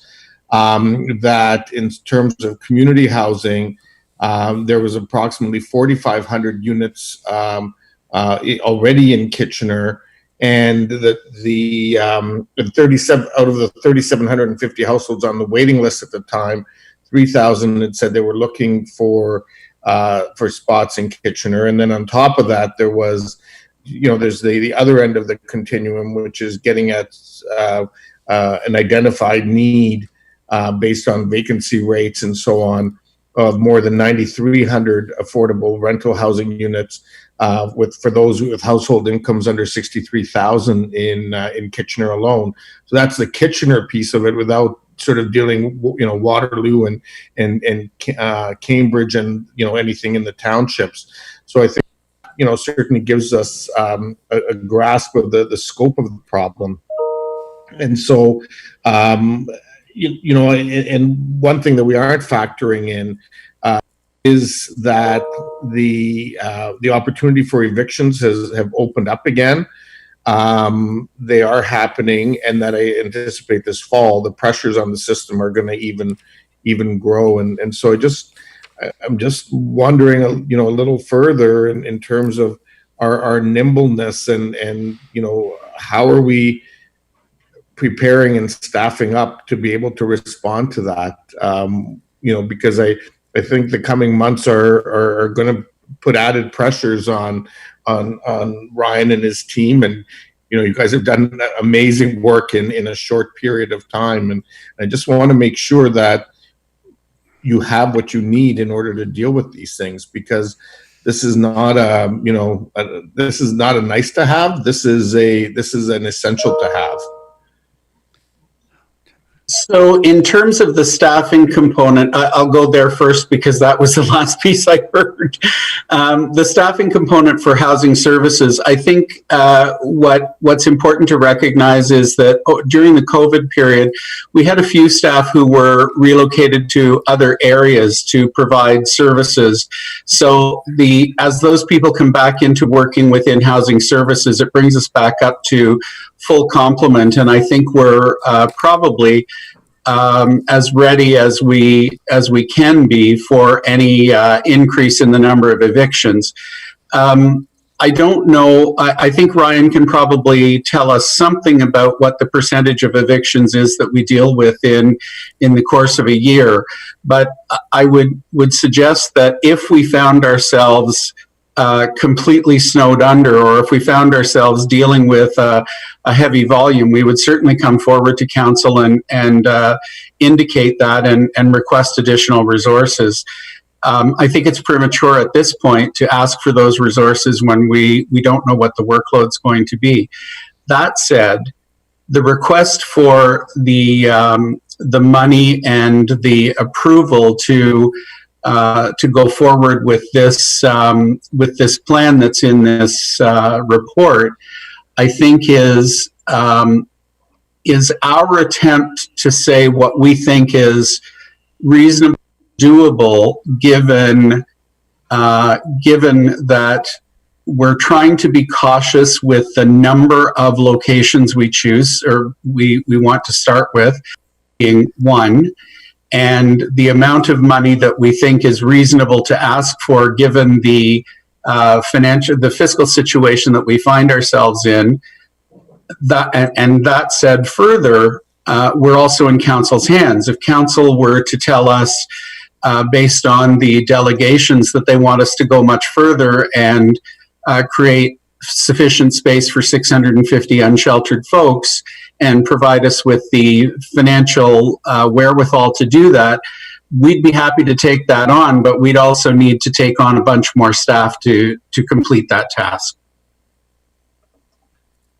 So, on that, and I do see that Mr. Dyer has popped in. I'm sure he wants to talk about the numbers piece of this, which, I mean, is a factor, but I don't want to get too much into the numbers right now, because I think there's the principles that we're dealing with here first and foremost. And, part of my concern is if we're underestimating numbers right now, and we're hearing from everyone that is likely the case, and certainly I would tell you from walking around, driving around Kitchener, and knowing the issues that I'm dealing with at the lower tier with my council and staff at the city, and some of which you guys are involved with from a regional housing point of view. I'm concerned that our ask going to the province and the feds is going to be too small and will underestimate the scope of the problem. And so I'm just wondering if we need to actually be more reflective of what the actual issues are, and maybe demonstrate a phased approach from a funding request perspective to them. Because as we often know, when we go in with asks, we don't get everything we want. And if the scope of the problem on top of it is even bigger than what we're asking for, we're going to be in a real hole all, right from the beginning. That's my concern. Any thoughts or response to that? Well, it probably makes good sense to, I'm not sure how much money is coming from the feds or the province at this point. We've certainly heard from Mr. Dyer the gross figures that have come out of both the province and the feds. I think in terms of making our pitch to the provincial government, where we have to, I believe it's the provincial government that we have to make a case for the funding. I think that it would be reasonable for us, as I said, we've come forward with this plan thinking that it's an efficient and effective plan, recognizing our fiscal responsibilities, recognizing that this is a request for direction. If council wants us to go bigger, we certainly can go bigger, and we would build our request for resources from the province around larger numbers. So the second last question I have is, as we're grappling with these issues and the numbers and so on, and potential locations, one of the things that worked particularly well with both the Y and the Radisson was that they were, continual operations throughout the day and the evening. That, I think, is partially what led to the kinds of outcomes we talked about. It did help us, initially, in terms of some of the, other issues that we would see from time to time throughout the city, and as you know, in terms of the Ray of Hope plan that ended up having to get remorphed, the city of Kitchener put some money towards that. As we look at these next plans, I'm just wondering how we're looking at it from an operational point of view, and how we may. How we're going to sort of address the potential of neighborhood issues and concerns, because we know both in Carwood and around Radisson, we have had issues and concerns, and we've been able to deal with some of them, but not all of them. We have issues times, around some of those things, but I'm just concerned we need to stay on top of that as well, because that has become I can tell you, in the last 3 or 4 weeks, a significantly growing problem. Yeah, that's a really good point. Through you, Mr. Chair, that's a really good point, Councillor Verbanovic. And I think we learned some lessons through the A.R. Kaufman Y, where we could have done, we did do some pre-work with the community before we actually began operations at the Y. But in all fairness and in retrospect, we could have done more pre-work with the neighborhood to get them ready for the fact that we were opening a shelter there. So I would suggest that we would do probably more and better pre-work in the neighborhood that the dormitory style residents will go.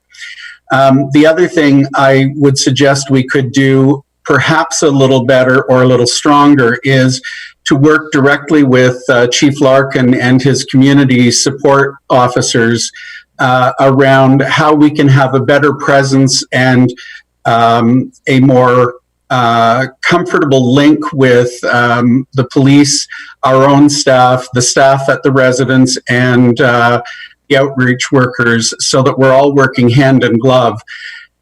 It worked out fairly well at the Radisson and at the A.R. Kaufman Y, but as you said, we did have a few issues that arose. I think we can work them out better amongst the agencies by intentionally thinking it through before we actually start the residence. So, last but not least, I'll just say from a city of Kitchener point of view, we've had a long history of stepping up and being partners with the broader region in terms of dealing with these issues. We continue to want to do that and work with the region in terms of broader, longer term solutions. And Ryan, as I said, has been a great member of the team. When I was sort of giving kudos to you, Douglas and Ryan, earlier, I forgot poor Chris McAvoy up there in the corner of my screen. So sorry for that, Chris. But and others who aren't on the call. But in saying that, we've got some real challenges.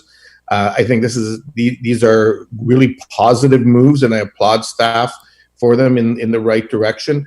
I think we need to prepare ourselves both financially and operationally to be nimble enough to quickly move things up, because the numbers that we're going to be dealing with already are and will continue to be more challenging, I think, over the next few months, and we need to be nimble in terms of dealing with that. So that's sort of my take in terms of direction.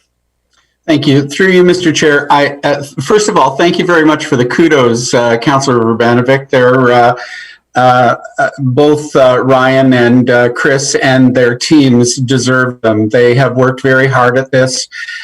Certainly, we've learned a lot over the last 5 months, and we've done a lot of study outside of the region to come up with some of the ideas that we've come up with. We're looking at locations that you'll be happy to know that the locations that they're looking at, without giving them away before we can nail them down, are not in the center of Kitchener again. So we're trying to spread the joy out. The other thing I would say is that we are with you on the notion of nimbleness. I would like to be. If you look at in the report, there was a reference to flexibility in the numbers. That was, I believe, that was Chris's attempt to be nimble, given that Ryan and I had placed some limitations on how far we could go at this point. But hearing your comments, and what I'd like to do is go back and have a further conversation with Mr. Dyer about building the request that we'll make to the province to see whether or not we can make any increases to the numbers, and through that be even marginally more nimble than we've prepared for. Great, thank you, Councillor Erb. Thank you, Chair Galloway, and kudos to staff for this. What I consider a transformational kind of report, and really looking forward, and can be a game changer, I think, in our shelter system and how we house people. I have a couple of questions, and one probably to Mr. Dyer. In our capacity to get funding from the province and from the feds, just within the region itself, our capacity to fund the numbers that are in the report. And if we're talking about more people than that's what's suggested in the report, what's our capacity? What's your confidence? Mr. Dyer. Thank you for the question. I can see Mr. Bartholomew Saunders laughing in the background. And through you, Mr. Chair, this is a particularly challenging item from a financial perspective, because at this point, I can't say definitively how the plan as contemplated would be funded. So let me just offer a couple of different perspectives here. So first of all, if we were looking at 2 sites and we needed $7 million or so over a 12-month period, that's about, say, 2.5 of that we would need in 2020. Now, our challenges in 2020, I think, have been very clearly communicated to council. We're projecting a $13 to $17 million deficit. And so we don't have the funding that we need in the budget for 2020. nor at this point do we have a base budget figure for 2021. That being said, there's a couple of items I can point to. First of all, we did receive, of the original social services relief funding that we received earlier this year, we think there's going to be about 900,000 or so left remaining at the end of this month that would help to offset for costs in 2020. We know that there's more social services relief fund phase 2 money coming, but it does require an application. It does require a business case, and we have to go through that process to understand what we might be allocated. It's possible that we'll have some money left over from our Consolidated Homelessness Prevention Initiative, our CHIPPY funding for this year. And then more significantly, we do have the recent federal provincial announcement of $4 billion, 2 from the feds, 2 from the province across the province. What we don't know is what our allocation will be, what we'll be allowed to spend it on, when we'll need to spend it by, what type of reporting we'll have to do, and things like that. So we're waiting, we're encouraged by the announcement, and now waiting to see what the allocation and rules look like. And then the final item I can offer is that just last week, the federal government announced a new Investing in Canada Infrastructure Program COVID stream. So this is the IKIP program that we've used to fund a number of transit-related projects. And this is where the federal government has taken, let's say, repurposed money within the IKIP program to COVID-related projects. Again, still, we have a process to go through. There's an application we're going to have to go through. And so while we're optimistic, obviously, that we're going to get, certainly some of the federal provincial money, and we have some opportunities through these applications, it's difficult to say right now exactly how we would fund it. And if I may, just one final comment, the longer term, I would say, issue or concern is once we put a level of service in place, we need an ongoing source of funding for it. And that's absolutely something that we have yet to identify, is what that ongoing source would look like. My sense is we're going to find some money to deal with the short-term immediate needs, but it's not clear to me at all what the longer-term financial solution looks like at this point. Something that council will need to grapple with through the 2021 budget. I hope that's helpful. Longer than I hoped. Yeah. Thank you. And so I guess, Mr. Chair, my question is, procedurally, they're asking for direction. How do we do that? And I think I'm prepared to make a motion or whatever that we give staff direction to proceed with this. But I also think it was important to hear from Mr. Dyer to understand what the actual capacity in the region is. And if I may, I would just like to make one more comment that all of the references in this report have been to housing men. And my assumption would be, going forward for the shelter system this winter, that where women and children have been housed, the numbers are not going to be as great because of social distancing. And so I hope the system is nimble enough that we're also capable of looking after the women and their children that need housing. The CERB funding is coming to an end. The freeze on rent and any evictions will probably increase in the fall. So I think we're going to see a greater need. And I just hope that we have capacity in the system that is also going to be able to respond to the women and those women that are with children in situations as well. And I'm not sure if staff want to respond to that.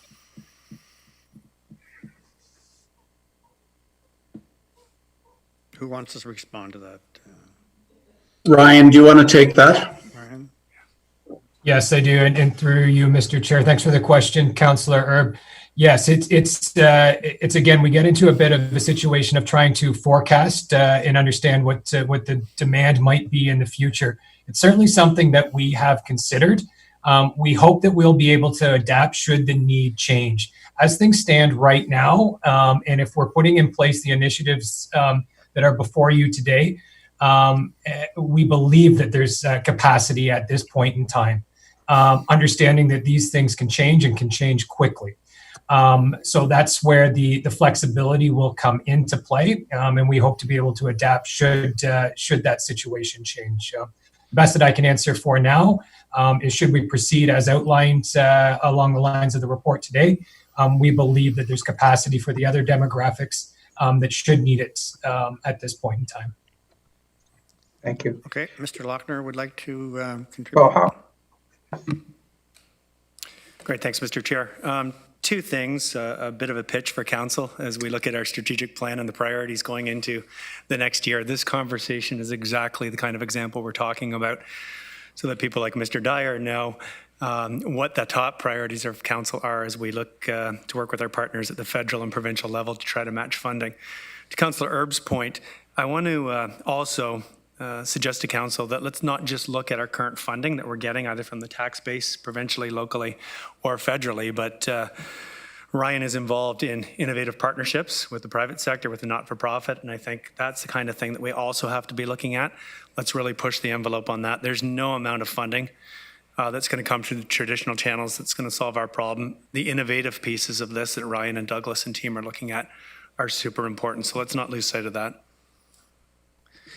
Thanks, Bruce. Chair Redmond? Thank you, Chair Galloway. I really feel like I'm piggybacking on both Councillor Erb and Mr. Lochner.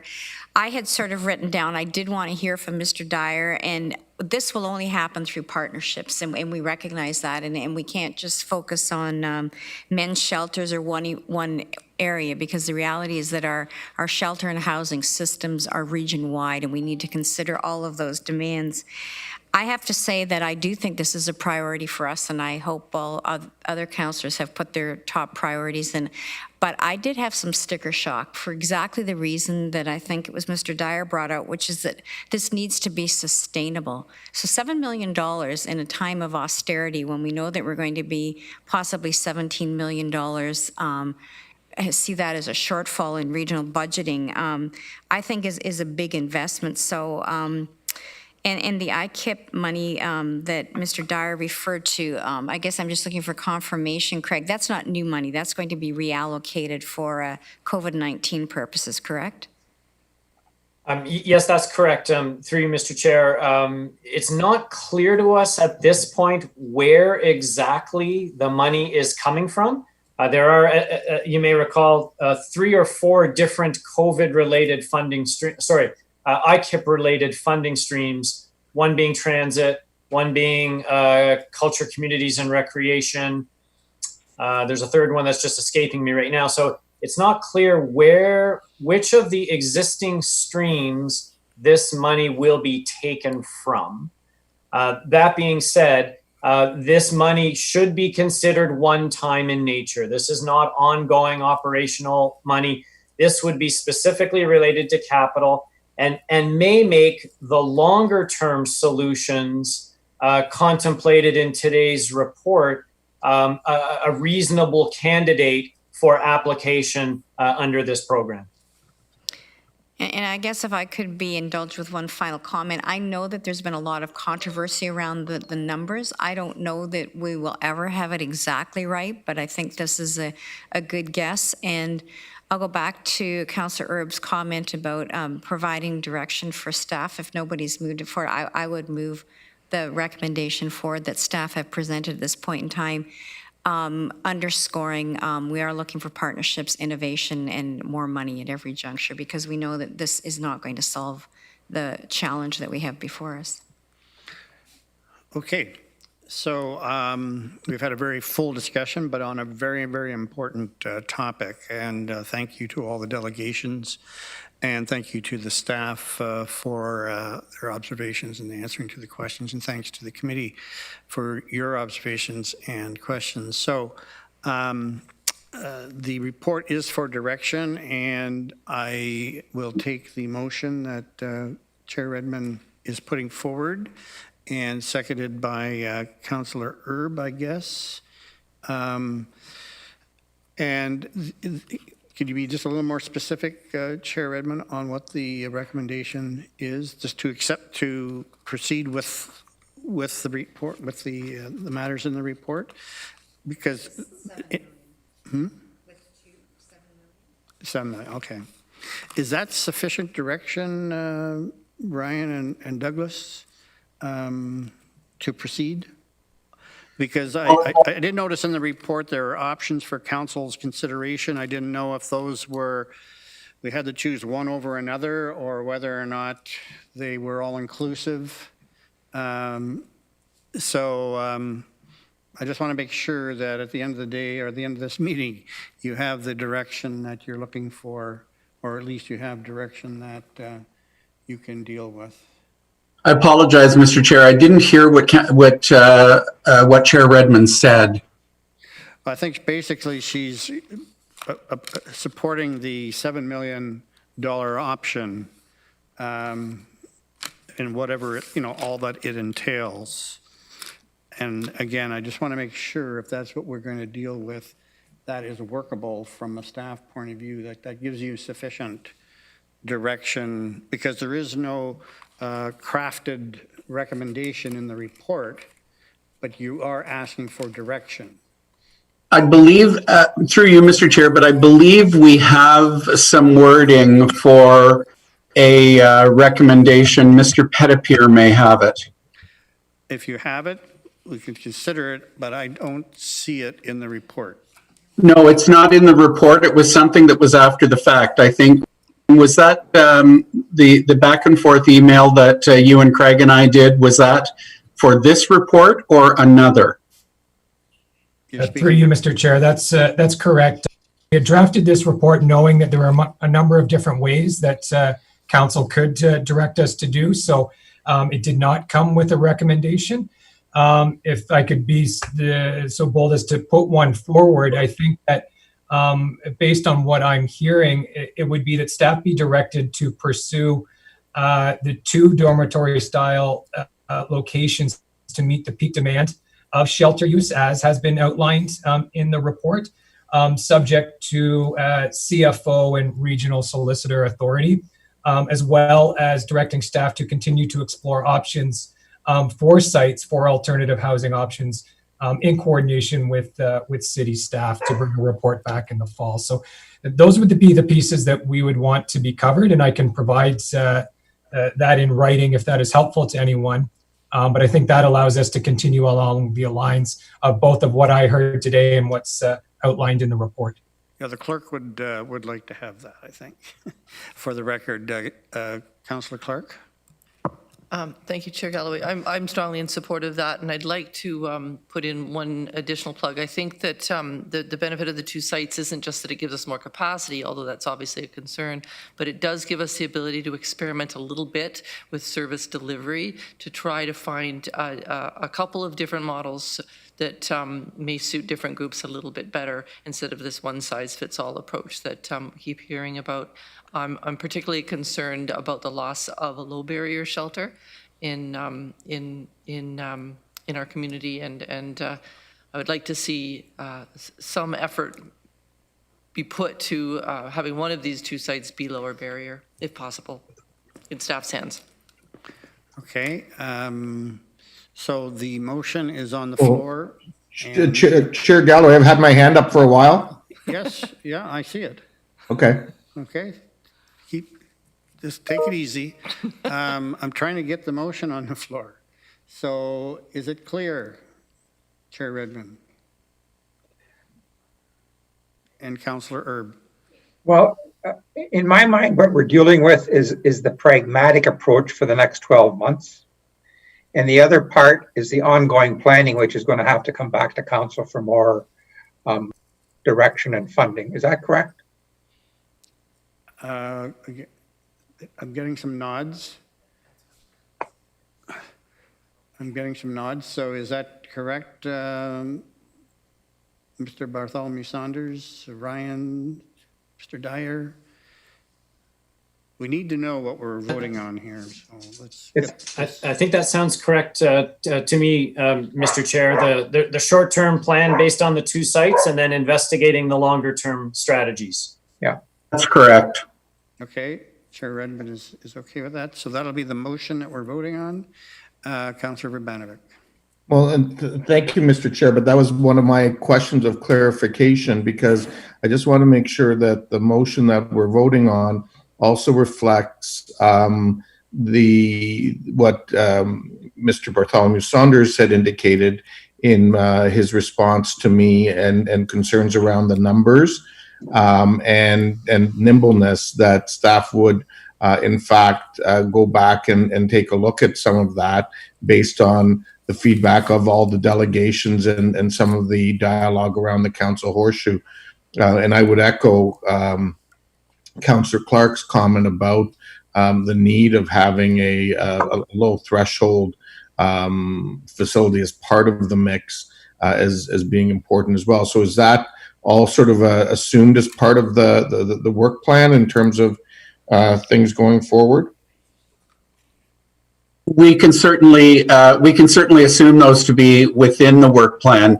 I think there's been sufficient input or sufficient mention of it by councillors that we need to look at both the low barrier approach, which we learned a fair bit about over the past 5 months, as well as going back to look at the numbers. I had said that we would do that, and we will. Okay, great. Thank you so much. Chair Redmond. Thank you, Chair Galloway. With my apologies, my computer pooped out, or I would have actually read that wording. So I think we've gotten the gist of what I was hoping to accomplish. And again, the low barrier and the innovation and the fact that we're working with partnerships, I think that there have been so many lessons learned through this pandemic that we need to go forward with it. And I commend staff for continuing to amplify those as we go forward. So I'm satisfied that it has captured the intent of what I meant, and it sounds like Councillor Erb is on the same page as well. Yep. Okay. I don't believe it, but I think we're going to vote. So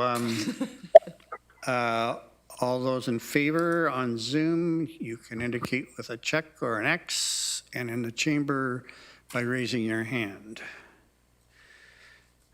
And that appears to be unanimous. Okay, well, thank you very much. We have direction. And of course, there's still a fair number of unanswered questions. None the least, of course, are the numbers and, of course, funding questions to be answered by senior levels of government. And, of course, future funding as well. Okay, we have 2 more items that for which we have delegations. And I think we will, as long as everybody who says they can stay or haven't indicated that they're leaving, we should be able to retain a quorum. So on the Beechwood Affordable Housing Pilot Project Design Guidelines, there's no staff presentation, but we do have 2 delegations in regards to that matter. And the first of those is Martin Asling. Martin, are you still with us?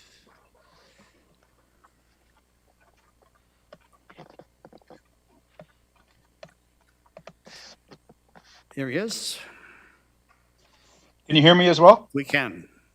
Thank you very much. Thanks for having me again. I've never been a delegate twice at any council, so this is definitely a first. Thank you very much for having me. Do you want to do a third, or just gonna? No, thanks. You're just gonna. Okay. Go ahead, Martin. Sorry. Yes. So first, I'd like to thank the region for moving forward on this initiative to include more housing in Waterloo region, particularly when it has this affordability component. I'm going to briefly touch on the degree of affordability, a response to some neighborhood concerns about my previous comments last month, the project design guidelines with the importance of encouraging as much housing as feasible, and when particularly when seeking proposals due to our crisis in housing affordability. And finally, in light of this desire, just kind of some other ways, potential ways to address at least some of the neighborhood concerns that will always come with adding more people to a neighborhood. I didn't delegate on Beechwood Drive specifically, but I'd like to just briefly note that I similarly support inclusion of more affordable housing in Cambridge as well, and would like to see as much housing, particularly affordable housing, as possible. Again, given our affordability crisis.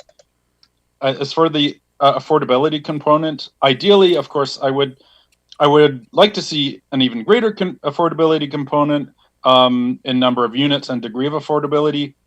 80% of median market rent is still out of reach for a lot of people, particularly because market rents are so high to begin with. But I do understand certainly a development where 30% of units at 80% median market rent is an important addition to the supply of relatively affordable housing in our region, and I definitely welcome that.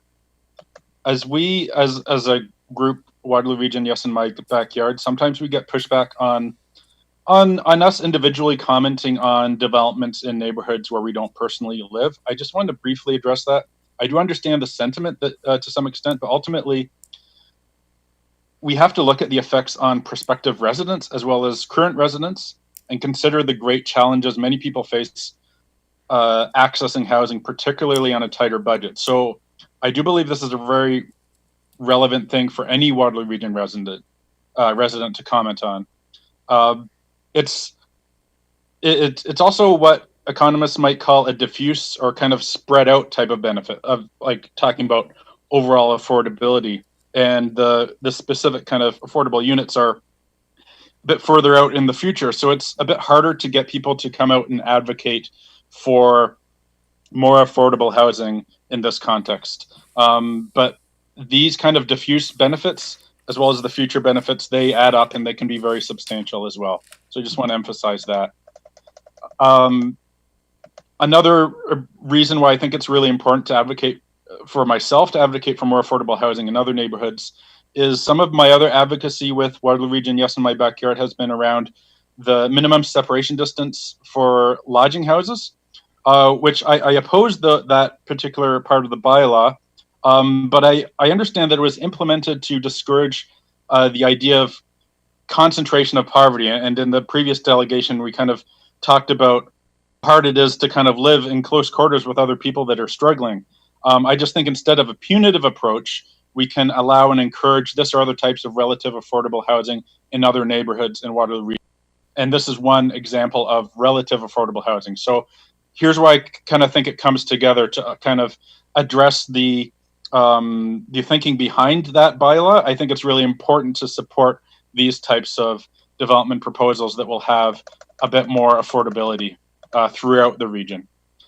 So last month, when I made what I meant as a general case for allowing and encouraging more affordable housing and for economic and racial diversity, and that kind of touches on a lot of comments that you'll kind of find, including from the former president of the American Planning Association.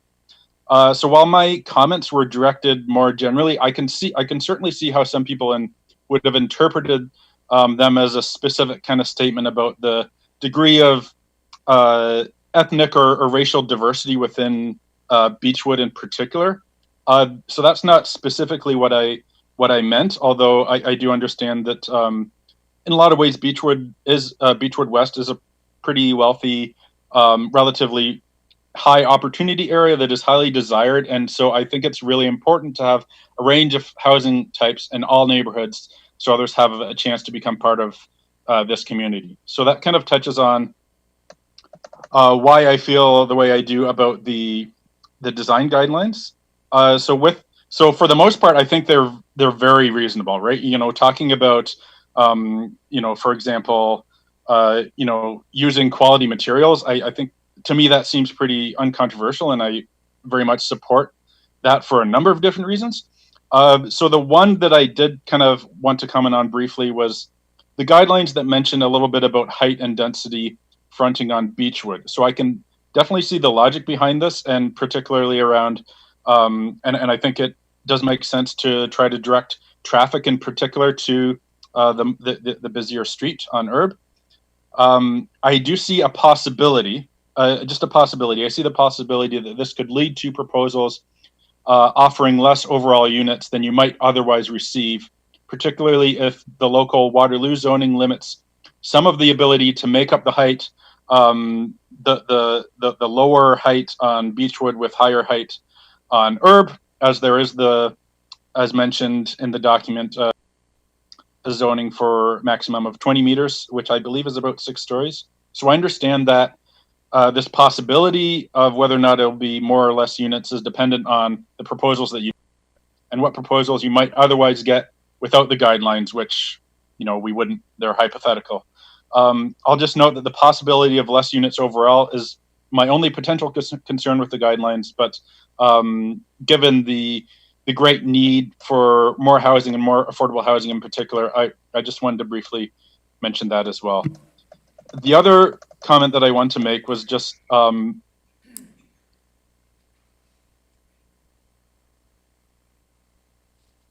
so just how it's important to address the concerns more generally. I noticed that in the comments and also in talking to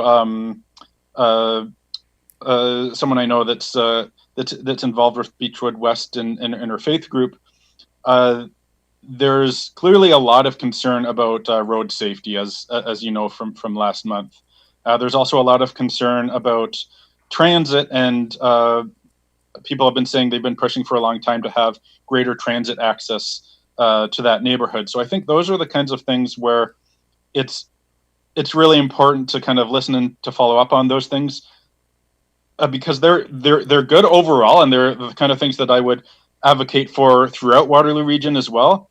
And the kind of difference there between, say, responding to traffic concerns with potentially less units overall is that the overall effect of that throughout the entire region, I think, would be to actually exacerbate some of the problems that we have with the amount of traffic and the issues of road safety that I think are very related to that. And that's just, when you, the more you kind of spread out where people can live, the more you kind of limit how high you can go in certain areas, the more difficult it is for people to go beyond car dependence and be able to really use walking, biking, and transit to get around. So I think that kind of looking at that at a more systemic level, I think that's still really important when we're talking about road safety. But I also think that we really need to listen to anyone's concerns whenever they're talking about localized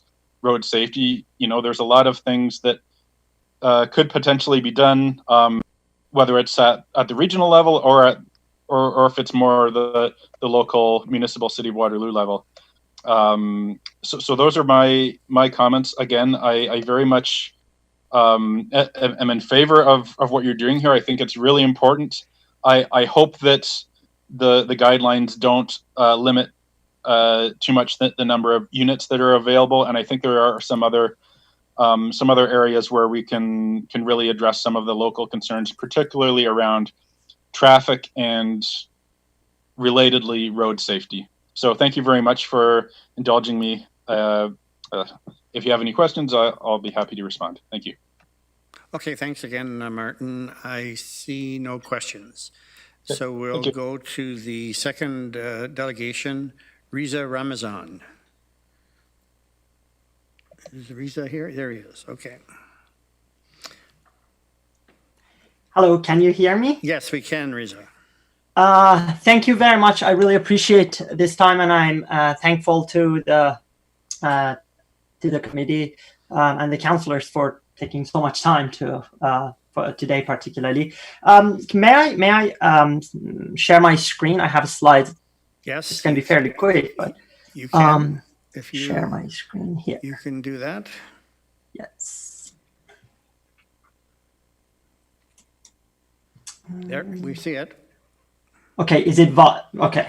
I'm not sure when I make it larger on my screen, does it become larger what you see as well?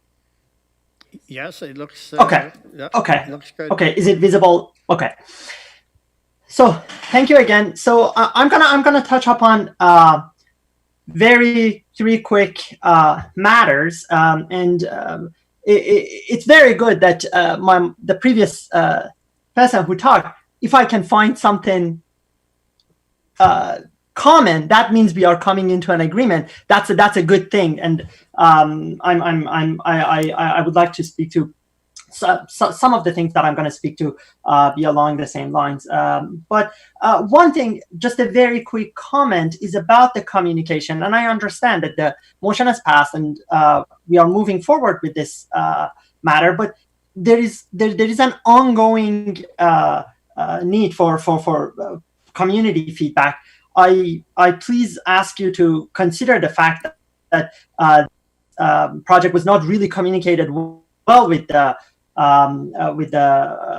neighbors and people on beach, particularly on Beechwood Drive, and I provided data on it.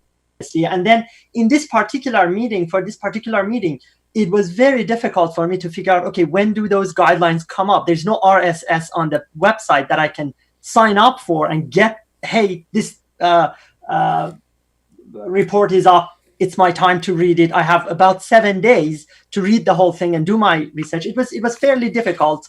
I'm just mentioning that, but that's not something necessarily super important on this. So I'm going to comment on two matters about this project, this guideline: the concerns of the neighbors, and then the densification. So the take-home message here is that when I looked at the densification, and it is not in any shape related to the affordable housing. The other ones have nothing to do with affordable housing project. It seems like it could be up to 331 families coming into a 1.3 kilometer street, relatively old street. And I know that everything has passed, but I want to see if we can via the guidelines, we can control some of it. So I'm going to skip this given the problems. I'm going to talk about this one. So the biggest concerns of the neighbors that came to the previous meeting was green space, traffic, noise, and amenities. There was something which I was very thankful and happy to see in the guidelines, which was suggesting the traffic to be directed towards Erb Street. That's very helpful, so I'm thankful for that. But on the other hand, there were parts in the guidelines. For example, the one that I am quoting in the second item to last here. The portion subject to the easement may be used for above ground parking or landscape open space for the residential development. So you can imagine, in theory, although you mentioned that landscaping going to be given priority, of course a builder would try to use as much as parking space possible. I don't have a solution for this. I just want to raise to the attention of the committee that if they don't have parking open on the ground parking, we're going to have traffic on Beechwood Drive because everybody's going to park there. If they don't put parking there and if they do put parking there, then we're going to lose some green space. I don't know if it can be addressed, but if it can, please address that. The other problem is amenities. What I specifically am talking about is our schools. The two schools around are Edna Stabler and Mary Johnston. I don't exactly know where the boundaries are, so which school these kids will go, the kids from that the new development. But I don't know if the council has thought about this, that, okay, what we're going to do. I have two daughters. I am worried about this. The traffic will be worrisome. Even if you open through through Erb, on the guidelines, it says majority goes through Erb. So I lived in 310 Queen Street, and it has the main entrance of the building is on Queen, but the entrance is on the David Street, the entrance for the cars. So does that count that the main entrance is on Queen, or it's going to count the main entrance is, well, the cars come through David? Our concern is cars. So the cars, so if that can be clarified, that would be very helpful. Okay, so the probably the most important thing that I want to mention here is the densification that I talked about. So there are 4 projects going on, all on Beechwood Drive: 508, 693, 555, and only 555 has a portion of affordable housing. And the new one is Valhalla Crescent, which is going to open. And if I want to summarize this, how it looks like, this is the a picture that from Google Maps. So from the beginning here to the end here, from the 2 furthest projects, is 1.3 kilometers. It's about 15-minute walk. 135 units are proposed, and the decision on that to be made on August 31st, I believe the date, if I've read on the municipalities meetings correctly. 135 units. Your project can be up to 110 units. This area, I don't know if you can see my cursor. Yes, we can. Okay, so this area is open area. There is a proposal right now going on. 31 detached houses, 33 townhouses, and then the extension to the 693 co-op housing, which is 32 units. So if you up, there are going to be 331 families coming to this neighborhood. All right. For the purpose of this meeting, it has been already approved for this building to go through. But if it can be made very, very clear that the traffic is not guided through Beechwood as much as possible to be out of Beechwood. So even if it says the main car traffic, that would be through Erb, that's going to be helpful, because you can imagine here for this one, there's going to be a street opening up from Paradise Crescent into Beechwood. That is the new, what is it called? The name of it, I forgot. It's called Valhalla Crescent. So that's going to be open, and you can imagine what traffic we are looking at. I just wanted to raise this concern so the council know about these other projects which are going on parallel to this problem. So it comes to the matter that the other delegate mentioned about the affordability. In fact, having learned about it, not only I like it, I want more of it. So I don't know if I don't have any political agenda. So if it is possible, if you can, I'd be happy to see more affordable. Is it possible to reduce the non-affordable part so that everybody's happy? It's going to be more affordable housing, less traffic for us. Well, if it is not about taxes and money, then potentially it's possible. But if it is about collecting taxes and need money, then that's a different scenario. But what I'm saying is that if that could be possible, I think everybody there were more delegates in the previous meeting. Everybody mentioned that we would be very happy if they come, as long as they are, at least they feel welcome in the sense that there is amenities, there are schools, there is bus. That was the other one about amenities I forgot to mention. I use buses, so I know the bus route around here very well. So Route 29 particularly, goes from Keatsway. A lot of these people won't use that route, but I can tell you right now that bus route goes to University of Waterloo, and I worked at the University of Waterloo. Very, very, very busy every morning. So you put more toll on that, and that's a very frequent bus. For 201, I can't say a lot for early morning, but if you are doing it, please consider making some suggestions to the bus route around this neighborhood so that we don't fall into trouble for public transportation. I'm going to wrap up with, again, raising to your attention the main 3 points I wanted to talk about: the communication, the concerns of the people of the community, amenities, noise, traffic, which there has been a fair amount of comments in the proposal, which I'm thankful for, but it could a little bit be more firm in terms of where the traffic comes in and goes out of the complex. And then the extreme densification, which is 331 families in potentially come to this neighborhood. At least let them be comfortable. in a way that they can they can travel and go back and forth easily. Thank you very much for the time. I'd be happy to answer any questions. Okay, thank you, Reza. Any questions to Mr. Ramezan? Okay, seeing none. There is a motion in the package, and well, I would say in regards to Mr. Ramezan's presentation, I'm sure that staff will take into consideration some of those comments that he provided.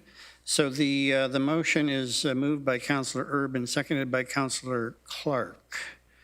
Now, this is the motion in the package, so if there's any questions on the recommendation, seeing none, proceed to vote by using the check mark on Zoom and by hand here in the chamber.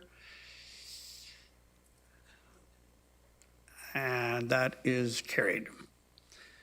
Okay, thank you. We have one more delegation, or one more item with the delegation. This is the item regarding a shelter pad installation, Grand River Transit, 3015 King Street East.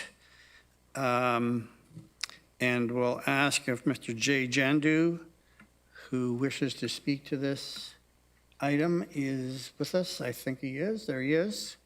Good afternoon. Mr. Jandu, welcome. We see you and I think we hear you. Thank you very much. Okay. Good afternoon. Go ahead. Sorry.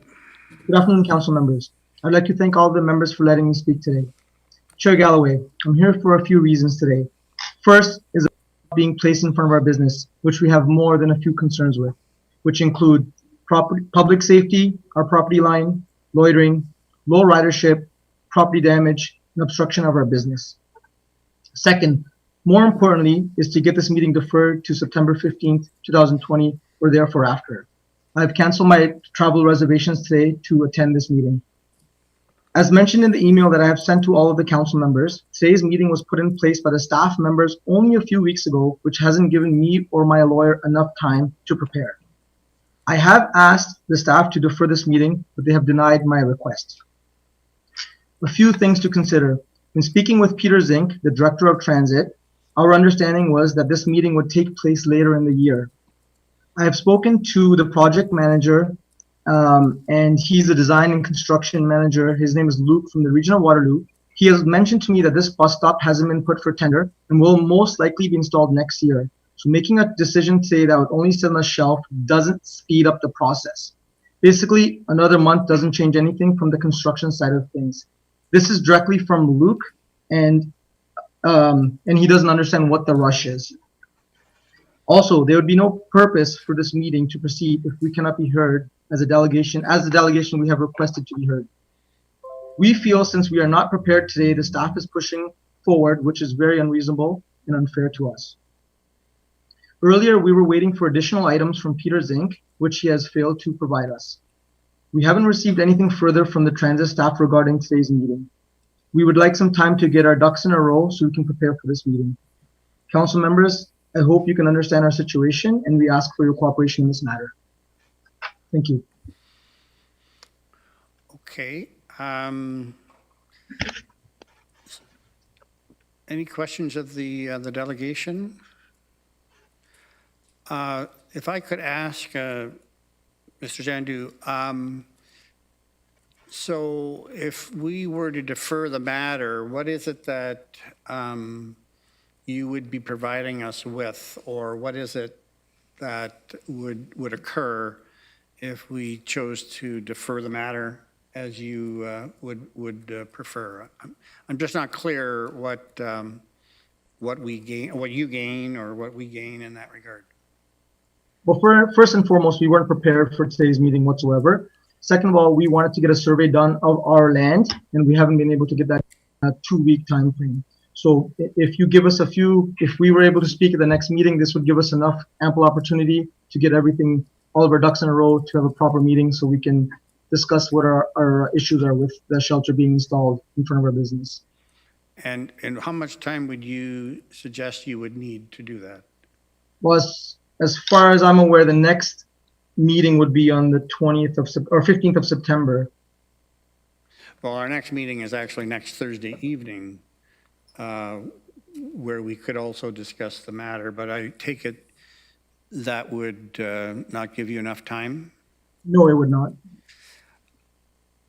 Okay, all right, thank you. Anybody else have any questions of Mr. Jandu? I do have some questions of staff, or other members may have questions of staff. Yeah, Chair. I don't think my hand up there, Chair. Sorry? Chair Galloway, I do have my hand there. Yes, I raised. see it now. Okay, Councillor Harris. Oh, thanks, Chair Galloway. So I have had numerous conversations with Jay, the business owner on King Street, through staff. And, you know, I think the information flow has been good, but, you know what, I would ask for council's indulgence in a bit of a delay. I know that this was sprung upon, Jay.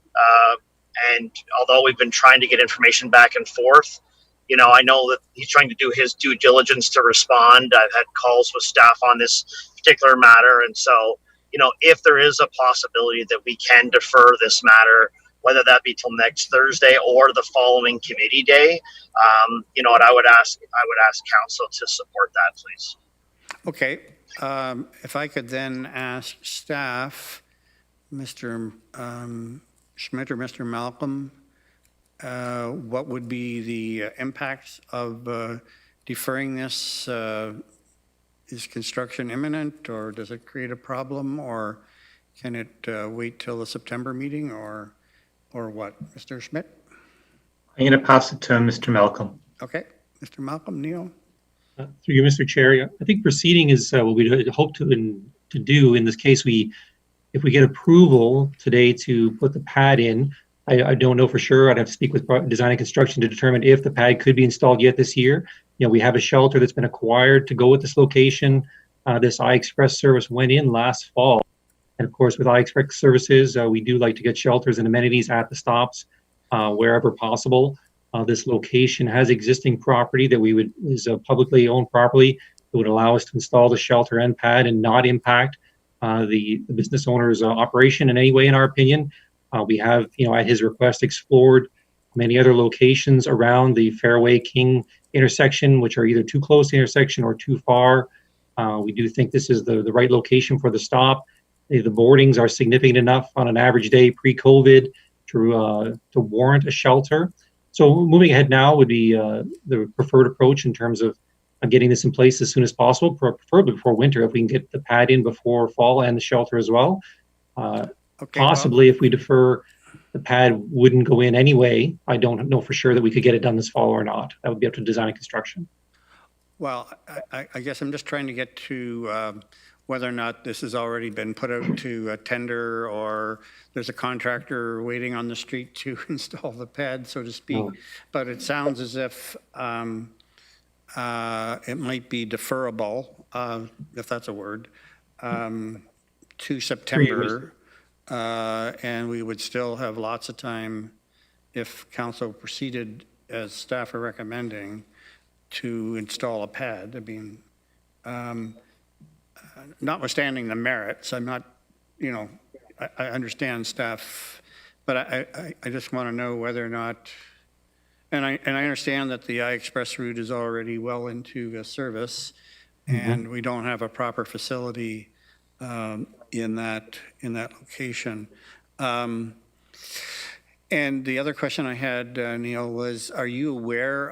Mr. Zink's is not available, but Mr. Jandu indicated that he was still awaiting some information, or I don't know, information, I guess, from Mr. Zink or staff. Are you aware of what is still kind of outstanding from Mr. Jandu's point of view? To you, Mr. Chair. I didn't believe there was anything outstanding from Mr. Jandu. We've had some very good correspondence, I thought, back and forth. He raised the issue back in April of this year.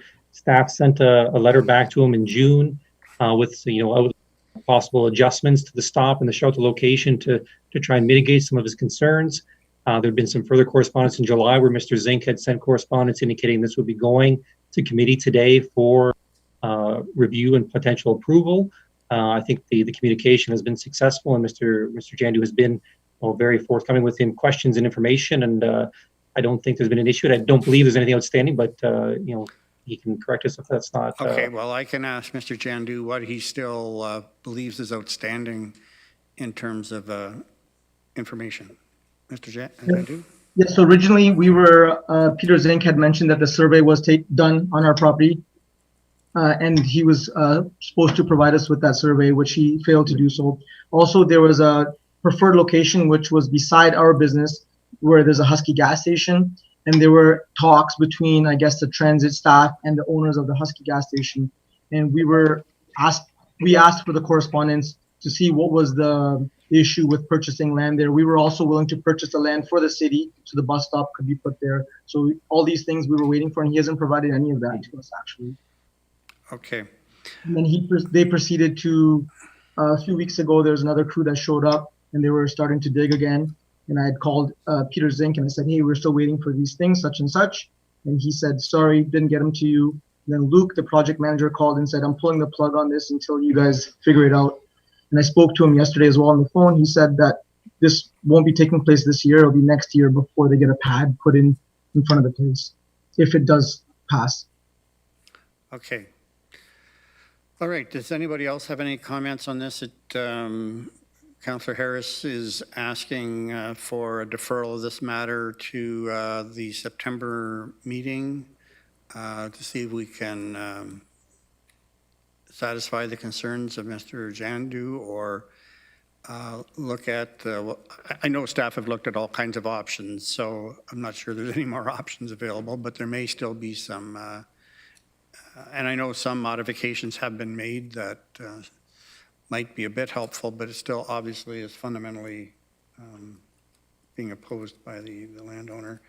It's not to say at the end of the day we would change the location, but just to make sure that it's a fair process, all the information is provided, and we can move forward still in more or less a timely fashion.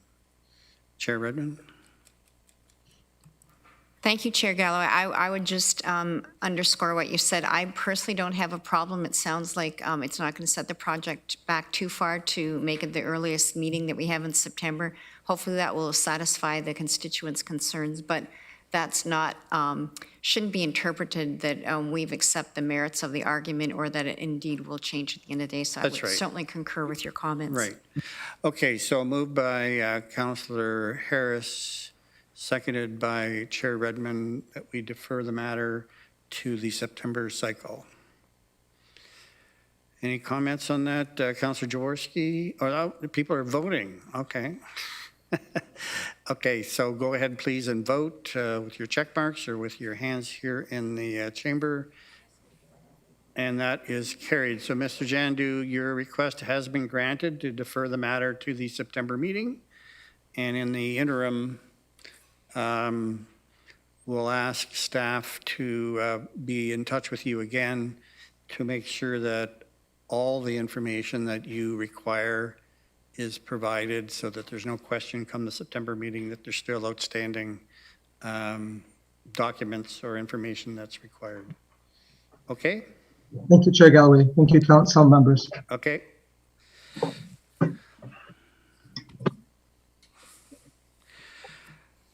All right. Am I correct in assuming there are no more delegations? I mean, it's only 20 to 5, so, and that, so we still have a number of items to deal with. I think we can probably go through them quickly, so we'll deal with the rest of the consent agenda. Are there any items in the consent agenda that someone would like to extract or speak to? Well, it appears Councillor Urbanovic wants to speak to it. So, sorry, hold on. I'm just double checking if that's on consent. It's the one concerning the 41 vehicles. yes, that's in the consent agenda. It's 4.2. Yep. Do you want to? So just you want to take it out, or you just want to talk to it? I'll talk to it, and then I guess depending on the responses, may ask that we vote on it separately. I appreciate, staff have gone to the work as they normally would on these issues and have identified some that we're not proceeding with right now, but 41 to the tune of $8 million that we are proceeding with, including $775,000 for, I guess, painting them and putting whatever additions are required on these vehicles. And I'm just wondering. I realize that this is part of the normal routine, but this is also not a normal year. We know we have significant fiscal pressures. We know that many of our vehicles have not been used as much as they normally would this year, for a variety, obviously because of COVID.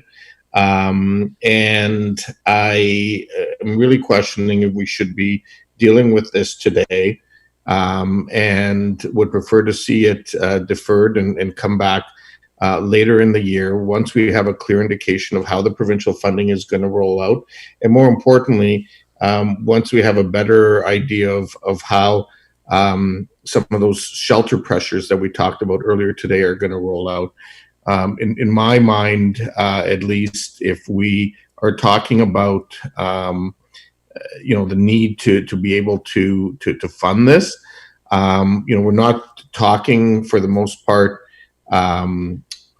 new vehicles that we're looking for. These are older vehicles that need replacement, and I would like to think that we could go back and really push some of these and see if we can hang on to them an additional year, take the annual charge back that would normally be attributed to them, and perhaps put that towards some of the monies we need for the shelter system.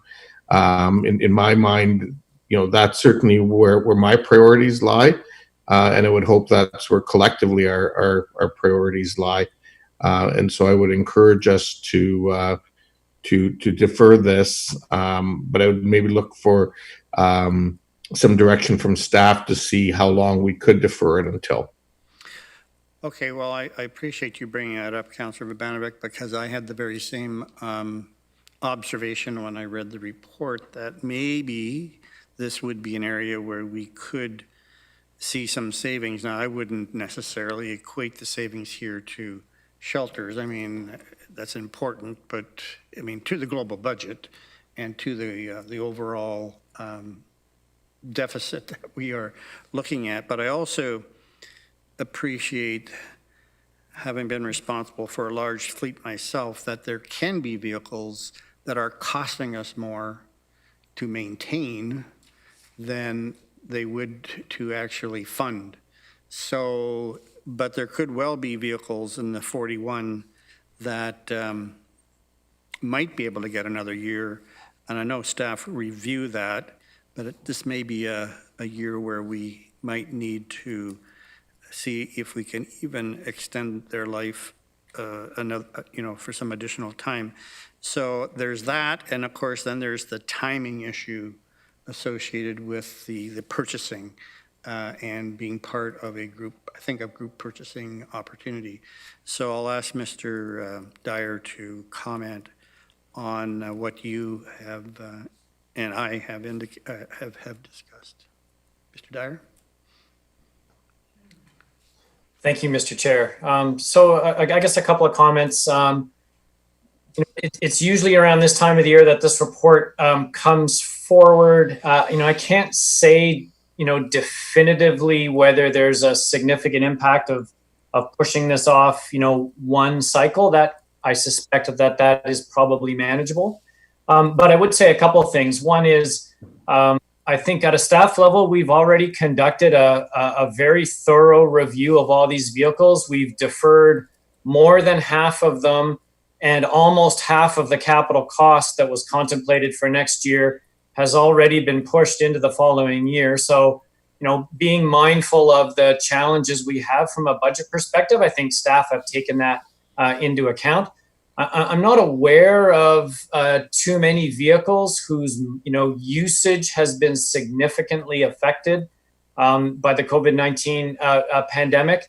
So that's another point. And I think we bring this forward at this time in order to get the orders in place so we can ensure timely delivery over the course of next year. And that is absolutely one of the items, one of the issues we're trying to avoid, which is significant maintenance costs on older vehicles. So we're obviously in council's hands, and we'll take whatever direction you give us. I think the staff recommendation would be to proceed with the report and recommendations as is. Councillor Vanovic, would you be pleased or happy if we at least deferred this item to next Thursday? Give staff some additional time to give us a 1 or 2 page report on what the implications would be to defer some or all of these purchases, not all likely, but some of these purchases, and maybe quantify the dollars and cents that may be saved.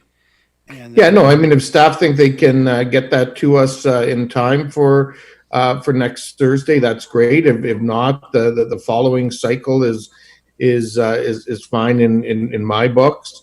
I just really think we need to look at this with a sharpened pencil and potentially revisit some of these, because I do think that in this particular time there will, in my mind at least, there will likely be some higher priorities when it comes to things like probably replacing ambulance vehicles. That's not one of them, because that's one for sure that we don't want to be running into challenges with. But I think there are others there that we probably could get some additional time, and getting some of that additional information would be helpful. Okay. So that would be my motion. Okay, so we'll take it separately. Let's deal with the rest of the consent agenda. Are there any other items, Councillor Jaworski? Oh, I just wanted to talk about Barry's motion, but we'll deal with that next, I guess. Councillor Erb? Likewise, it was with Barry's motion. I was just wondering if the COVID Recovery Committee had taken any consideration of this report at all. I suspect not, but... Through you, Mr. Chair, no, the COVID-19 Ad Hoc Recovery Committee has not reviewed this report. Okay. No other items that people wish to speak to, so it's moved by Councillor Jowett and seconded by Councillor Jaworski to approve all the items of consent agenda, save and except for 4.2. If you could vote.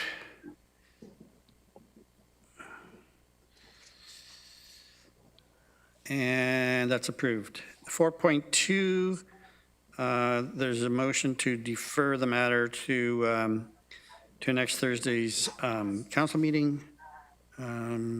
That's moved by Councillor Vrbanovic. And somebody wave who wants to second that. Councillor Armstrong. To defer that matter to 4.2 to next Thursday's meeting with some... Sorry, Chair Galloway, just on the timing, I see Mr. Dyer was trying to wave earlier, so I'm not sure if that timing is realistic. I was trying to avoid him, so... Mr. Dyer, sorry. Yes, so through you, Mr. Councillor Jaworski who wants to speak too, so... Yeah, so through you, Mr. Chair... His personal car is included in this or not, so... Am I okay to go, Mr. Chair? Go ahead, Mr. Dyer. Thank you. I'm not certain we'll be in a position to bring something back by next Thursday, given certain staff who are currently on vacation, but we'll give it a try. And if not, and assuming that it doesn't create any logistical challenges, then we would look to bring it back in September. Okay, we can have that optional in the recommendation. Thank you. Councillor Jaworski. To the CFO, just on the concept that was advanced by Councillor Verbanovic about potentially, when say saving this money or perhaps redeploying this money, I would think that most of this money comes from a reserve, and eventually, if not in 2021, in 2022, we'd have to buy those vehicles, or 2023. So just some commentary in your report when it comes back on, if we don't buy these, where does the money go? I might guess that it has to stay in the reserve because we'll eventually need the vehicles anyways. That is correct, but we can certainly provide some information to that effect. Yeah, that's good. Thank you. Chair Redmond. Thank you, Chair Galloway. And I too was going to acknowledge Mr. Dyer so he didn't hurt himself waving. I would be interested if there's funding that's attracted to these vehicle replacements from other levels of government or other funds too. Okay. Okay, so the deferral to either the Thursday meeting next or to the September cycle, moved by Councillor Verbanovic. Do we have a seconder? Councillor Jaworski? Oh, Les, yes. So if you could vote then, please. Chair Galloway, I had my hand up. Sorry, just one more question. I'm giving you everything you want. No, one more question further to Councillor. You're out of questions. Further to Councillor Jaworski's question or comment. When we look at it, and I agree that, I mean, it has to come out of capital, but there is an annual or a monthly chargeback that happens, correct, Mr. Dyer? And so that's how the capital fund is typically replenished. So if you can talk about that as part of your analysis as well, because that's where the savings would really come from. Right. Okay. Okay. All in favor? No, I had to stop the vote because somebody wanted to speak again. That's carried. Okay, thank you. We're on to the regular agenda. We're making progress here. And we do have a presentation on the first item, the Immigration Partnership Community Action Plan. We have a presentation by Pari Karam, Chair of the Council. So Pari, there she is. Okay. And thanks for all the time. I hope you haven't had to wait all day, but I actually did. Or you had other good things to do in the meantime. So I was working and listening, and I was humbled by the discussion. And I have to say, after listening to all of that, I don't know how am I going to do in my presentation. No, that's but, okay. All right. I definitely appreciate your work. Well, welcome, Pari, and the floor is yours. Thank you very much. Good afternoon, Chair Galloway, of course, Chair Redmond, and Regional Council members. I am Pari Karim, General Manager of Immigrant Services Department with the YMCAs of Cambridge and Waterloo. I'd like to thank you for the opportunity today with your busy agenda. I'm grateful and humbled to be here as the Chair of the Immigration Partnership Council to present to you the Partnership's Community Action Plan for 2020 to 2025 and request this Council's ongoing support to the work of the Immigration Partnership. So what I would do, I know it's been a long day, I will just give you a summary of how the Immigration Partnership came about and how we developed the action plan, and then present the recommendations. The Immigration Partnership is a collaboration of immigrant and Canadian residents and representatives of over 60 community agencies, settlement services, businesses, post-secondary and municipal organizations across Waterloo region. At the request of the community, the regional municipality hosted the Immigration Partnership since its inception in 2009, and many regional staff participate in the work of the partnership. Through the Immigration Partnership, we build on the work that started originally out of the Greater KW Chamber of Commerce through the Waterloo Region Immigrant Employment Network, known as WRYIMB at the time. In developing this plan, we listened to the opportunities, challenges, and directions shared with us in 2019 by nearly 1,100 immigrants in our region.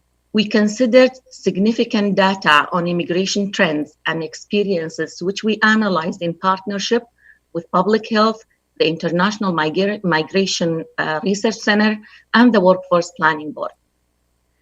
We also took advice from our extensive network of partners and worked across sectors to create this plan. It is locally made, so it's made in Waterloo region and focused on building community through immigration.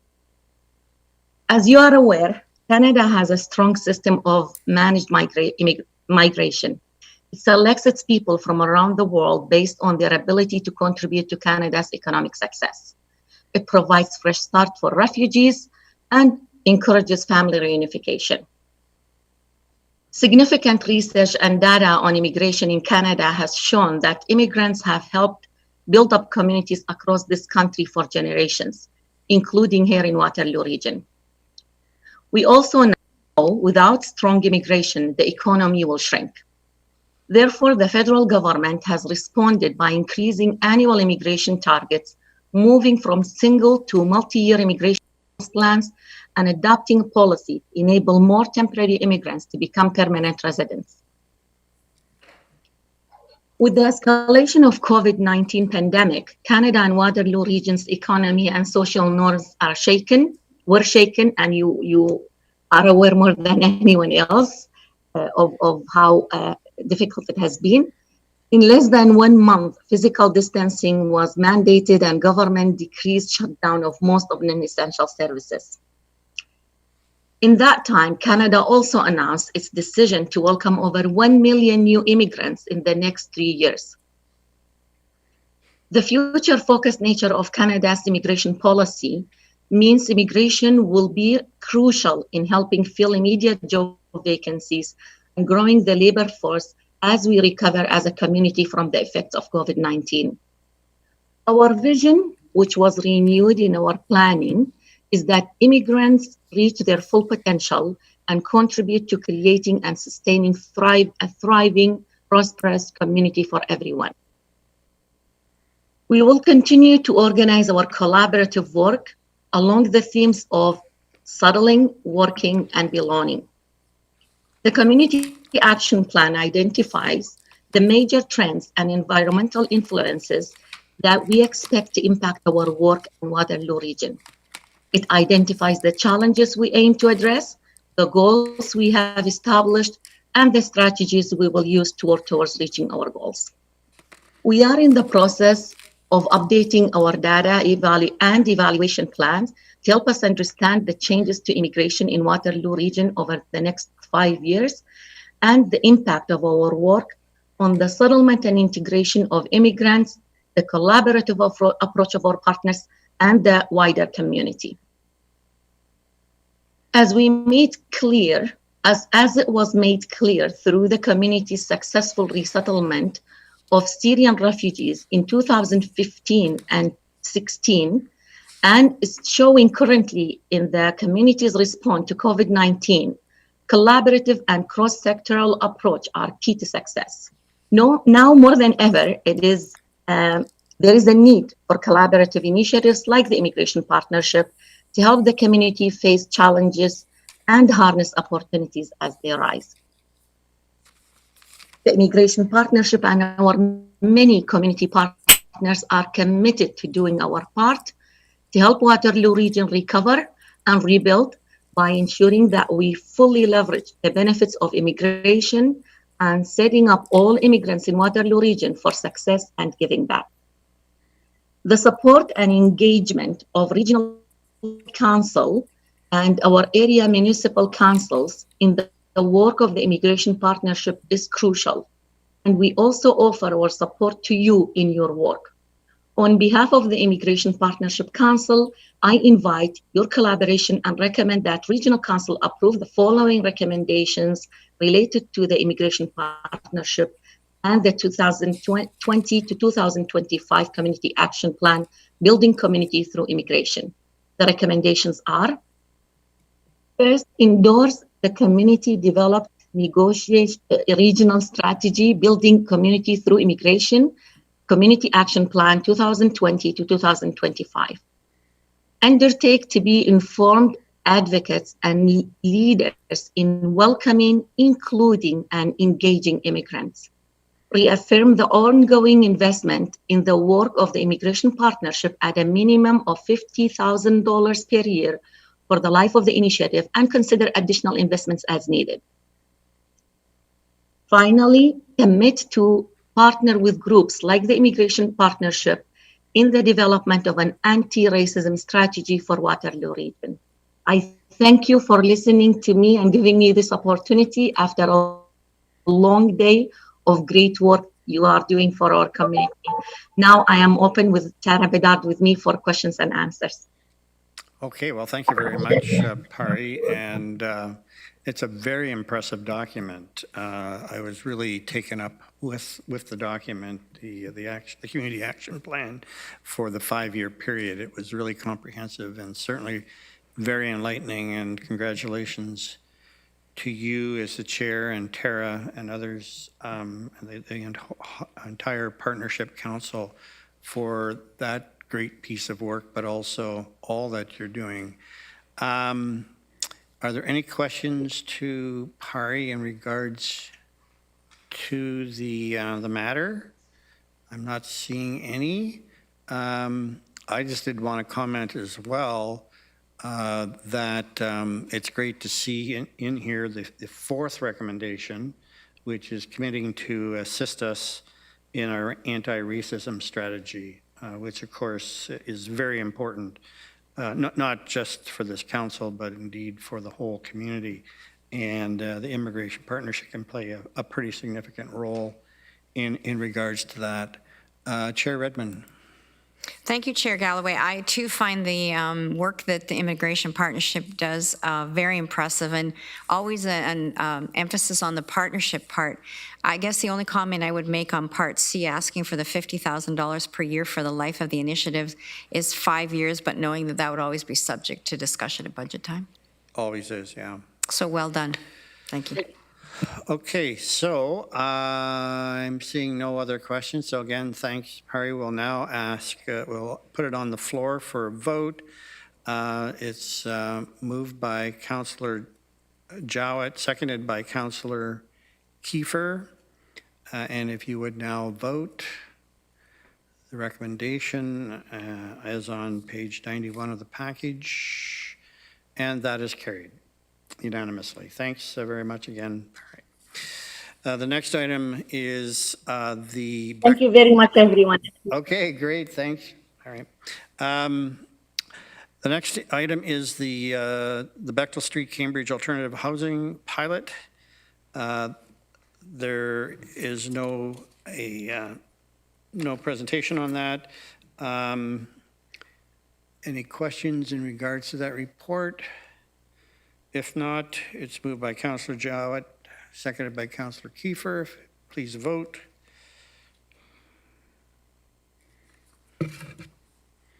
And that's carried. The Beechwood Design Guidelines we've done. The Transportation Environmental Services Matters, the Corporate Asset Management Plan. There is a staff presentation on this matter. This is a very significant matter. So Mr. Charles Allen, I believe, is on the call, and ask him to give us the presentation on the asset management plan. Charles, there you go. Thank you, Chair Galloway. I'm Tim Walton. I'm the Manager of Asset Management and Strategic Initiatives. And this afternoon, I'll be co-presenting with Charles Allen on our asset management plan. Great. Thank you.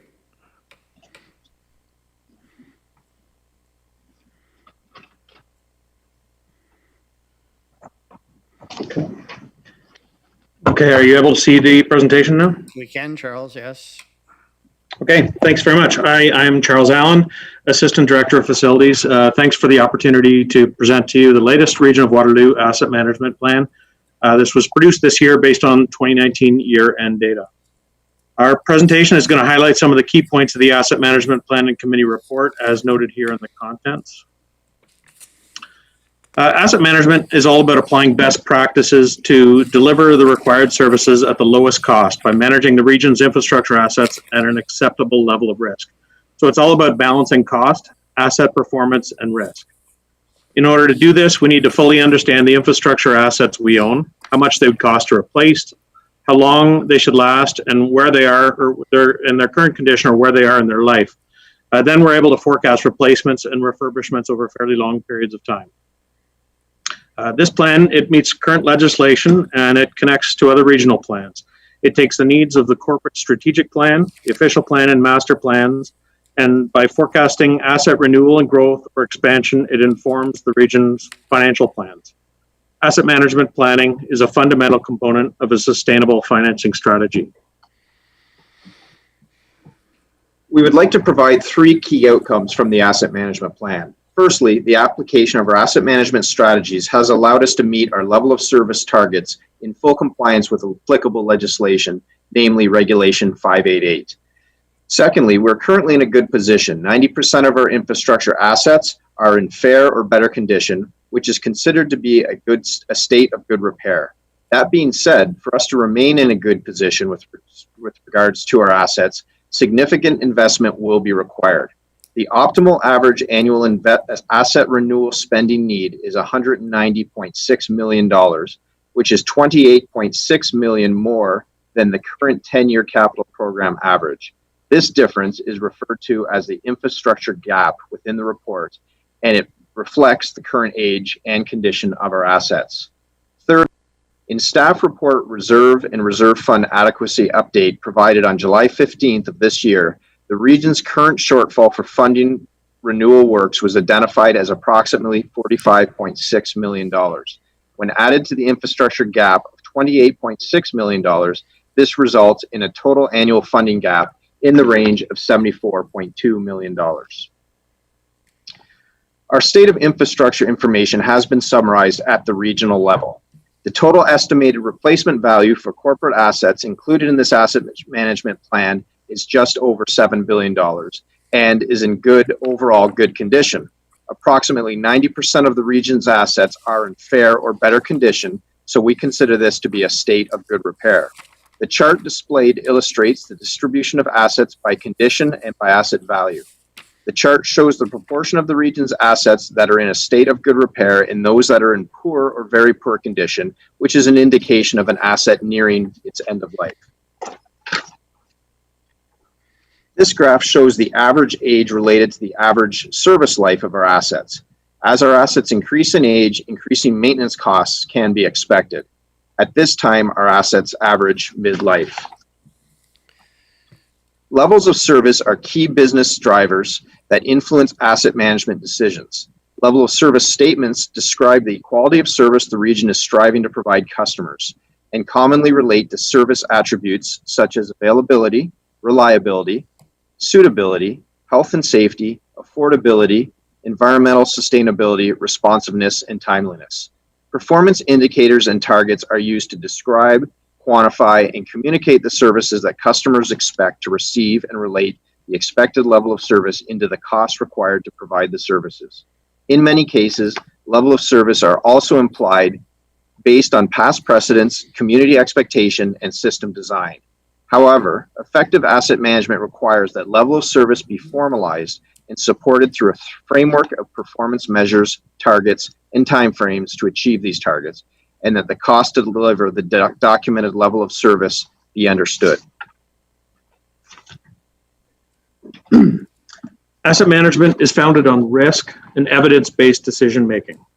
Using data such as asset condition, performance, and criticality from the region's corporate asset inventory and work management systems, maintenance work and projects are prioritized. The criticality of infrastructure assets is measured by the impacts of failure from service, financial, and safety perspectives. The impact of these 3 measures is compared against the condition and performance of assets to optimize the planned work. Maintenance, renewal, upgrades, and expansions are all prioritized based on these risks and impacts of failure, but there are also other factors considered, such as education and reducing or balancing the use of assets. This can be seen in programs like water reduction strategies or optimizing the use of buildings to defer expansion.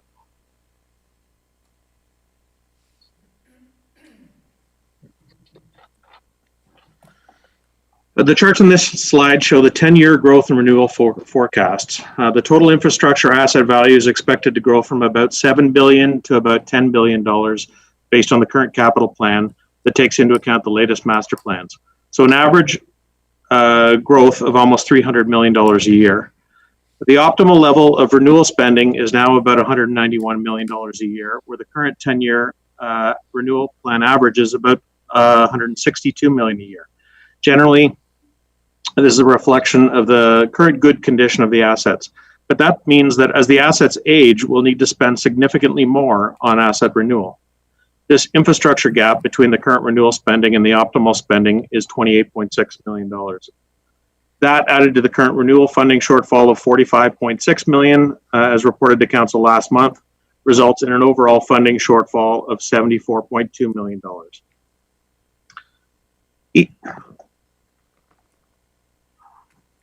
Each asset management plan also provides recommendations on processes to monitor and where improvements should be made for the next planning cycle.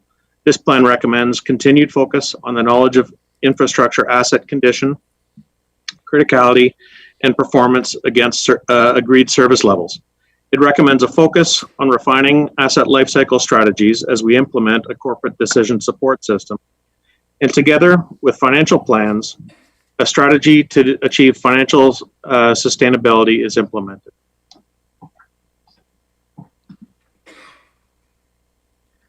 Corporate asset management systems such as the Lucity Work Management System and the Power Plan Decision Support System are improving the quality and availability of data to support the asset management planning process. This program utilizes the continuous improvement concept. As our systems mature, we expect data quality to improve along with it. These corporate systems capture needs identified in the regional official plan and program master plans and support the development of capital programs. Using these systems, staff can better forecast work based on the prioritized needs of the infrastructure assets themselves. The corporate approach to common asset management systems for all asset types and divisions managing assets is quite unique, particularly in the province of Ontario. This was and is an ambitious undertaking, but we feel this approach will lead to a consistent reporting approach across the region of Waterloo. Asset management supports the corporate effort to standardize policies, practices, and systems within a common work management system, decision support system, business intelligence and reporting platform, and the upcoming corporate project portfolio management tool. Thank you for the opportunity to discuss our asset management plan. Charles and I will be happy to entertain any questions that you might have at this point. Okay, thank you. Thank you very much, Tim and Charles. It's really good to be reminded of the value of the assets of the corporation.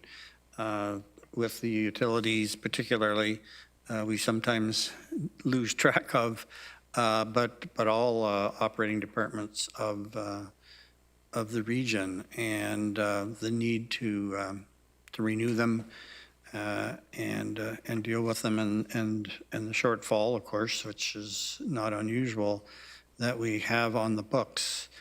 Are there any questions to Tim and Charles in regards to the report? Seeing none, there is a recommendation, and it's moved by Councillor Erb and seconded by Chair Redmond. So if you would please vote. And that's carried. Thank you very much, Tim and Charles. The next item is a consulting service agreement for the Waterloo Landfill West Gas Header. Any questions on that particular matter? It's moved by, trying to see who we still have. Moved by Councillor Clark, seconded by Councillor Jaworski. If you would please vote. And that's carried. The next item is project approval, Notre Dame Drive in Wilmot. Any questions in that regard? I understand that the concerns of the church have been taken into account, and the handicap spaces are the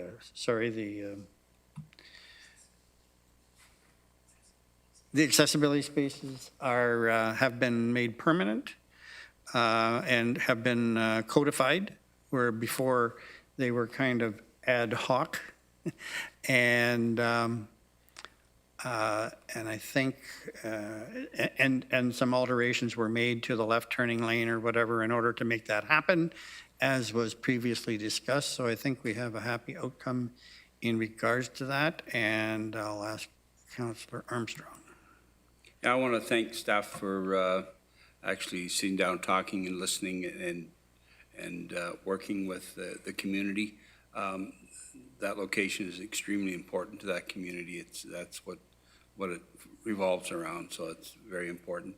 I'm just wondering if staff are considering that the lights, because of the turns and the traffic increases, if they're looking at maybe doing something with the traffic lights and maybe instituting some advanced screens or delays or something like that to help with the traffic moving. There's a lot more traffic coming down through there, especially from the north. It seems that Mayor Nowak is turning Wellesley into a destination for fly fishing or something. So we are getting a lot more traffic coming down from that direction, and there is a problem with speeding and stuff. So hopefully we can do something with that. Yeah, so. I suspect the reconstruction will trigger possibly a re-examination of the lights, but I can ask Mr. I just thought I'd mention it just as we can monitor that intersection and make adjustments to the timing as needed. So I think it would be a question of us doing some work to make sure it's justified, and if it is, we can make adjustments to timing there. Yeah, I just hope, we're going to have to do the counts and stuff. And the only other thing I was going to mention about St. Agatha is I'm hoping staff have been talking to the agricultural community out there about the stanchions on the center of the road, because there was a lot of concern about them damaging some of that very expensive farming equipment that is sometimes found to be a little more delicate than we think it is. So hopefully they're having that conversation. All right. Councillor Erb, you had your hand, but not any longer? Yeah, it was related to the because we gave up the left turning lanes, if we would consider advanced signals, but Mr. Schmidt has responded to that. Okay. It's moved by Councillor Armstrong, seconded by Councillor Erb. If you would vote.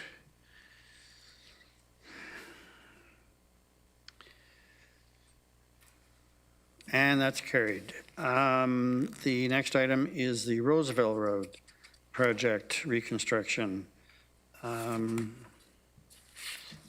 Councillor Foxton's not at the meeting currently. I think she was satisfied, last I heard. She had previously expressed concern about there not being an all-way stop, but it seemed like she then became concerned about some infiltration traffic that might create on a side street. And anyways, I don't think she has left any message in regards to that. Any questions on regards to the Roseville Road project?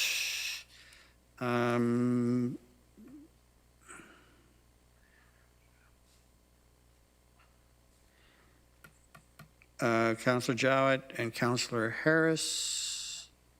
Not here. He's on the board. Yeah, I'm with you here. Yeah, he's here. So you please vote. That's approved. The next item is the regional transit supportive strategy in Cambridge, the $1 million a year for 10 years that we provide to augment and encourage transit use in Cambridge. Any questions in regards to what's being recommended there, how that money will be spent in this current year? Okay, seeing none, that's moved by Councillor Kiefer, second by Councillor Jowett. All in favor? And that's carried. The next item is the Bill 197 COVID-19 Economic Recovery Act. It's here for information only. Any questions in regards to that matter? Seeing none. Then we have a updated policy governing the sale and other disposition of land. And if there's any questions in regards to that new policy on the disposition of land. Seeing none, it's moved by Chair Redmond, seconded by Councillor Clark. And you can vote.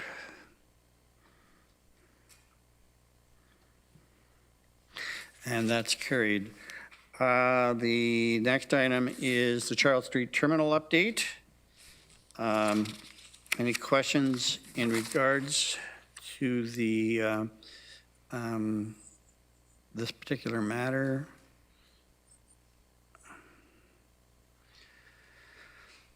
Okay, that's, I see none. It's moved by Councillor Urbanovic, seconded by Councillor Harris. Go ahead and vote. And that's carried. Into Public Health and Emergency Services, 8.1, a harm reduction program update. This is for information.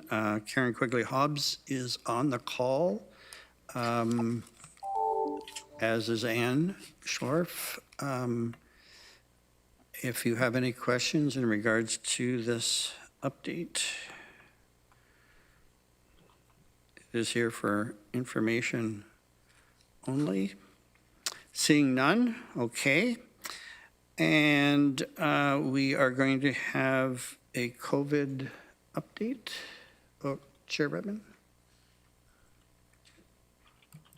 I just can't let this harm reduction report go uncommented. You know, it was a huge issue that consumed our community and still does, and there are people who continue to grapple with substance abuse, and just really want to commend staff for continuing to bring a comprehensive view forward, and impressive to see where the Sharps repositories are and the fact that they're throughout the community. So I just want to commend staff for continuing to keep their finger on this and try to stay ahead of it, because it's an ongoing issue that bubbles up from time to time and certainly does involve an awful lot of people that live on the margins in our community. So thank you, staff. Well done, Karen and Ann and your teams. Okay. COVID update. Who is Dr. Wong? No, it's Dr. Van Meer. Hi there, Yes, I'll be doing the update today. If that's okay. Thanks, Dr. Van Meer. Great to be here. Thank you, everyone. Thanks, Kathy. Will be driving the slides, so thank you, Kathy, for having those up. So I'll provide a little update on how things are going. In Waterloo region, the overall status of COVID-19 remains stable. As of this morning's dashboard update, there are 25 active cases. We've had a total of 58,204 tests performed in the region, with positive results for around 2.4% of all tests over the whole pandemic period. However, in the past week, the average percent positivity has been 0.3%. We've had a total of 1,262 cases, or 90% of all cases who've tested positive in the region now resolved. Currently, we only have one outbreak declared in a long-term care home. There are no outbreaks in other congregate settings or workplaces at this time. One trend we have noticed in the past few weeks is there's been an increase in travel-related cases. Travel-related cases made up 18% of new confirmed cases of COVID in July in Waterloo region. The most common country traveled to was the US with 7 cases, followed by 5 cases returning from India and 1 each from the United Kingdom, Nicaragua, and Pakistan. This serves as an important reminder that travel outside of Canada continues to pose a risk of exposure to COVID-19, and the Government of Canada continues to advise against non-essential travel outside of Canada. While we have continued to see encouraging trends in the community, the experience of other jurisdictions indicates we must remain vigilant in our day-to-day practices to prevent a sudden rise of cases again. We're all familiar with these now. This includes wearing a mask in public indoor spaces, washing hands frequently, staying home when sick, and maintaining physical distance with people who are not in our social bubbles. In terms of where we are seeing cases, we're predominantly seeing our new cases in the 29 and under age groups over the past few weeks. With awareness of the experience of upticks in cases in other jurisdictions, at the end of July, the province implemented additional measures for restaurants, bars, and other food or drink establishments in regulations under the Reopening Ontario Act, as the province carefully and gradually reopens in hopes to address this. We'll go to the next slide, please, Kathy. So planning for the fall, this has been obviously a topic of concern for many of us. Like others across the province, our major focus is a successful and safe back to school in the fall. The Ministry of Education consulted extensively with the Ministry of Health and Chief Medical Officer of Health on the public health measures in schools to support reopening. Throughout the summer, we have been and we will continue to work closely with our local school board partners to support them implementing the Ministry of Education's return to school plan. We were quite excited to hear the province's recent announcement of funding for additional public health nurses to support school reopening. And we anticipate moving forward in the very near future as additional information continues to become available from the Ministry of Health. We are working also with our local post-secondary institutions to support their preparations for the fall semester. And we do know the importance of ensuring students have the information they need to make decisions that protect themselves and others. Our communications team is developing a communication strategy that will target and engage youth in both secondary and post-secondary education, as well as their parents, and there'll be more to come on this. And last slide, please, Kathy. So in closing, our trends in the past few weeks have been encouraging.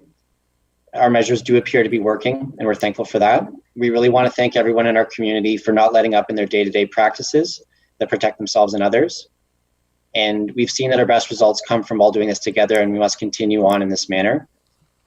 So thanks everyone for your efforts. Okay, thanks very much, Ryan. And I think there'll be some questions. The first is Councillor Clark. Thank you, Chair Galloway, and thank you, Dr. Vermeer. You did make reference to the schools reopening and the fact that there's a lot of information we don't know yet about what that will involve. And perhaps you can't answer this question, and I apologize if I'm putting you on the spot. But does public health have any concerns at this point about the reopening of schools? Thanks for your question, Councillor, and through you, Mr. We do know, as I mentioned, the Ministry of Education did consult extensively with the Ministry of Health and Chief Medical Officer of Health to land on the public health measures that that they did end up landing on. As always, when there is guidance like that, there are local implementation issues to sort out, and we have a responsibility and need to work with our local school board partners to sort out the nuts and bolts of how exactly we will help them operationalize that plan.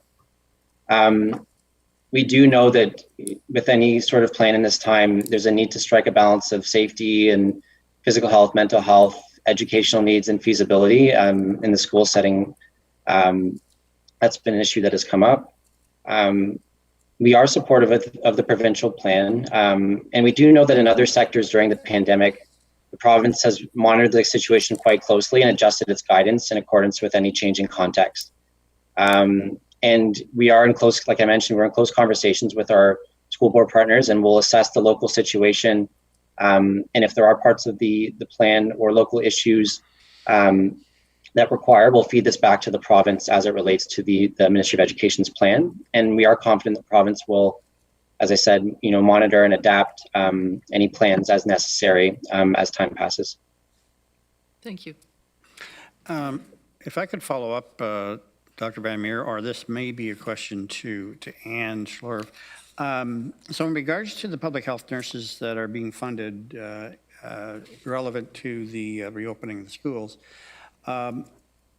they're going to be our employees, or are they going to be working for our public health department, and they'll be working in the school? So these are not public health nurses that are going to be working for the school boards. They are public health nurses that are working for us.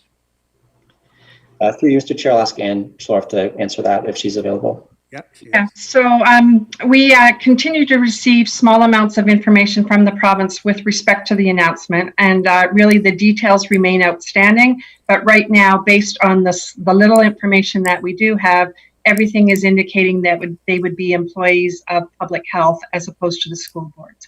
And as Dr. Van Meer said previously, we already have staff working very closely with the school boards, including public health nurses already.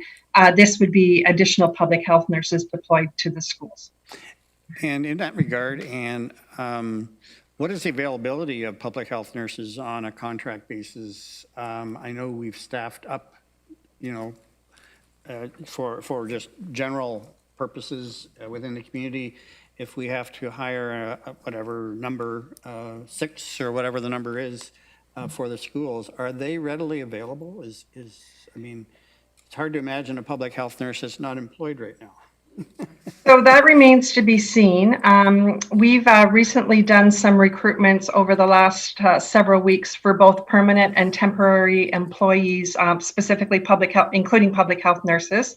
And at this point in time, we continue to have really good responses to our postings for both temporary and permanent. That being said, it's our intention to get out of the gate quickly and get postings up for these new positions, as well as some current vacancies that we have in the department, to make sure that we're staffed up for the fall as we need to be in order to respond to COVID and our ongoing services. Okay, and the next question I had is somewhat of a follow-up to Councillor Clark's, and that is, what is our jurisdiction within the schools? So for instance, when we did the mask bylaw, it does not deal with schools. It does not deal with universities. It does not deal with hospitals, because those particular jurisdictions are run by other government agencies. So do we have any say in the procedures within the school system? We did not have any way, or we were told we couldn't make masks mandatory in schools. That would be up to the Ministry of Education to do that. So as I understand it currently, our mask bylaw does not deal with schools, does not deal with universities, does not deal with hospitals, does not deal with banks, because they're federally regulated. So are we able to extend our bylaw, if we even thought it was appropriate, to schools under this new scheme? Or are we able to impose any kind of protocol on the school system, or are we just react to your staff just deal with whatever the rules that the Ministry of Education comes up with, or the rules that the local boards of education come up with? And I see Deborah Arnold is ready to pounce on this, maybe. Whoever wants to deal with that, Deborah or Anne or whoever. So Deborah, why don't you start, and we'll maybe add on if necessary or appropriate. I want to preface, I think it's going to be important for the community to understand who has jurisdiction, because there's going to be a lot of questions we're all going to have to deal with, and you're going to have to deal with, well, why aren't masks mandatory? What do we have, like, what is our responsibility? Because we already see on social media people wanting us to comment on class sizes. Well, I don't know if we have the ability, the right to even talk about class sizes. So maybe you can help me or council with where we're at in that regard. You can both take a crack at it, or Deborah can give us the... Yeah, so thank you, Chair Galloway. So of course, municipalities are completely statutory creatures of the province. So we look to the Municipal Act and other provincial legislation for our jurisdiction. Our jurisdiction is what the province decides to provide to us. And as you say, the current mask bylaw does not apply with respect to schools. If it's council's wish, legal staff could bring a report to a subsequent council meeting to provide some elaboration, advice, and opinion on that jurisdictional question. And then maybe at this point, I would hand off to Public Health to note that under the Health Protection and Promotion Act, Public Health, the Medical Officer of Health, always has overarching authority with respect to essentially any public health concern that the community may have or that the Medical Officer of Health may discern. So that would extend, if deemed appropriate, by the Medical Officer of Health to school settings. And maybe with that, I'll hand over to Public Health. So the one thing that I would add to Deb's comment, there are some explicit examples where Public Health does have jurisdiction. So as an example, the Immunization of School Pupils Act, where we actually have very specific obligations and jurisdiction with respect to that. And that's right in the Health Protection and Promotion Act, as well as in the standards that we're to follow. That's one example. We also, the standards also speak to relationships with school boards in other programs and service areas as well. And maybe what I'll do now is just pass it over to Ryan to make, if there's anything additional he'd like to say. Thanks, Deborah and Anna. Appreciate those comments and definitely agree with the sense of where the jurisdiction lies, especially when it comes to the bylaw and face coverings in schools. I think the only thing that I'll add is that our sense is that the current plan contains those key features that we hope to see in terms of distancing, cohorting, hand hygiene, environmental cleaning, the things that we know work in other settings to this point in preventing the transmission of COVID. And, as I mentioned earlier, we do know that the Ministry of Education consulted extensively with medical experts in the province to come up with a lot of these recommendations, and which would have involved a review of the evidence related to transmission in schools and between children. So I think, and the current state of the pandemic in Ontario and in different regions in Ontario as well. So I think that with that in mind, what we do now is what we always have done in other settings, which is monitor closely what's happening locally and work closely with our partners in the school boards to troubleshoot and implement plans. And if we see things or hear things from our school board partners that require feeding back to the province, we'll be sure to do that. Okay, well, I appreciate all that, all those responses. I just want to maybe ask Mr. Lochner and the communication staff, Julie in Public Health, and the corporate communications people. I think we're going to need to develop a communications plan. This is going to be a big deal when school reopens, and there's going to be a million questions, and I think members of council are going to get asked, but more importantly, public health is going to get asked, because people are going to think that public health has jurisdiction. I mean, because we know we're the most accessible level of government, it's hard to get in touch with the Ontario Chief Medical Officer of Health. We have weekly press conferences, and I've watched most of those, and so often the local media are asking questions that are not of a local nature. And I think this is going to be really amplified with the opening of schools. So I just think there should be as clear a message, talking points, whatever, that we all will use in trying to explain to particularly parents, but also teachers, about, who does what. And, and it's going to be a little complicated because while the province in the Ministry of Education has most of the jurisdiction, now we're going to have our public health nurses going into the schools doing certain things. So it will be a little bit complicated, and I just think that we're going to need to answer a lot of questions, and there's nothing wrong with that. But I think the reopening of schools is going to be much more significant than going into phase 3.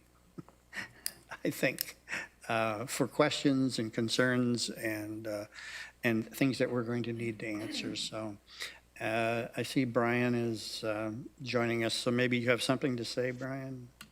No, but I'll follow up with Julie and her team, and again, it is part of the plan. Yeah, that's great to hear. Councillor Kiefer.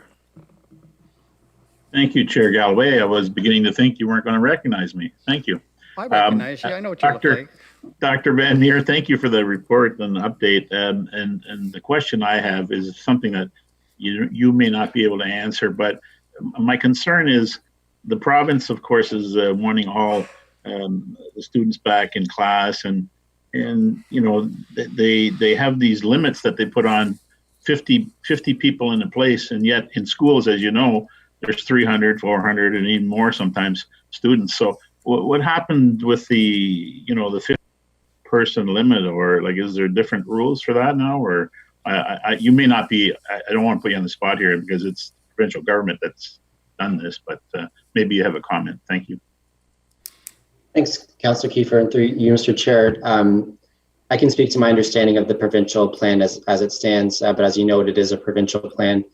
I think the idea there is trying to, we're familiar with this bubbling concept or cohort concept where a certain number of people may have more exposure or contact with each other than another group of people. And so we've seen this work well in the daycare setting where there's cohorts of 15 children that are kept separate from other cohorts of up to 15 children in daycare. So they would have their own daycare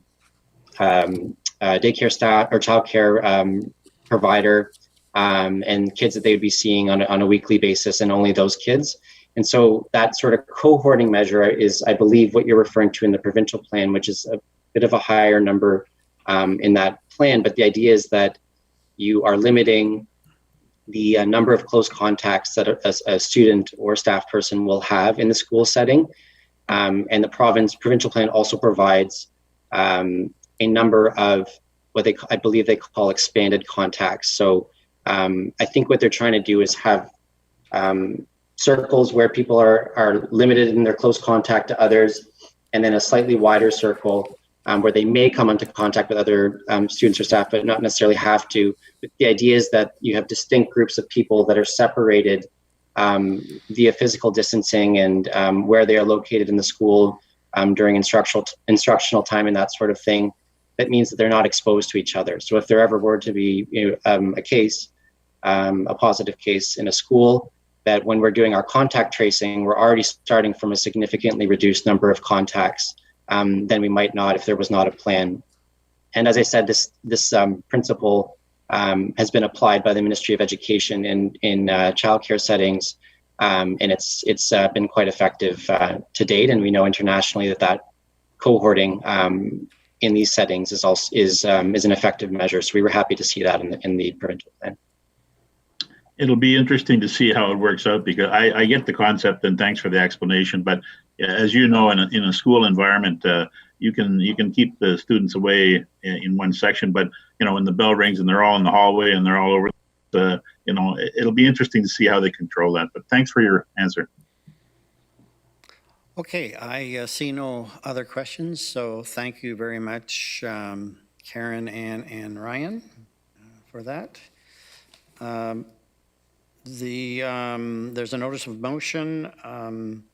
Councillor Kiefer, did you just want to introduce that? It's for the next, for next week.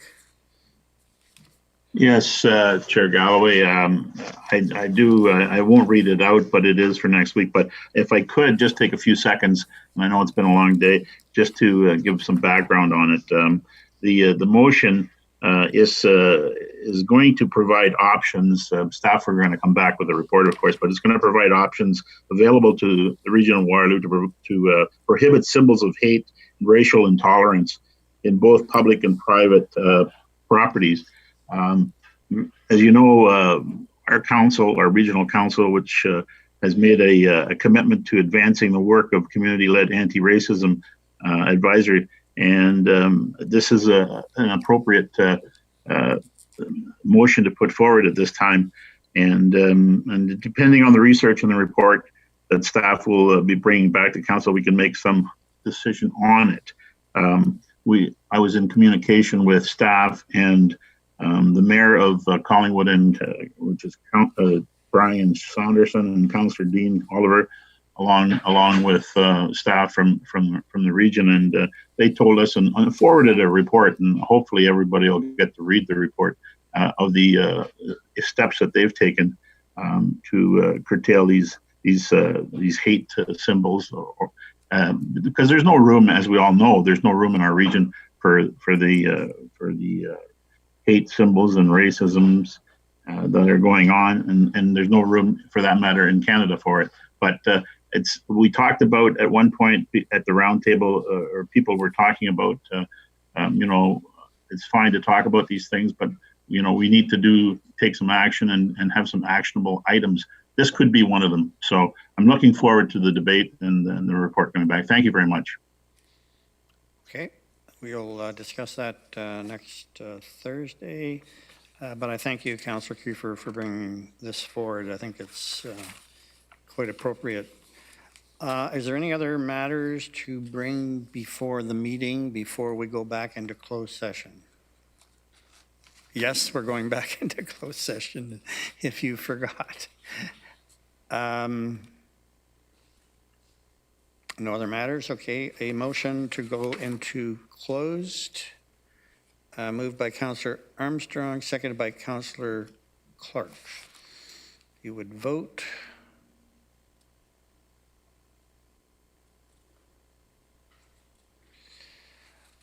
And that's carried. And a motion to adjourn this meeting, Councillor Verbanovic and Chair Redmond. And you can just keep your check marks in place and raise the hands here in the chamber. So that's carried as well. So thanking everybody who has been watching on YouTube or who were delegations in on the Zoom meeting, staff. We're now going back into closed session. We have 2 remaining items from early this morning to deal with. Again, thank you very much. And we'll take a couple of minutes to clear the Zoom and the YouTube, and we'll be back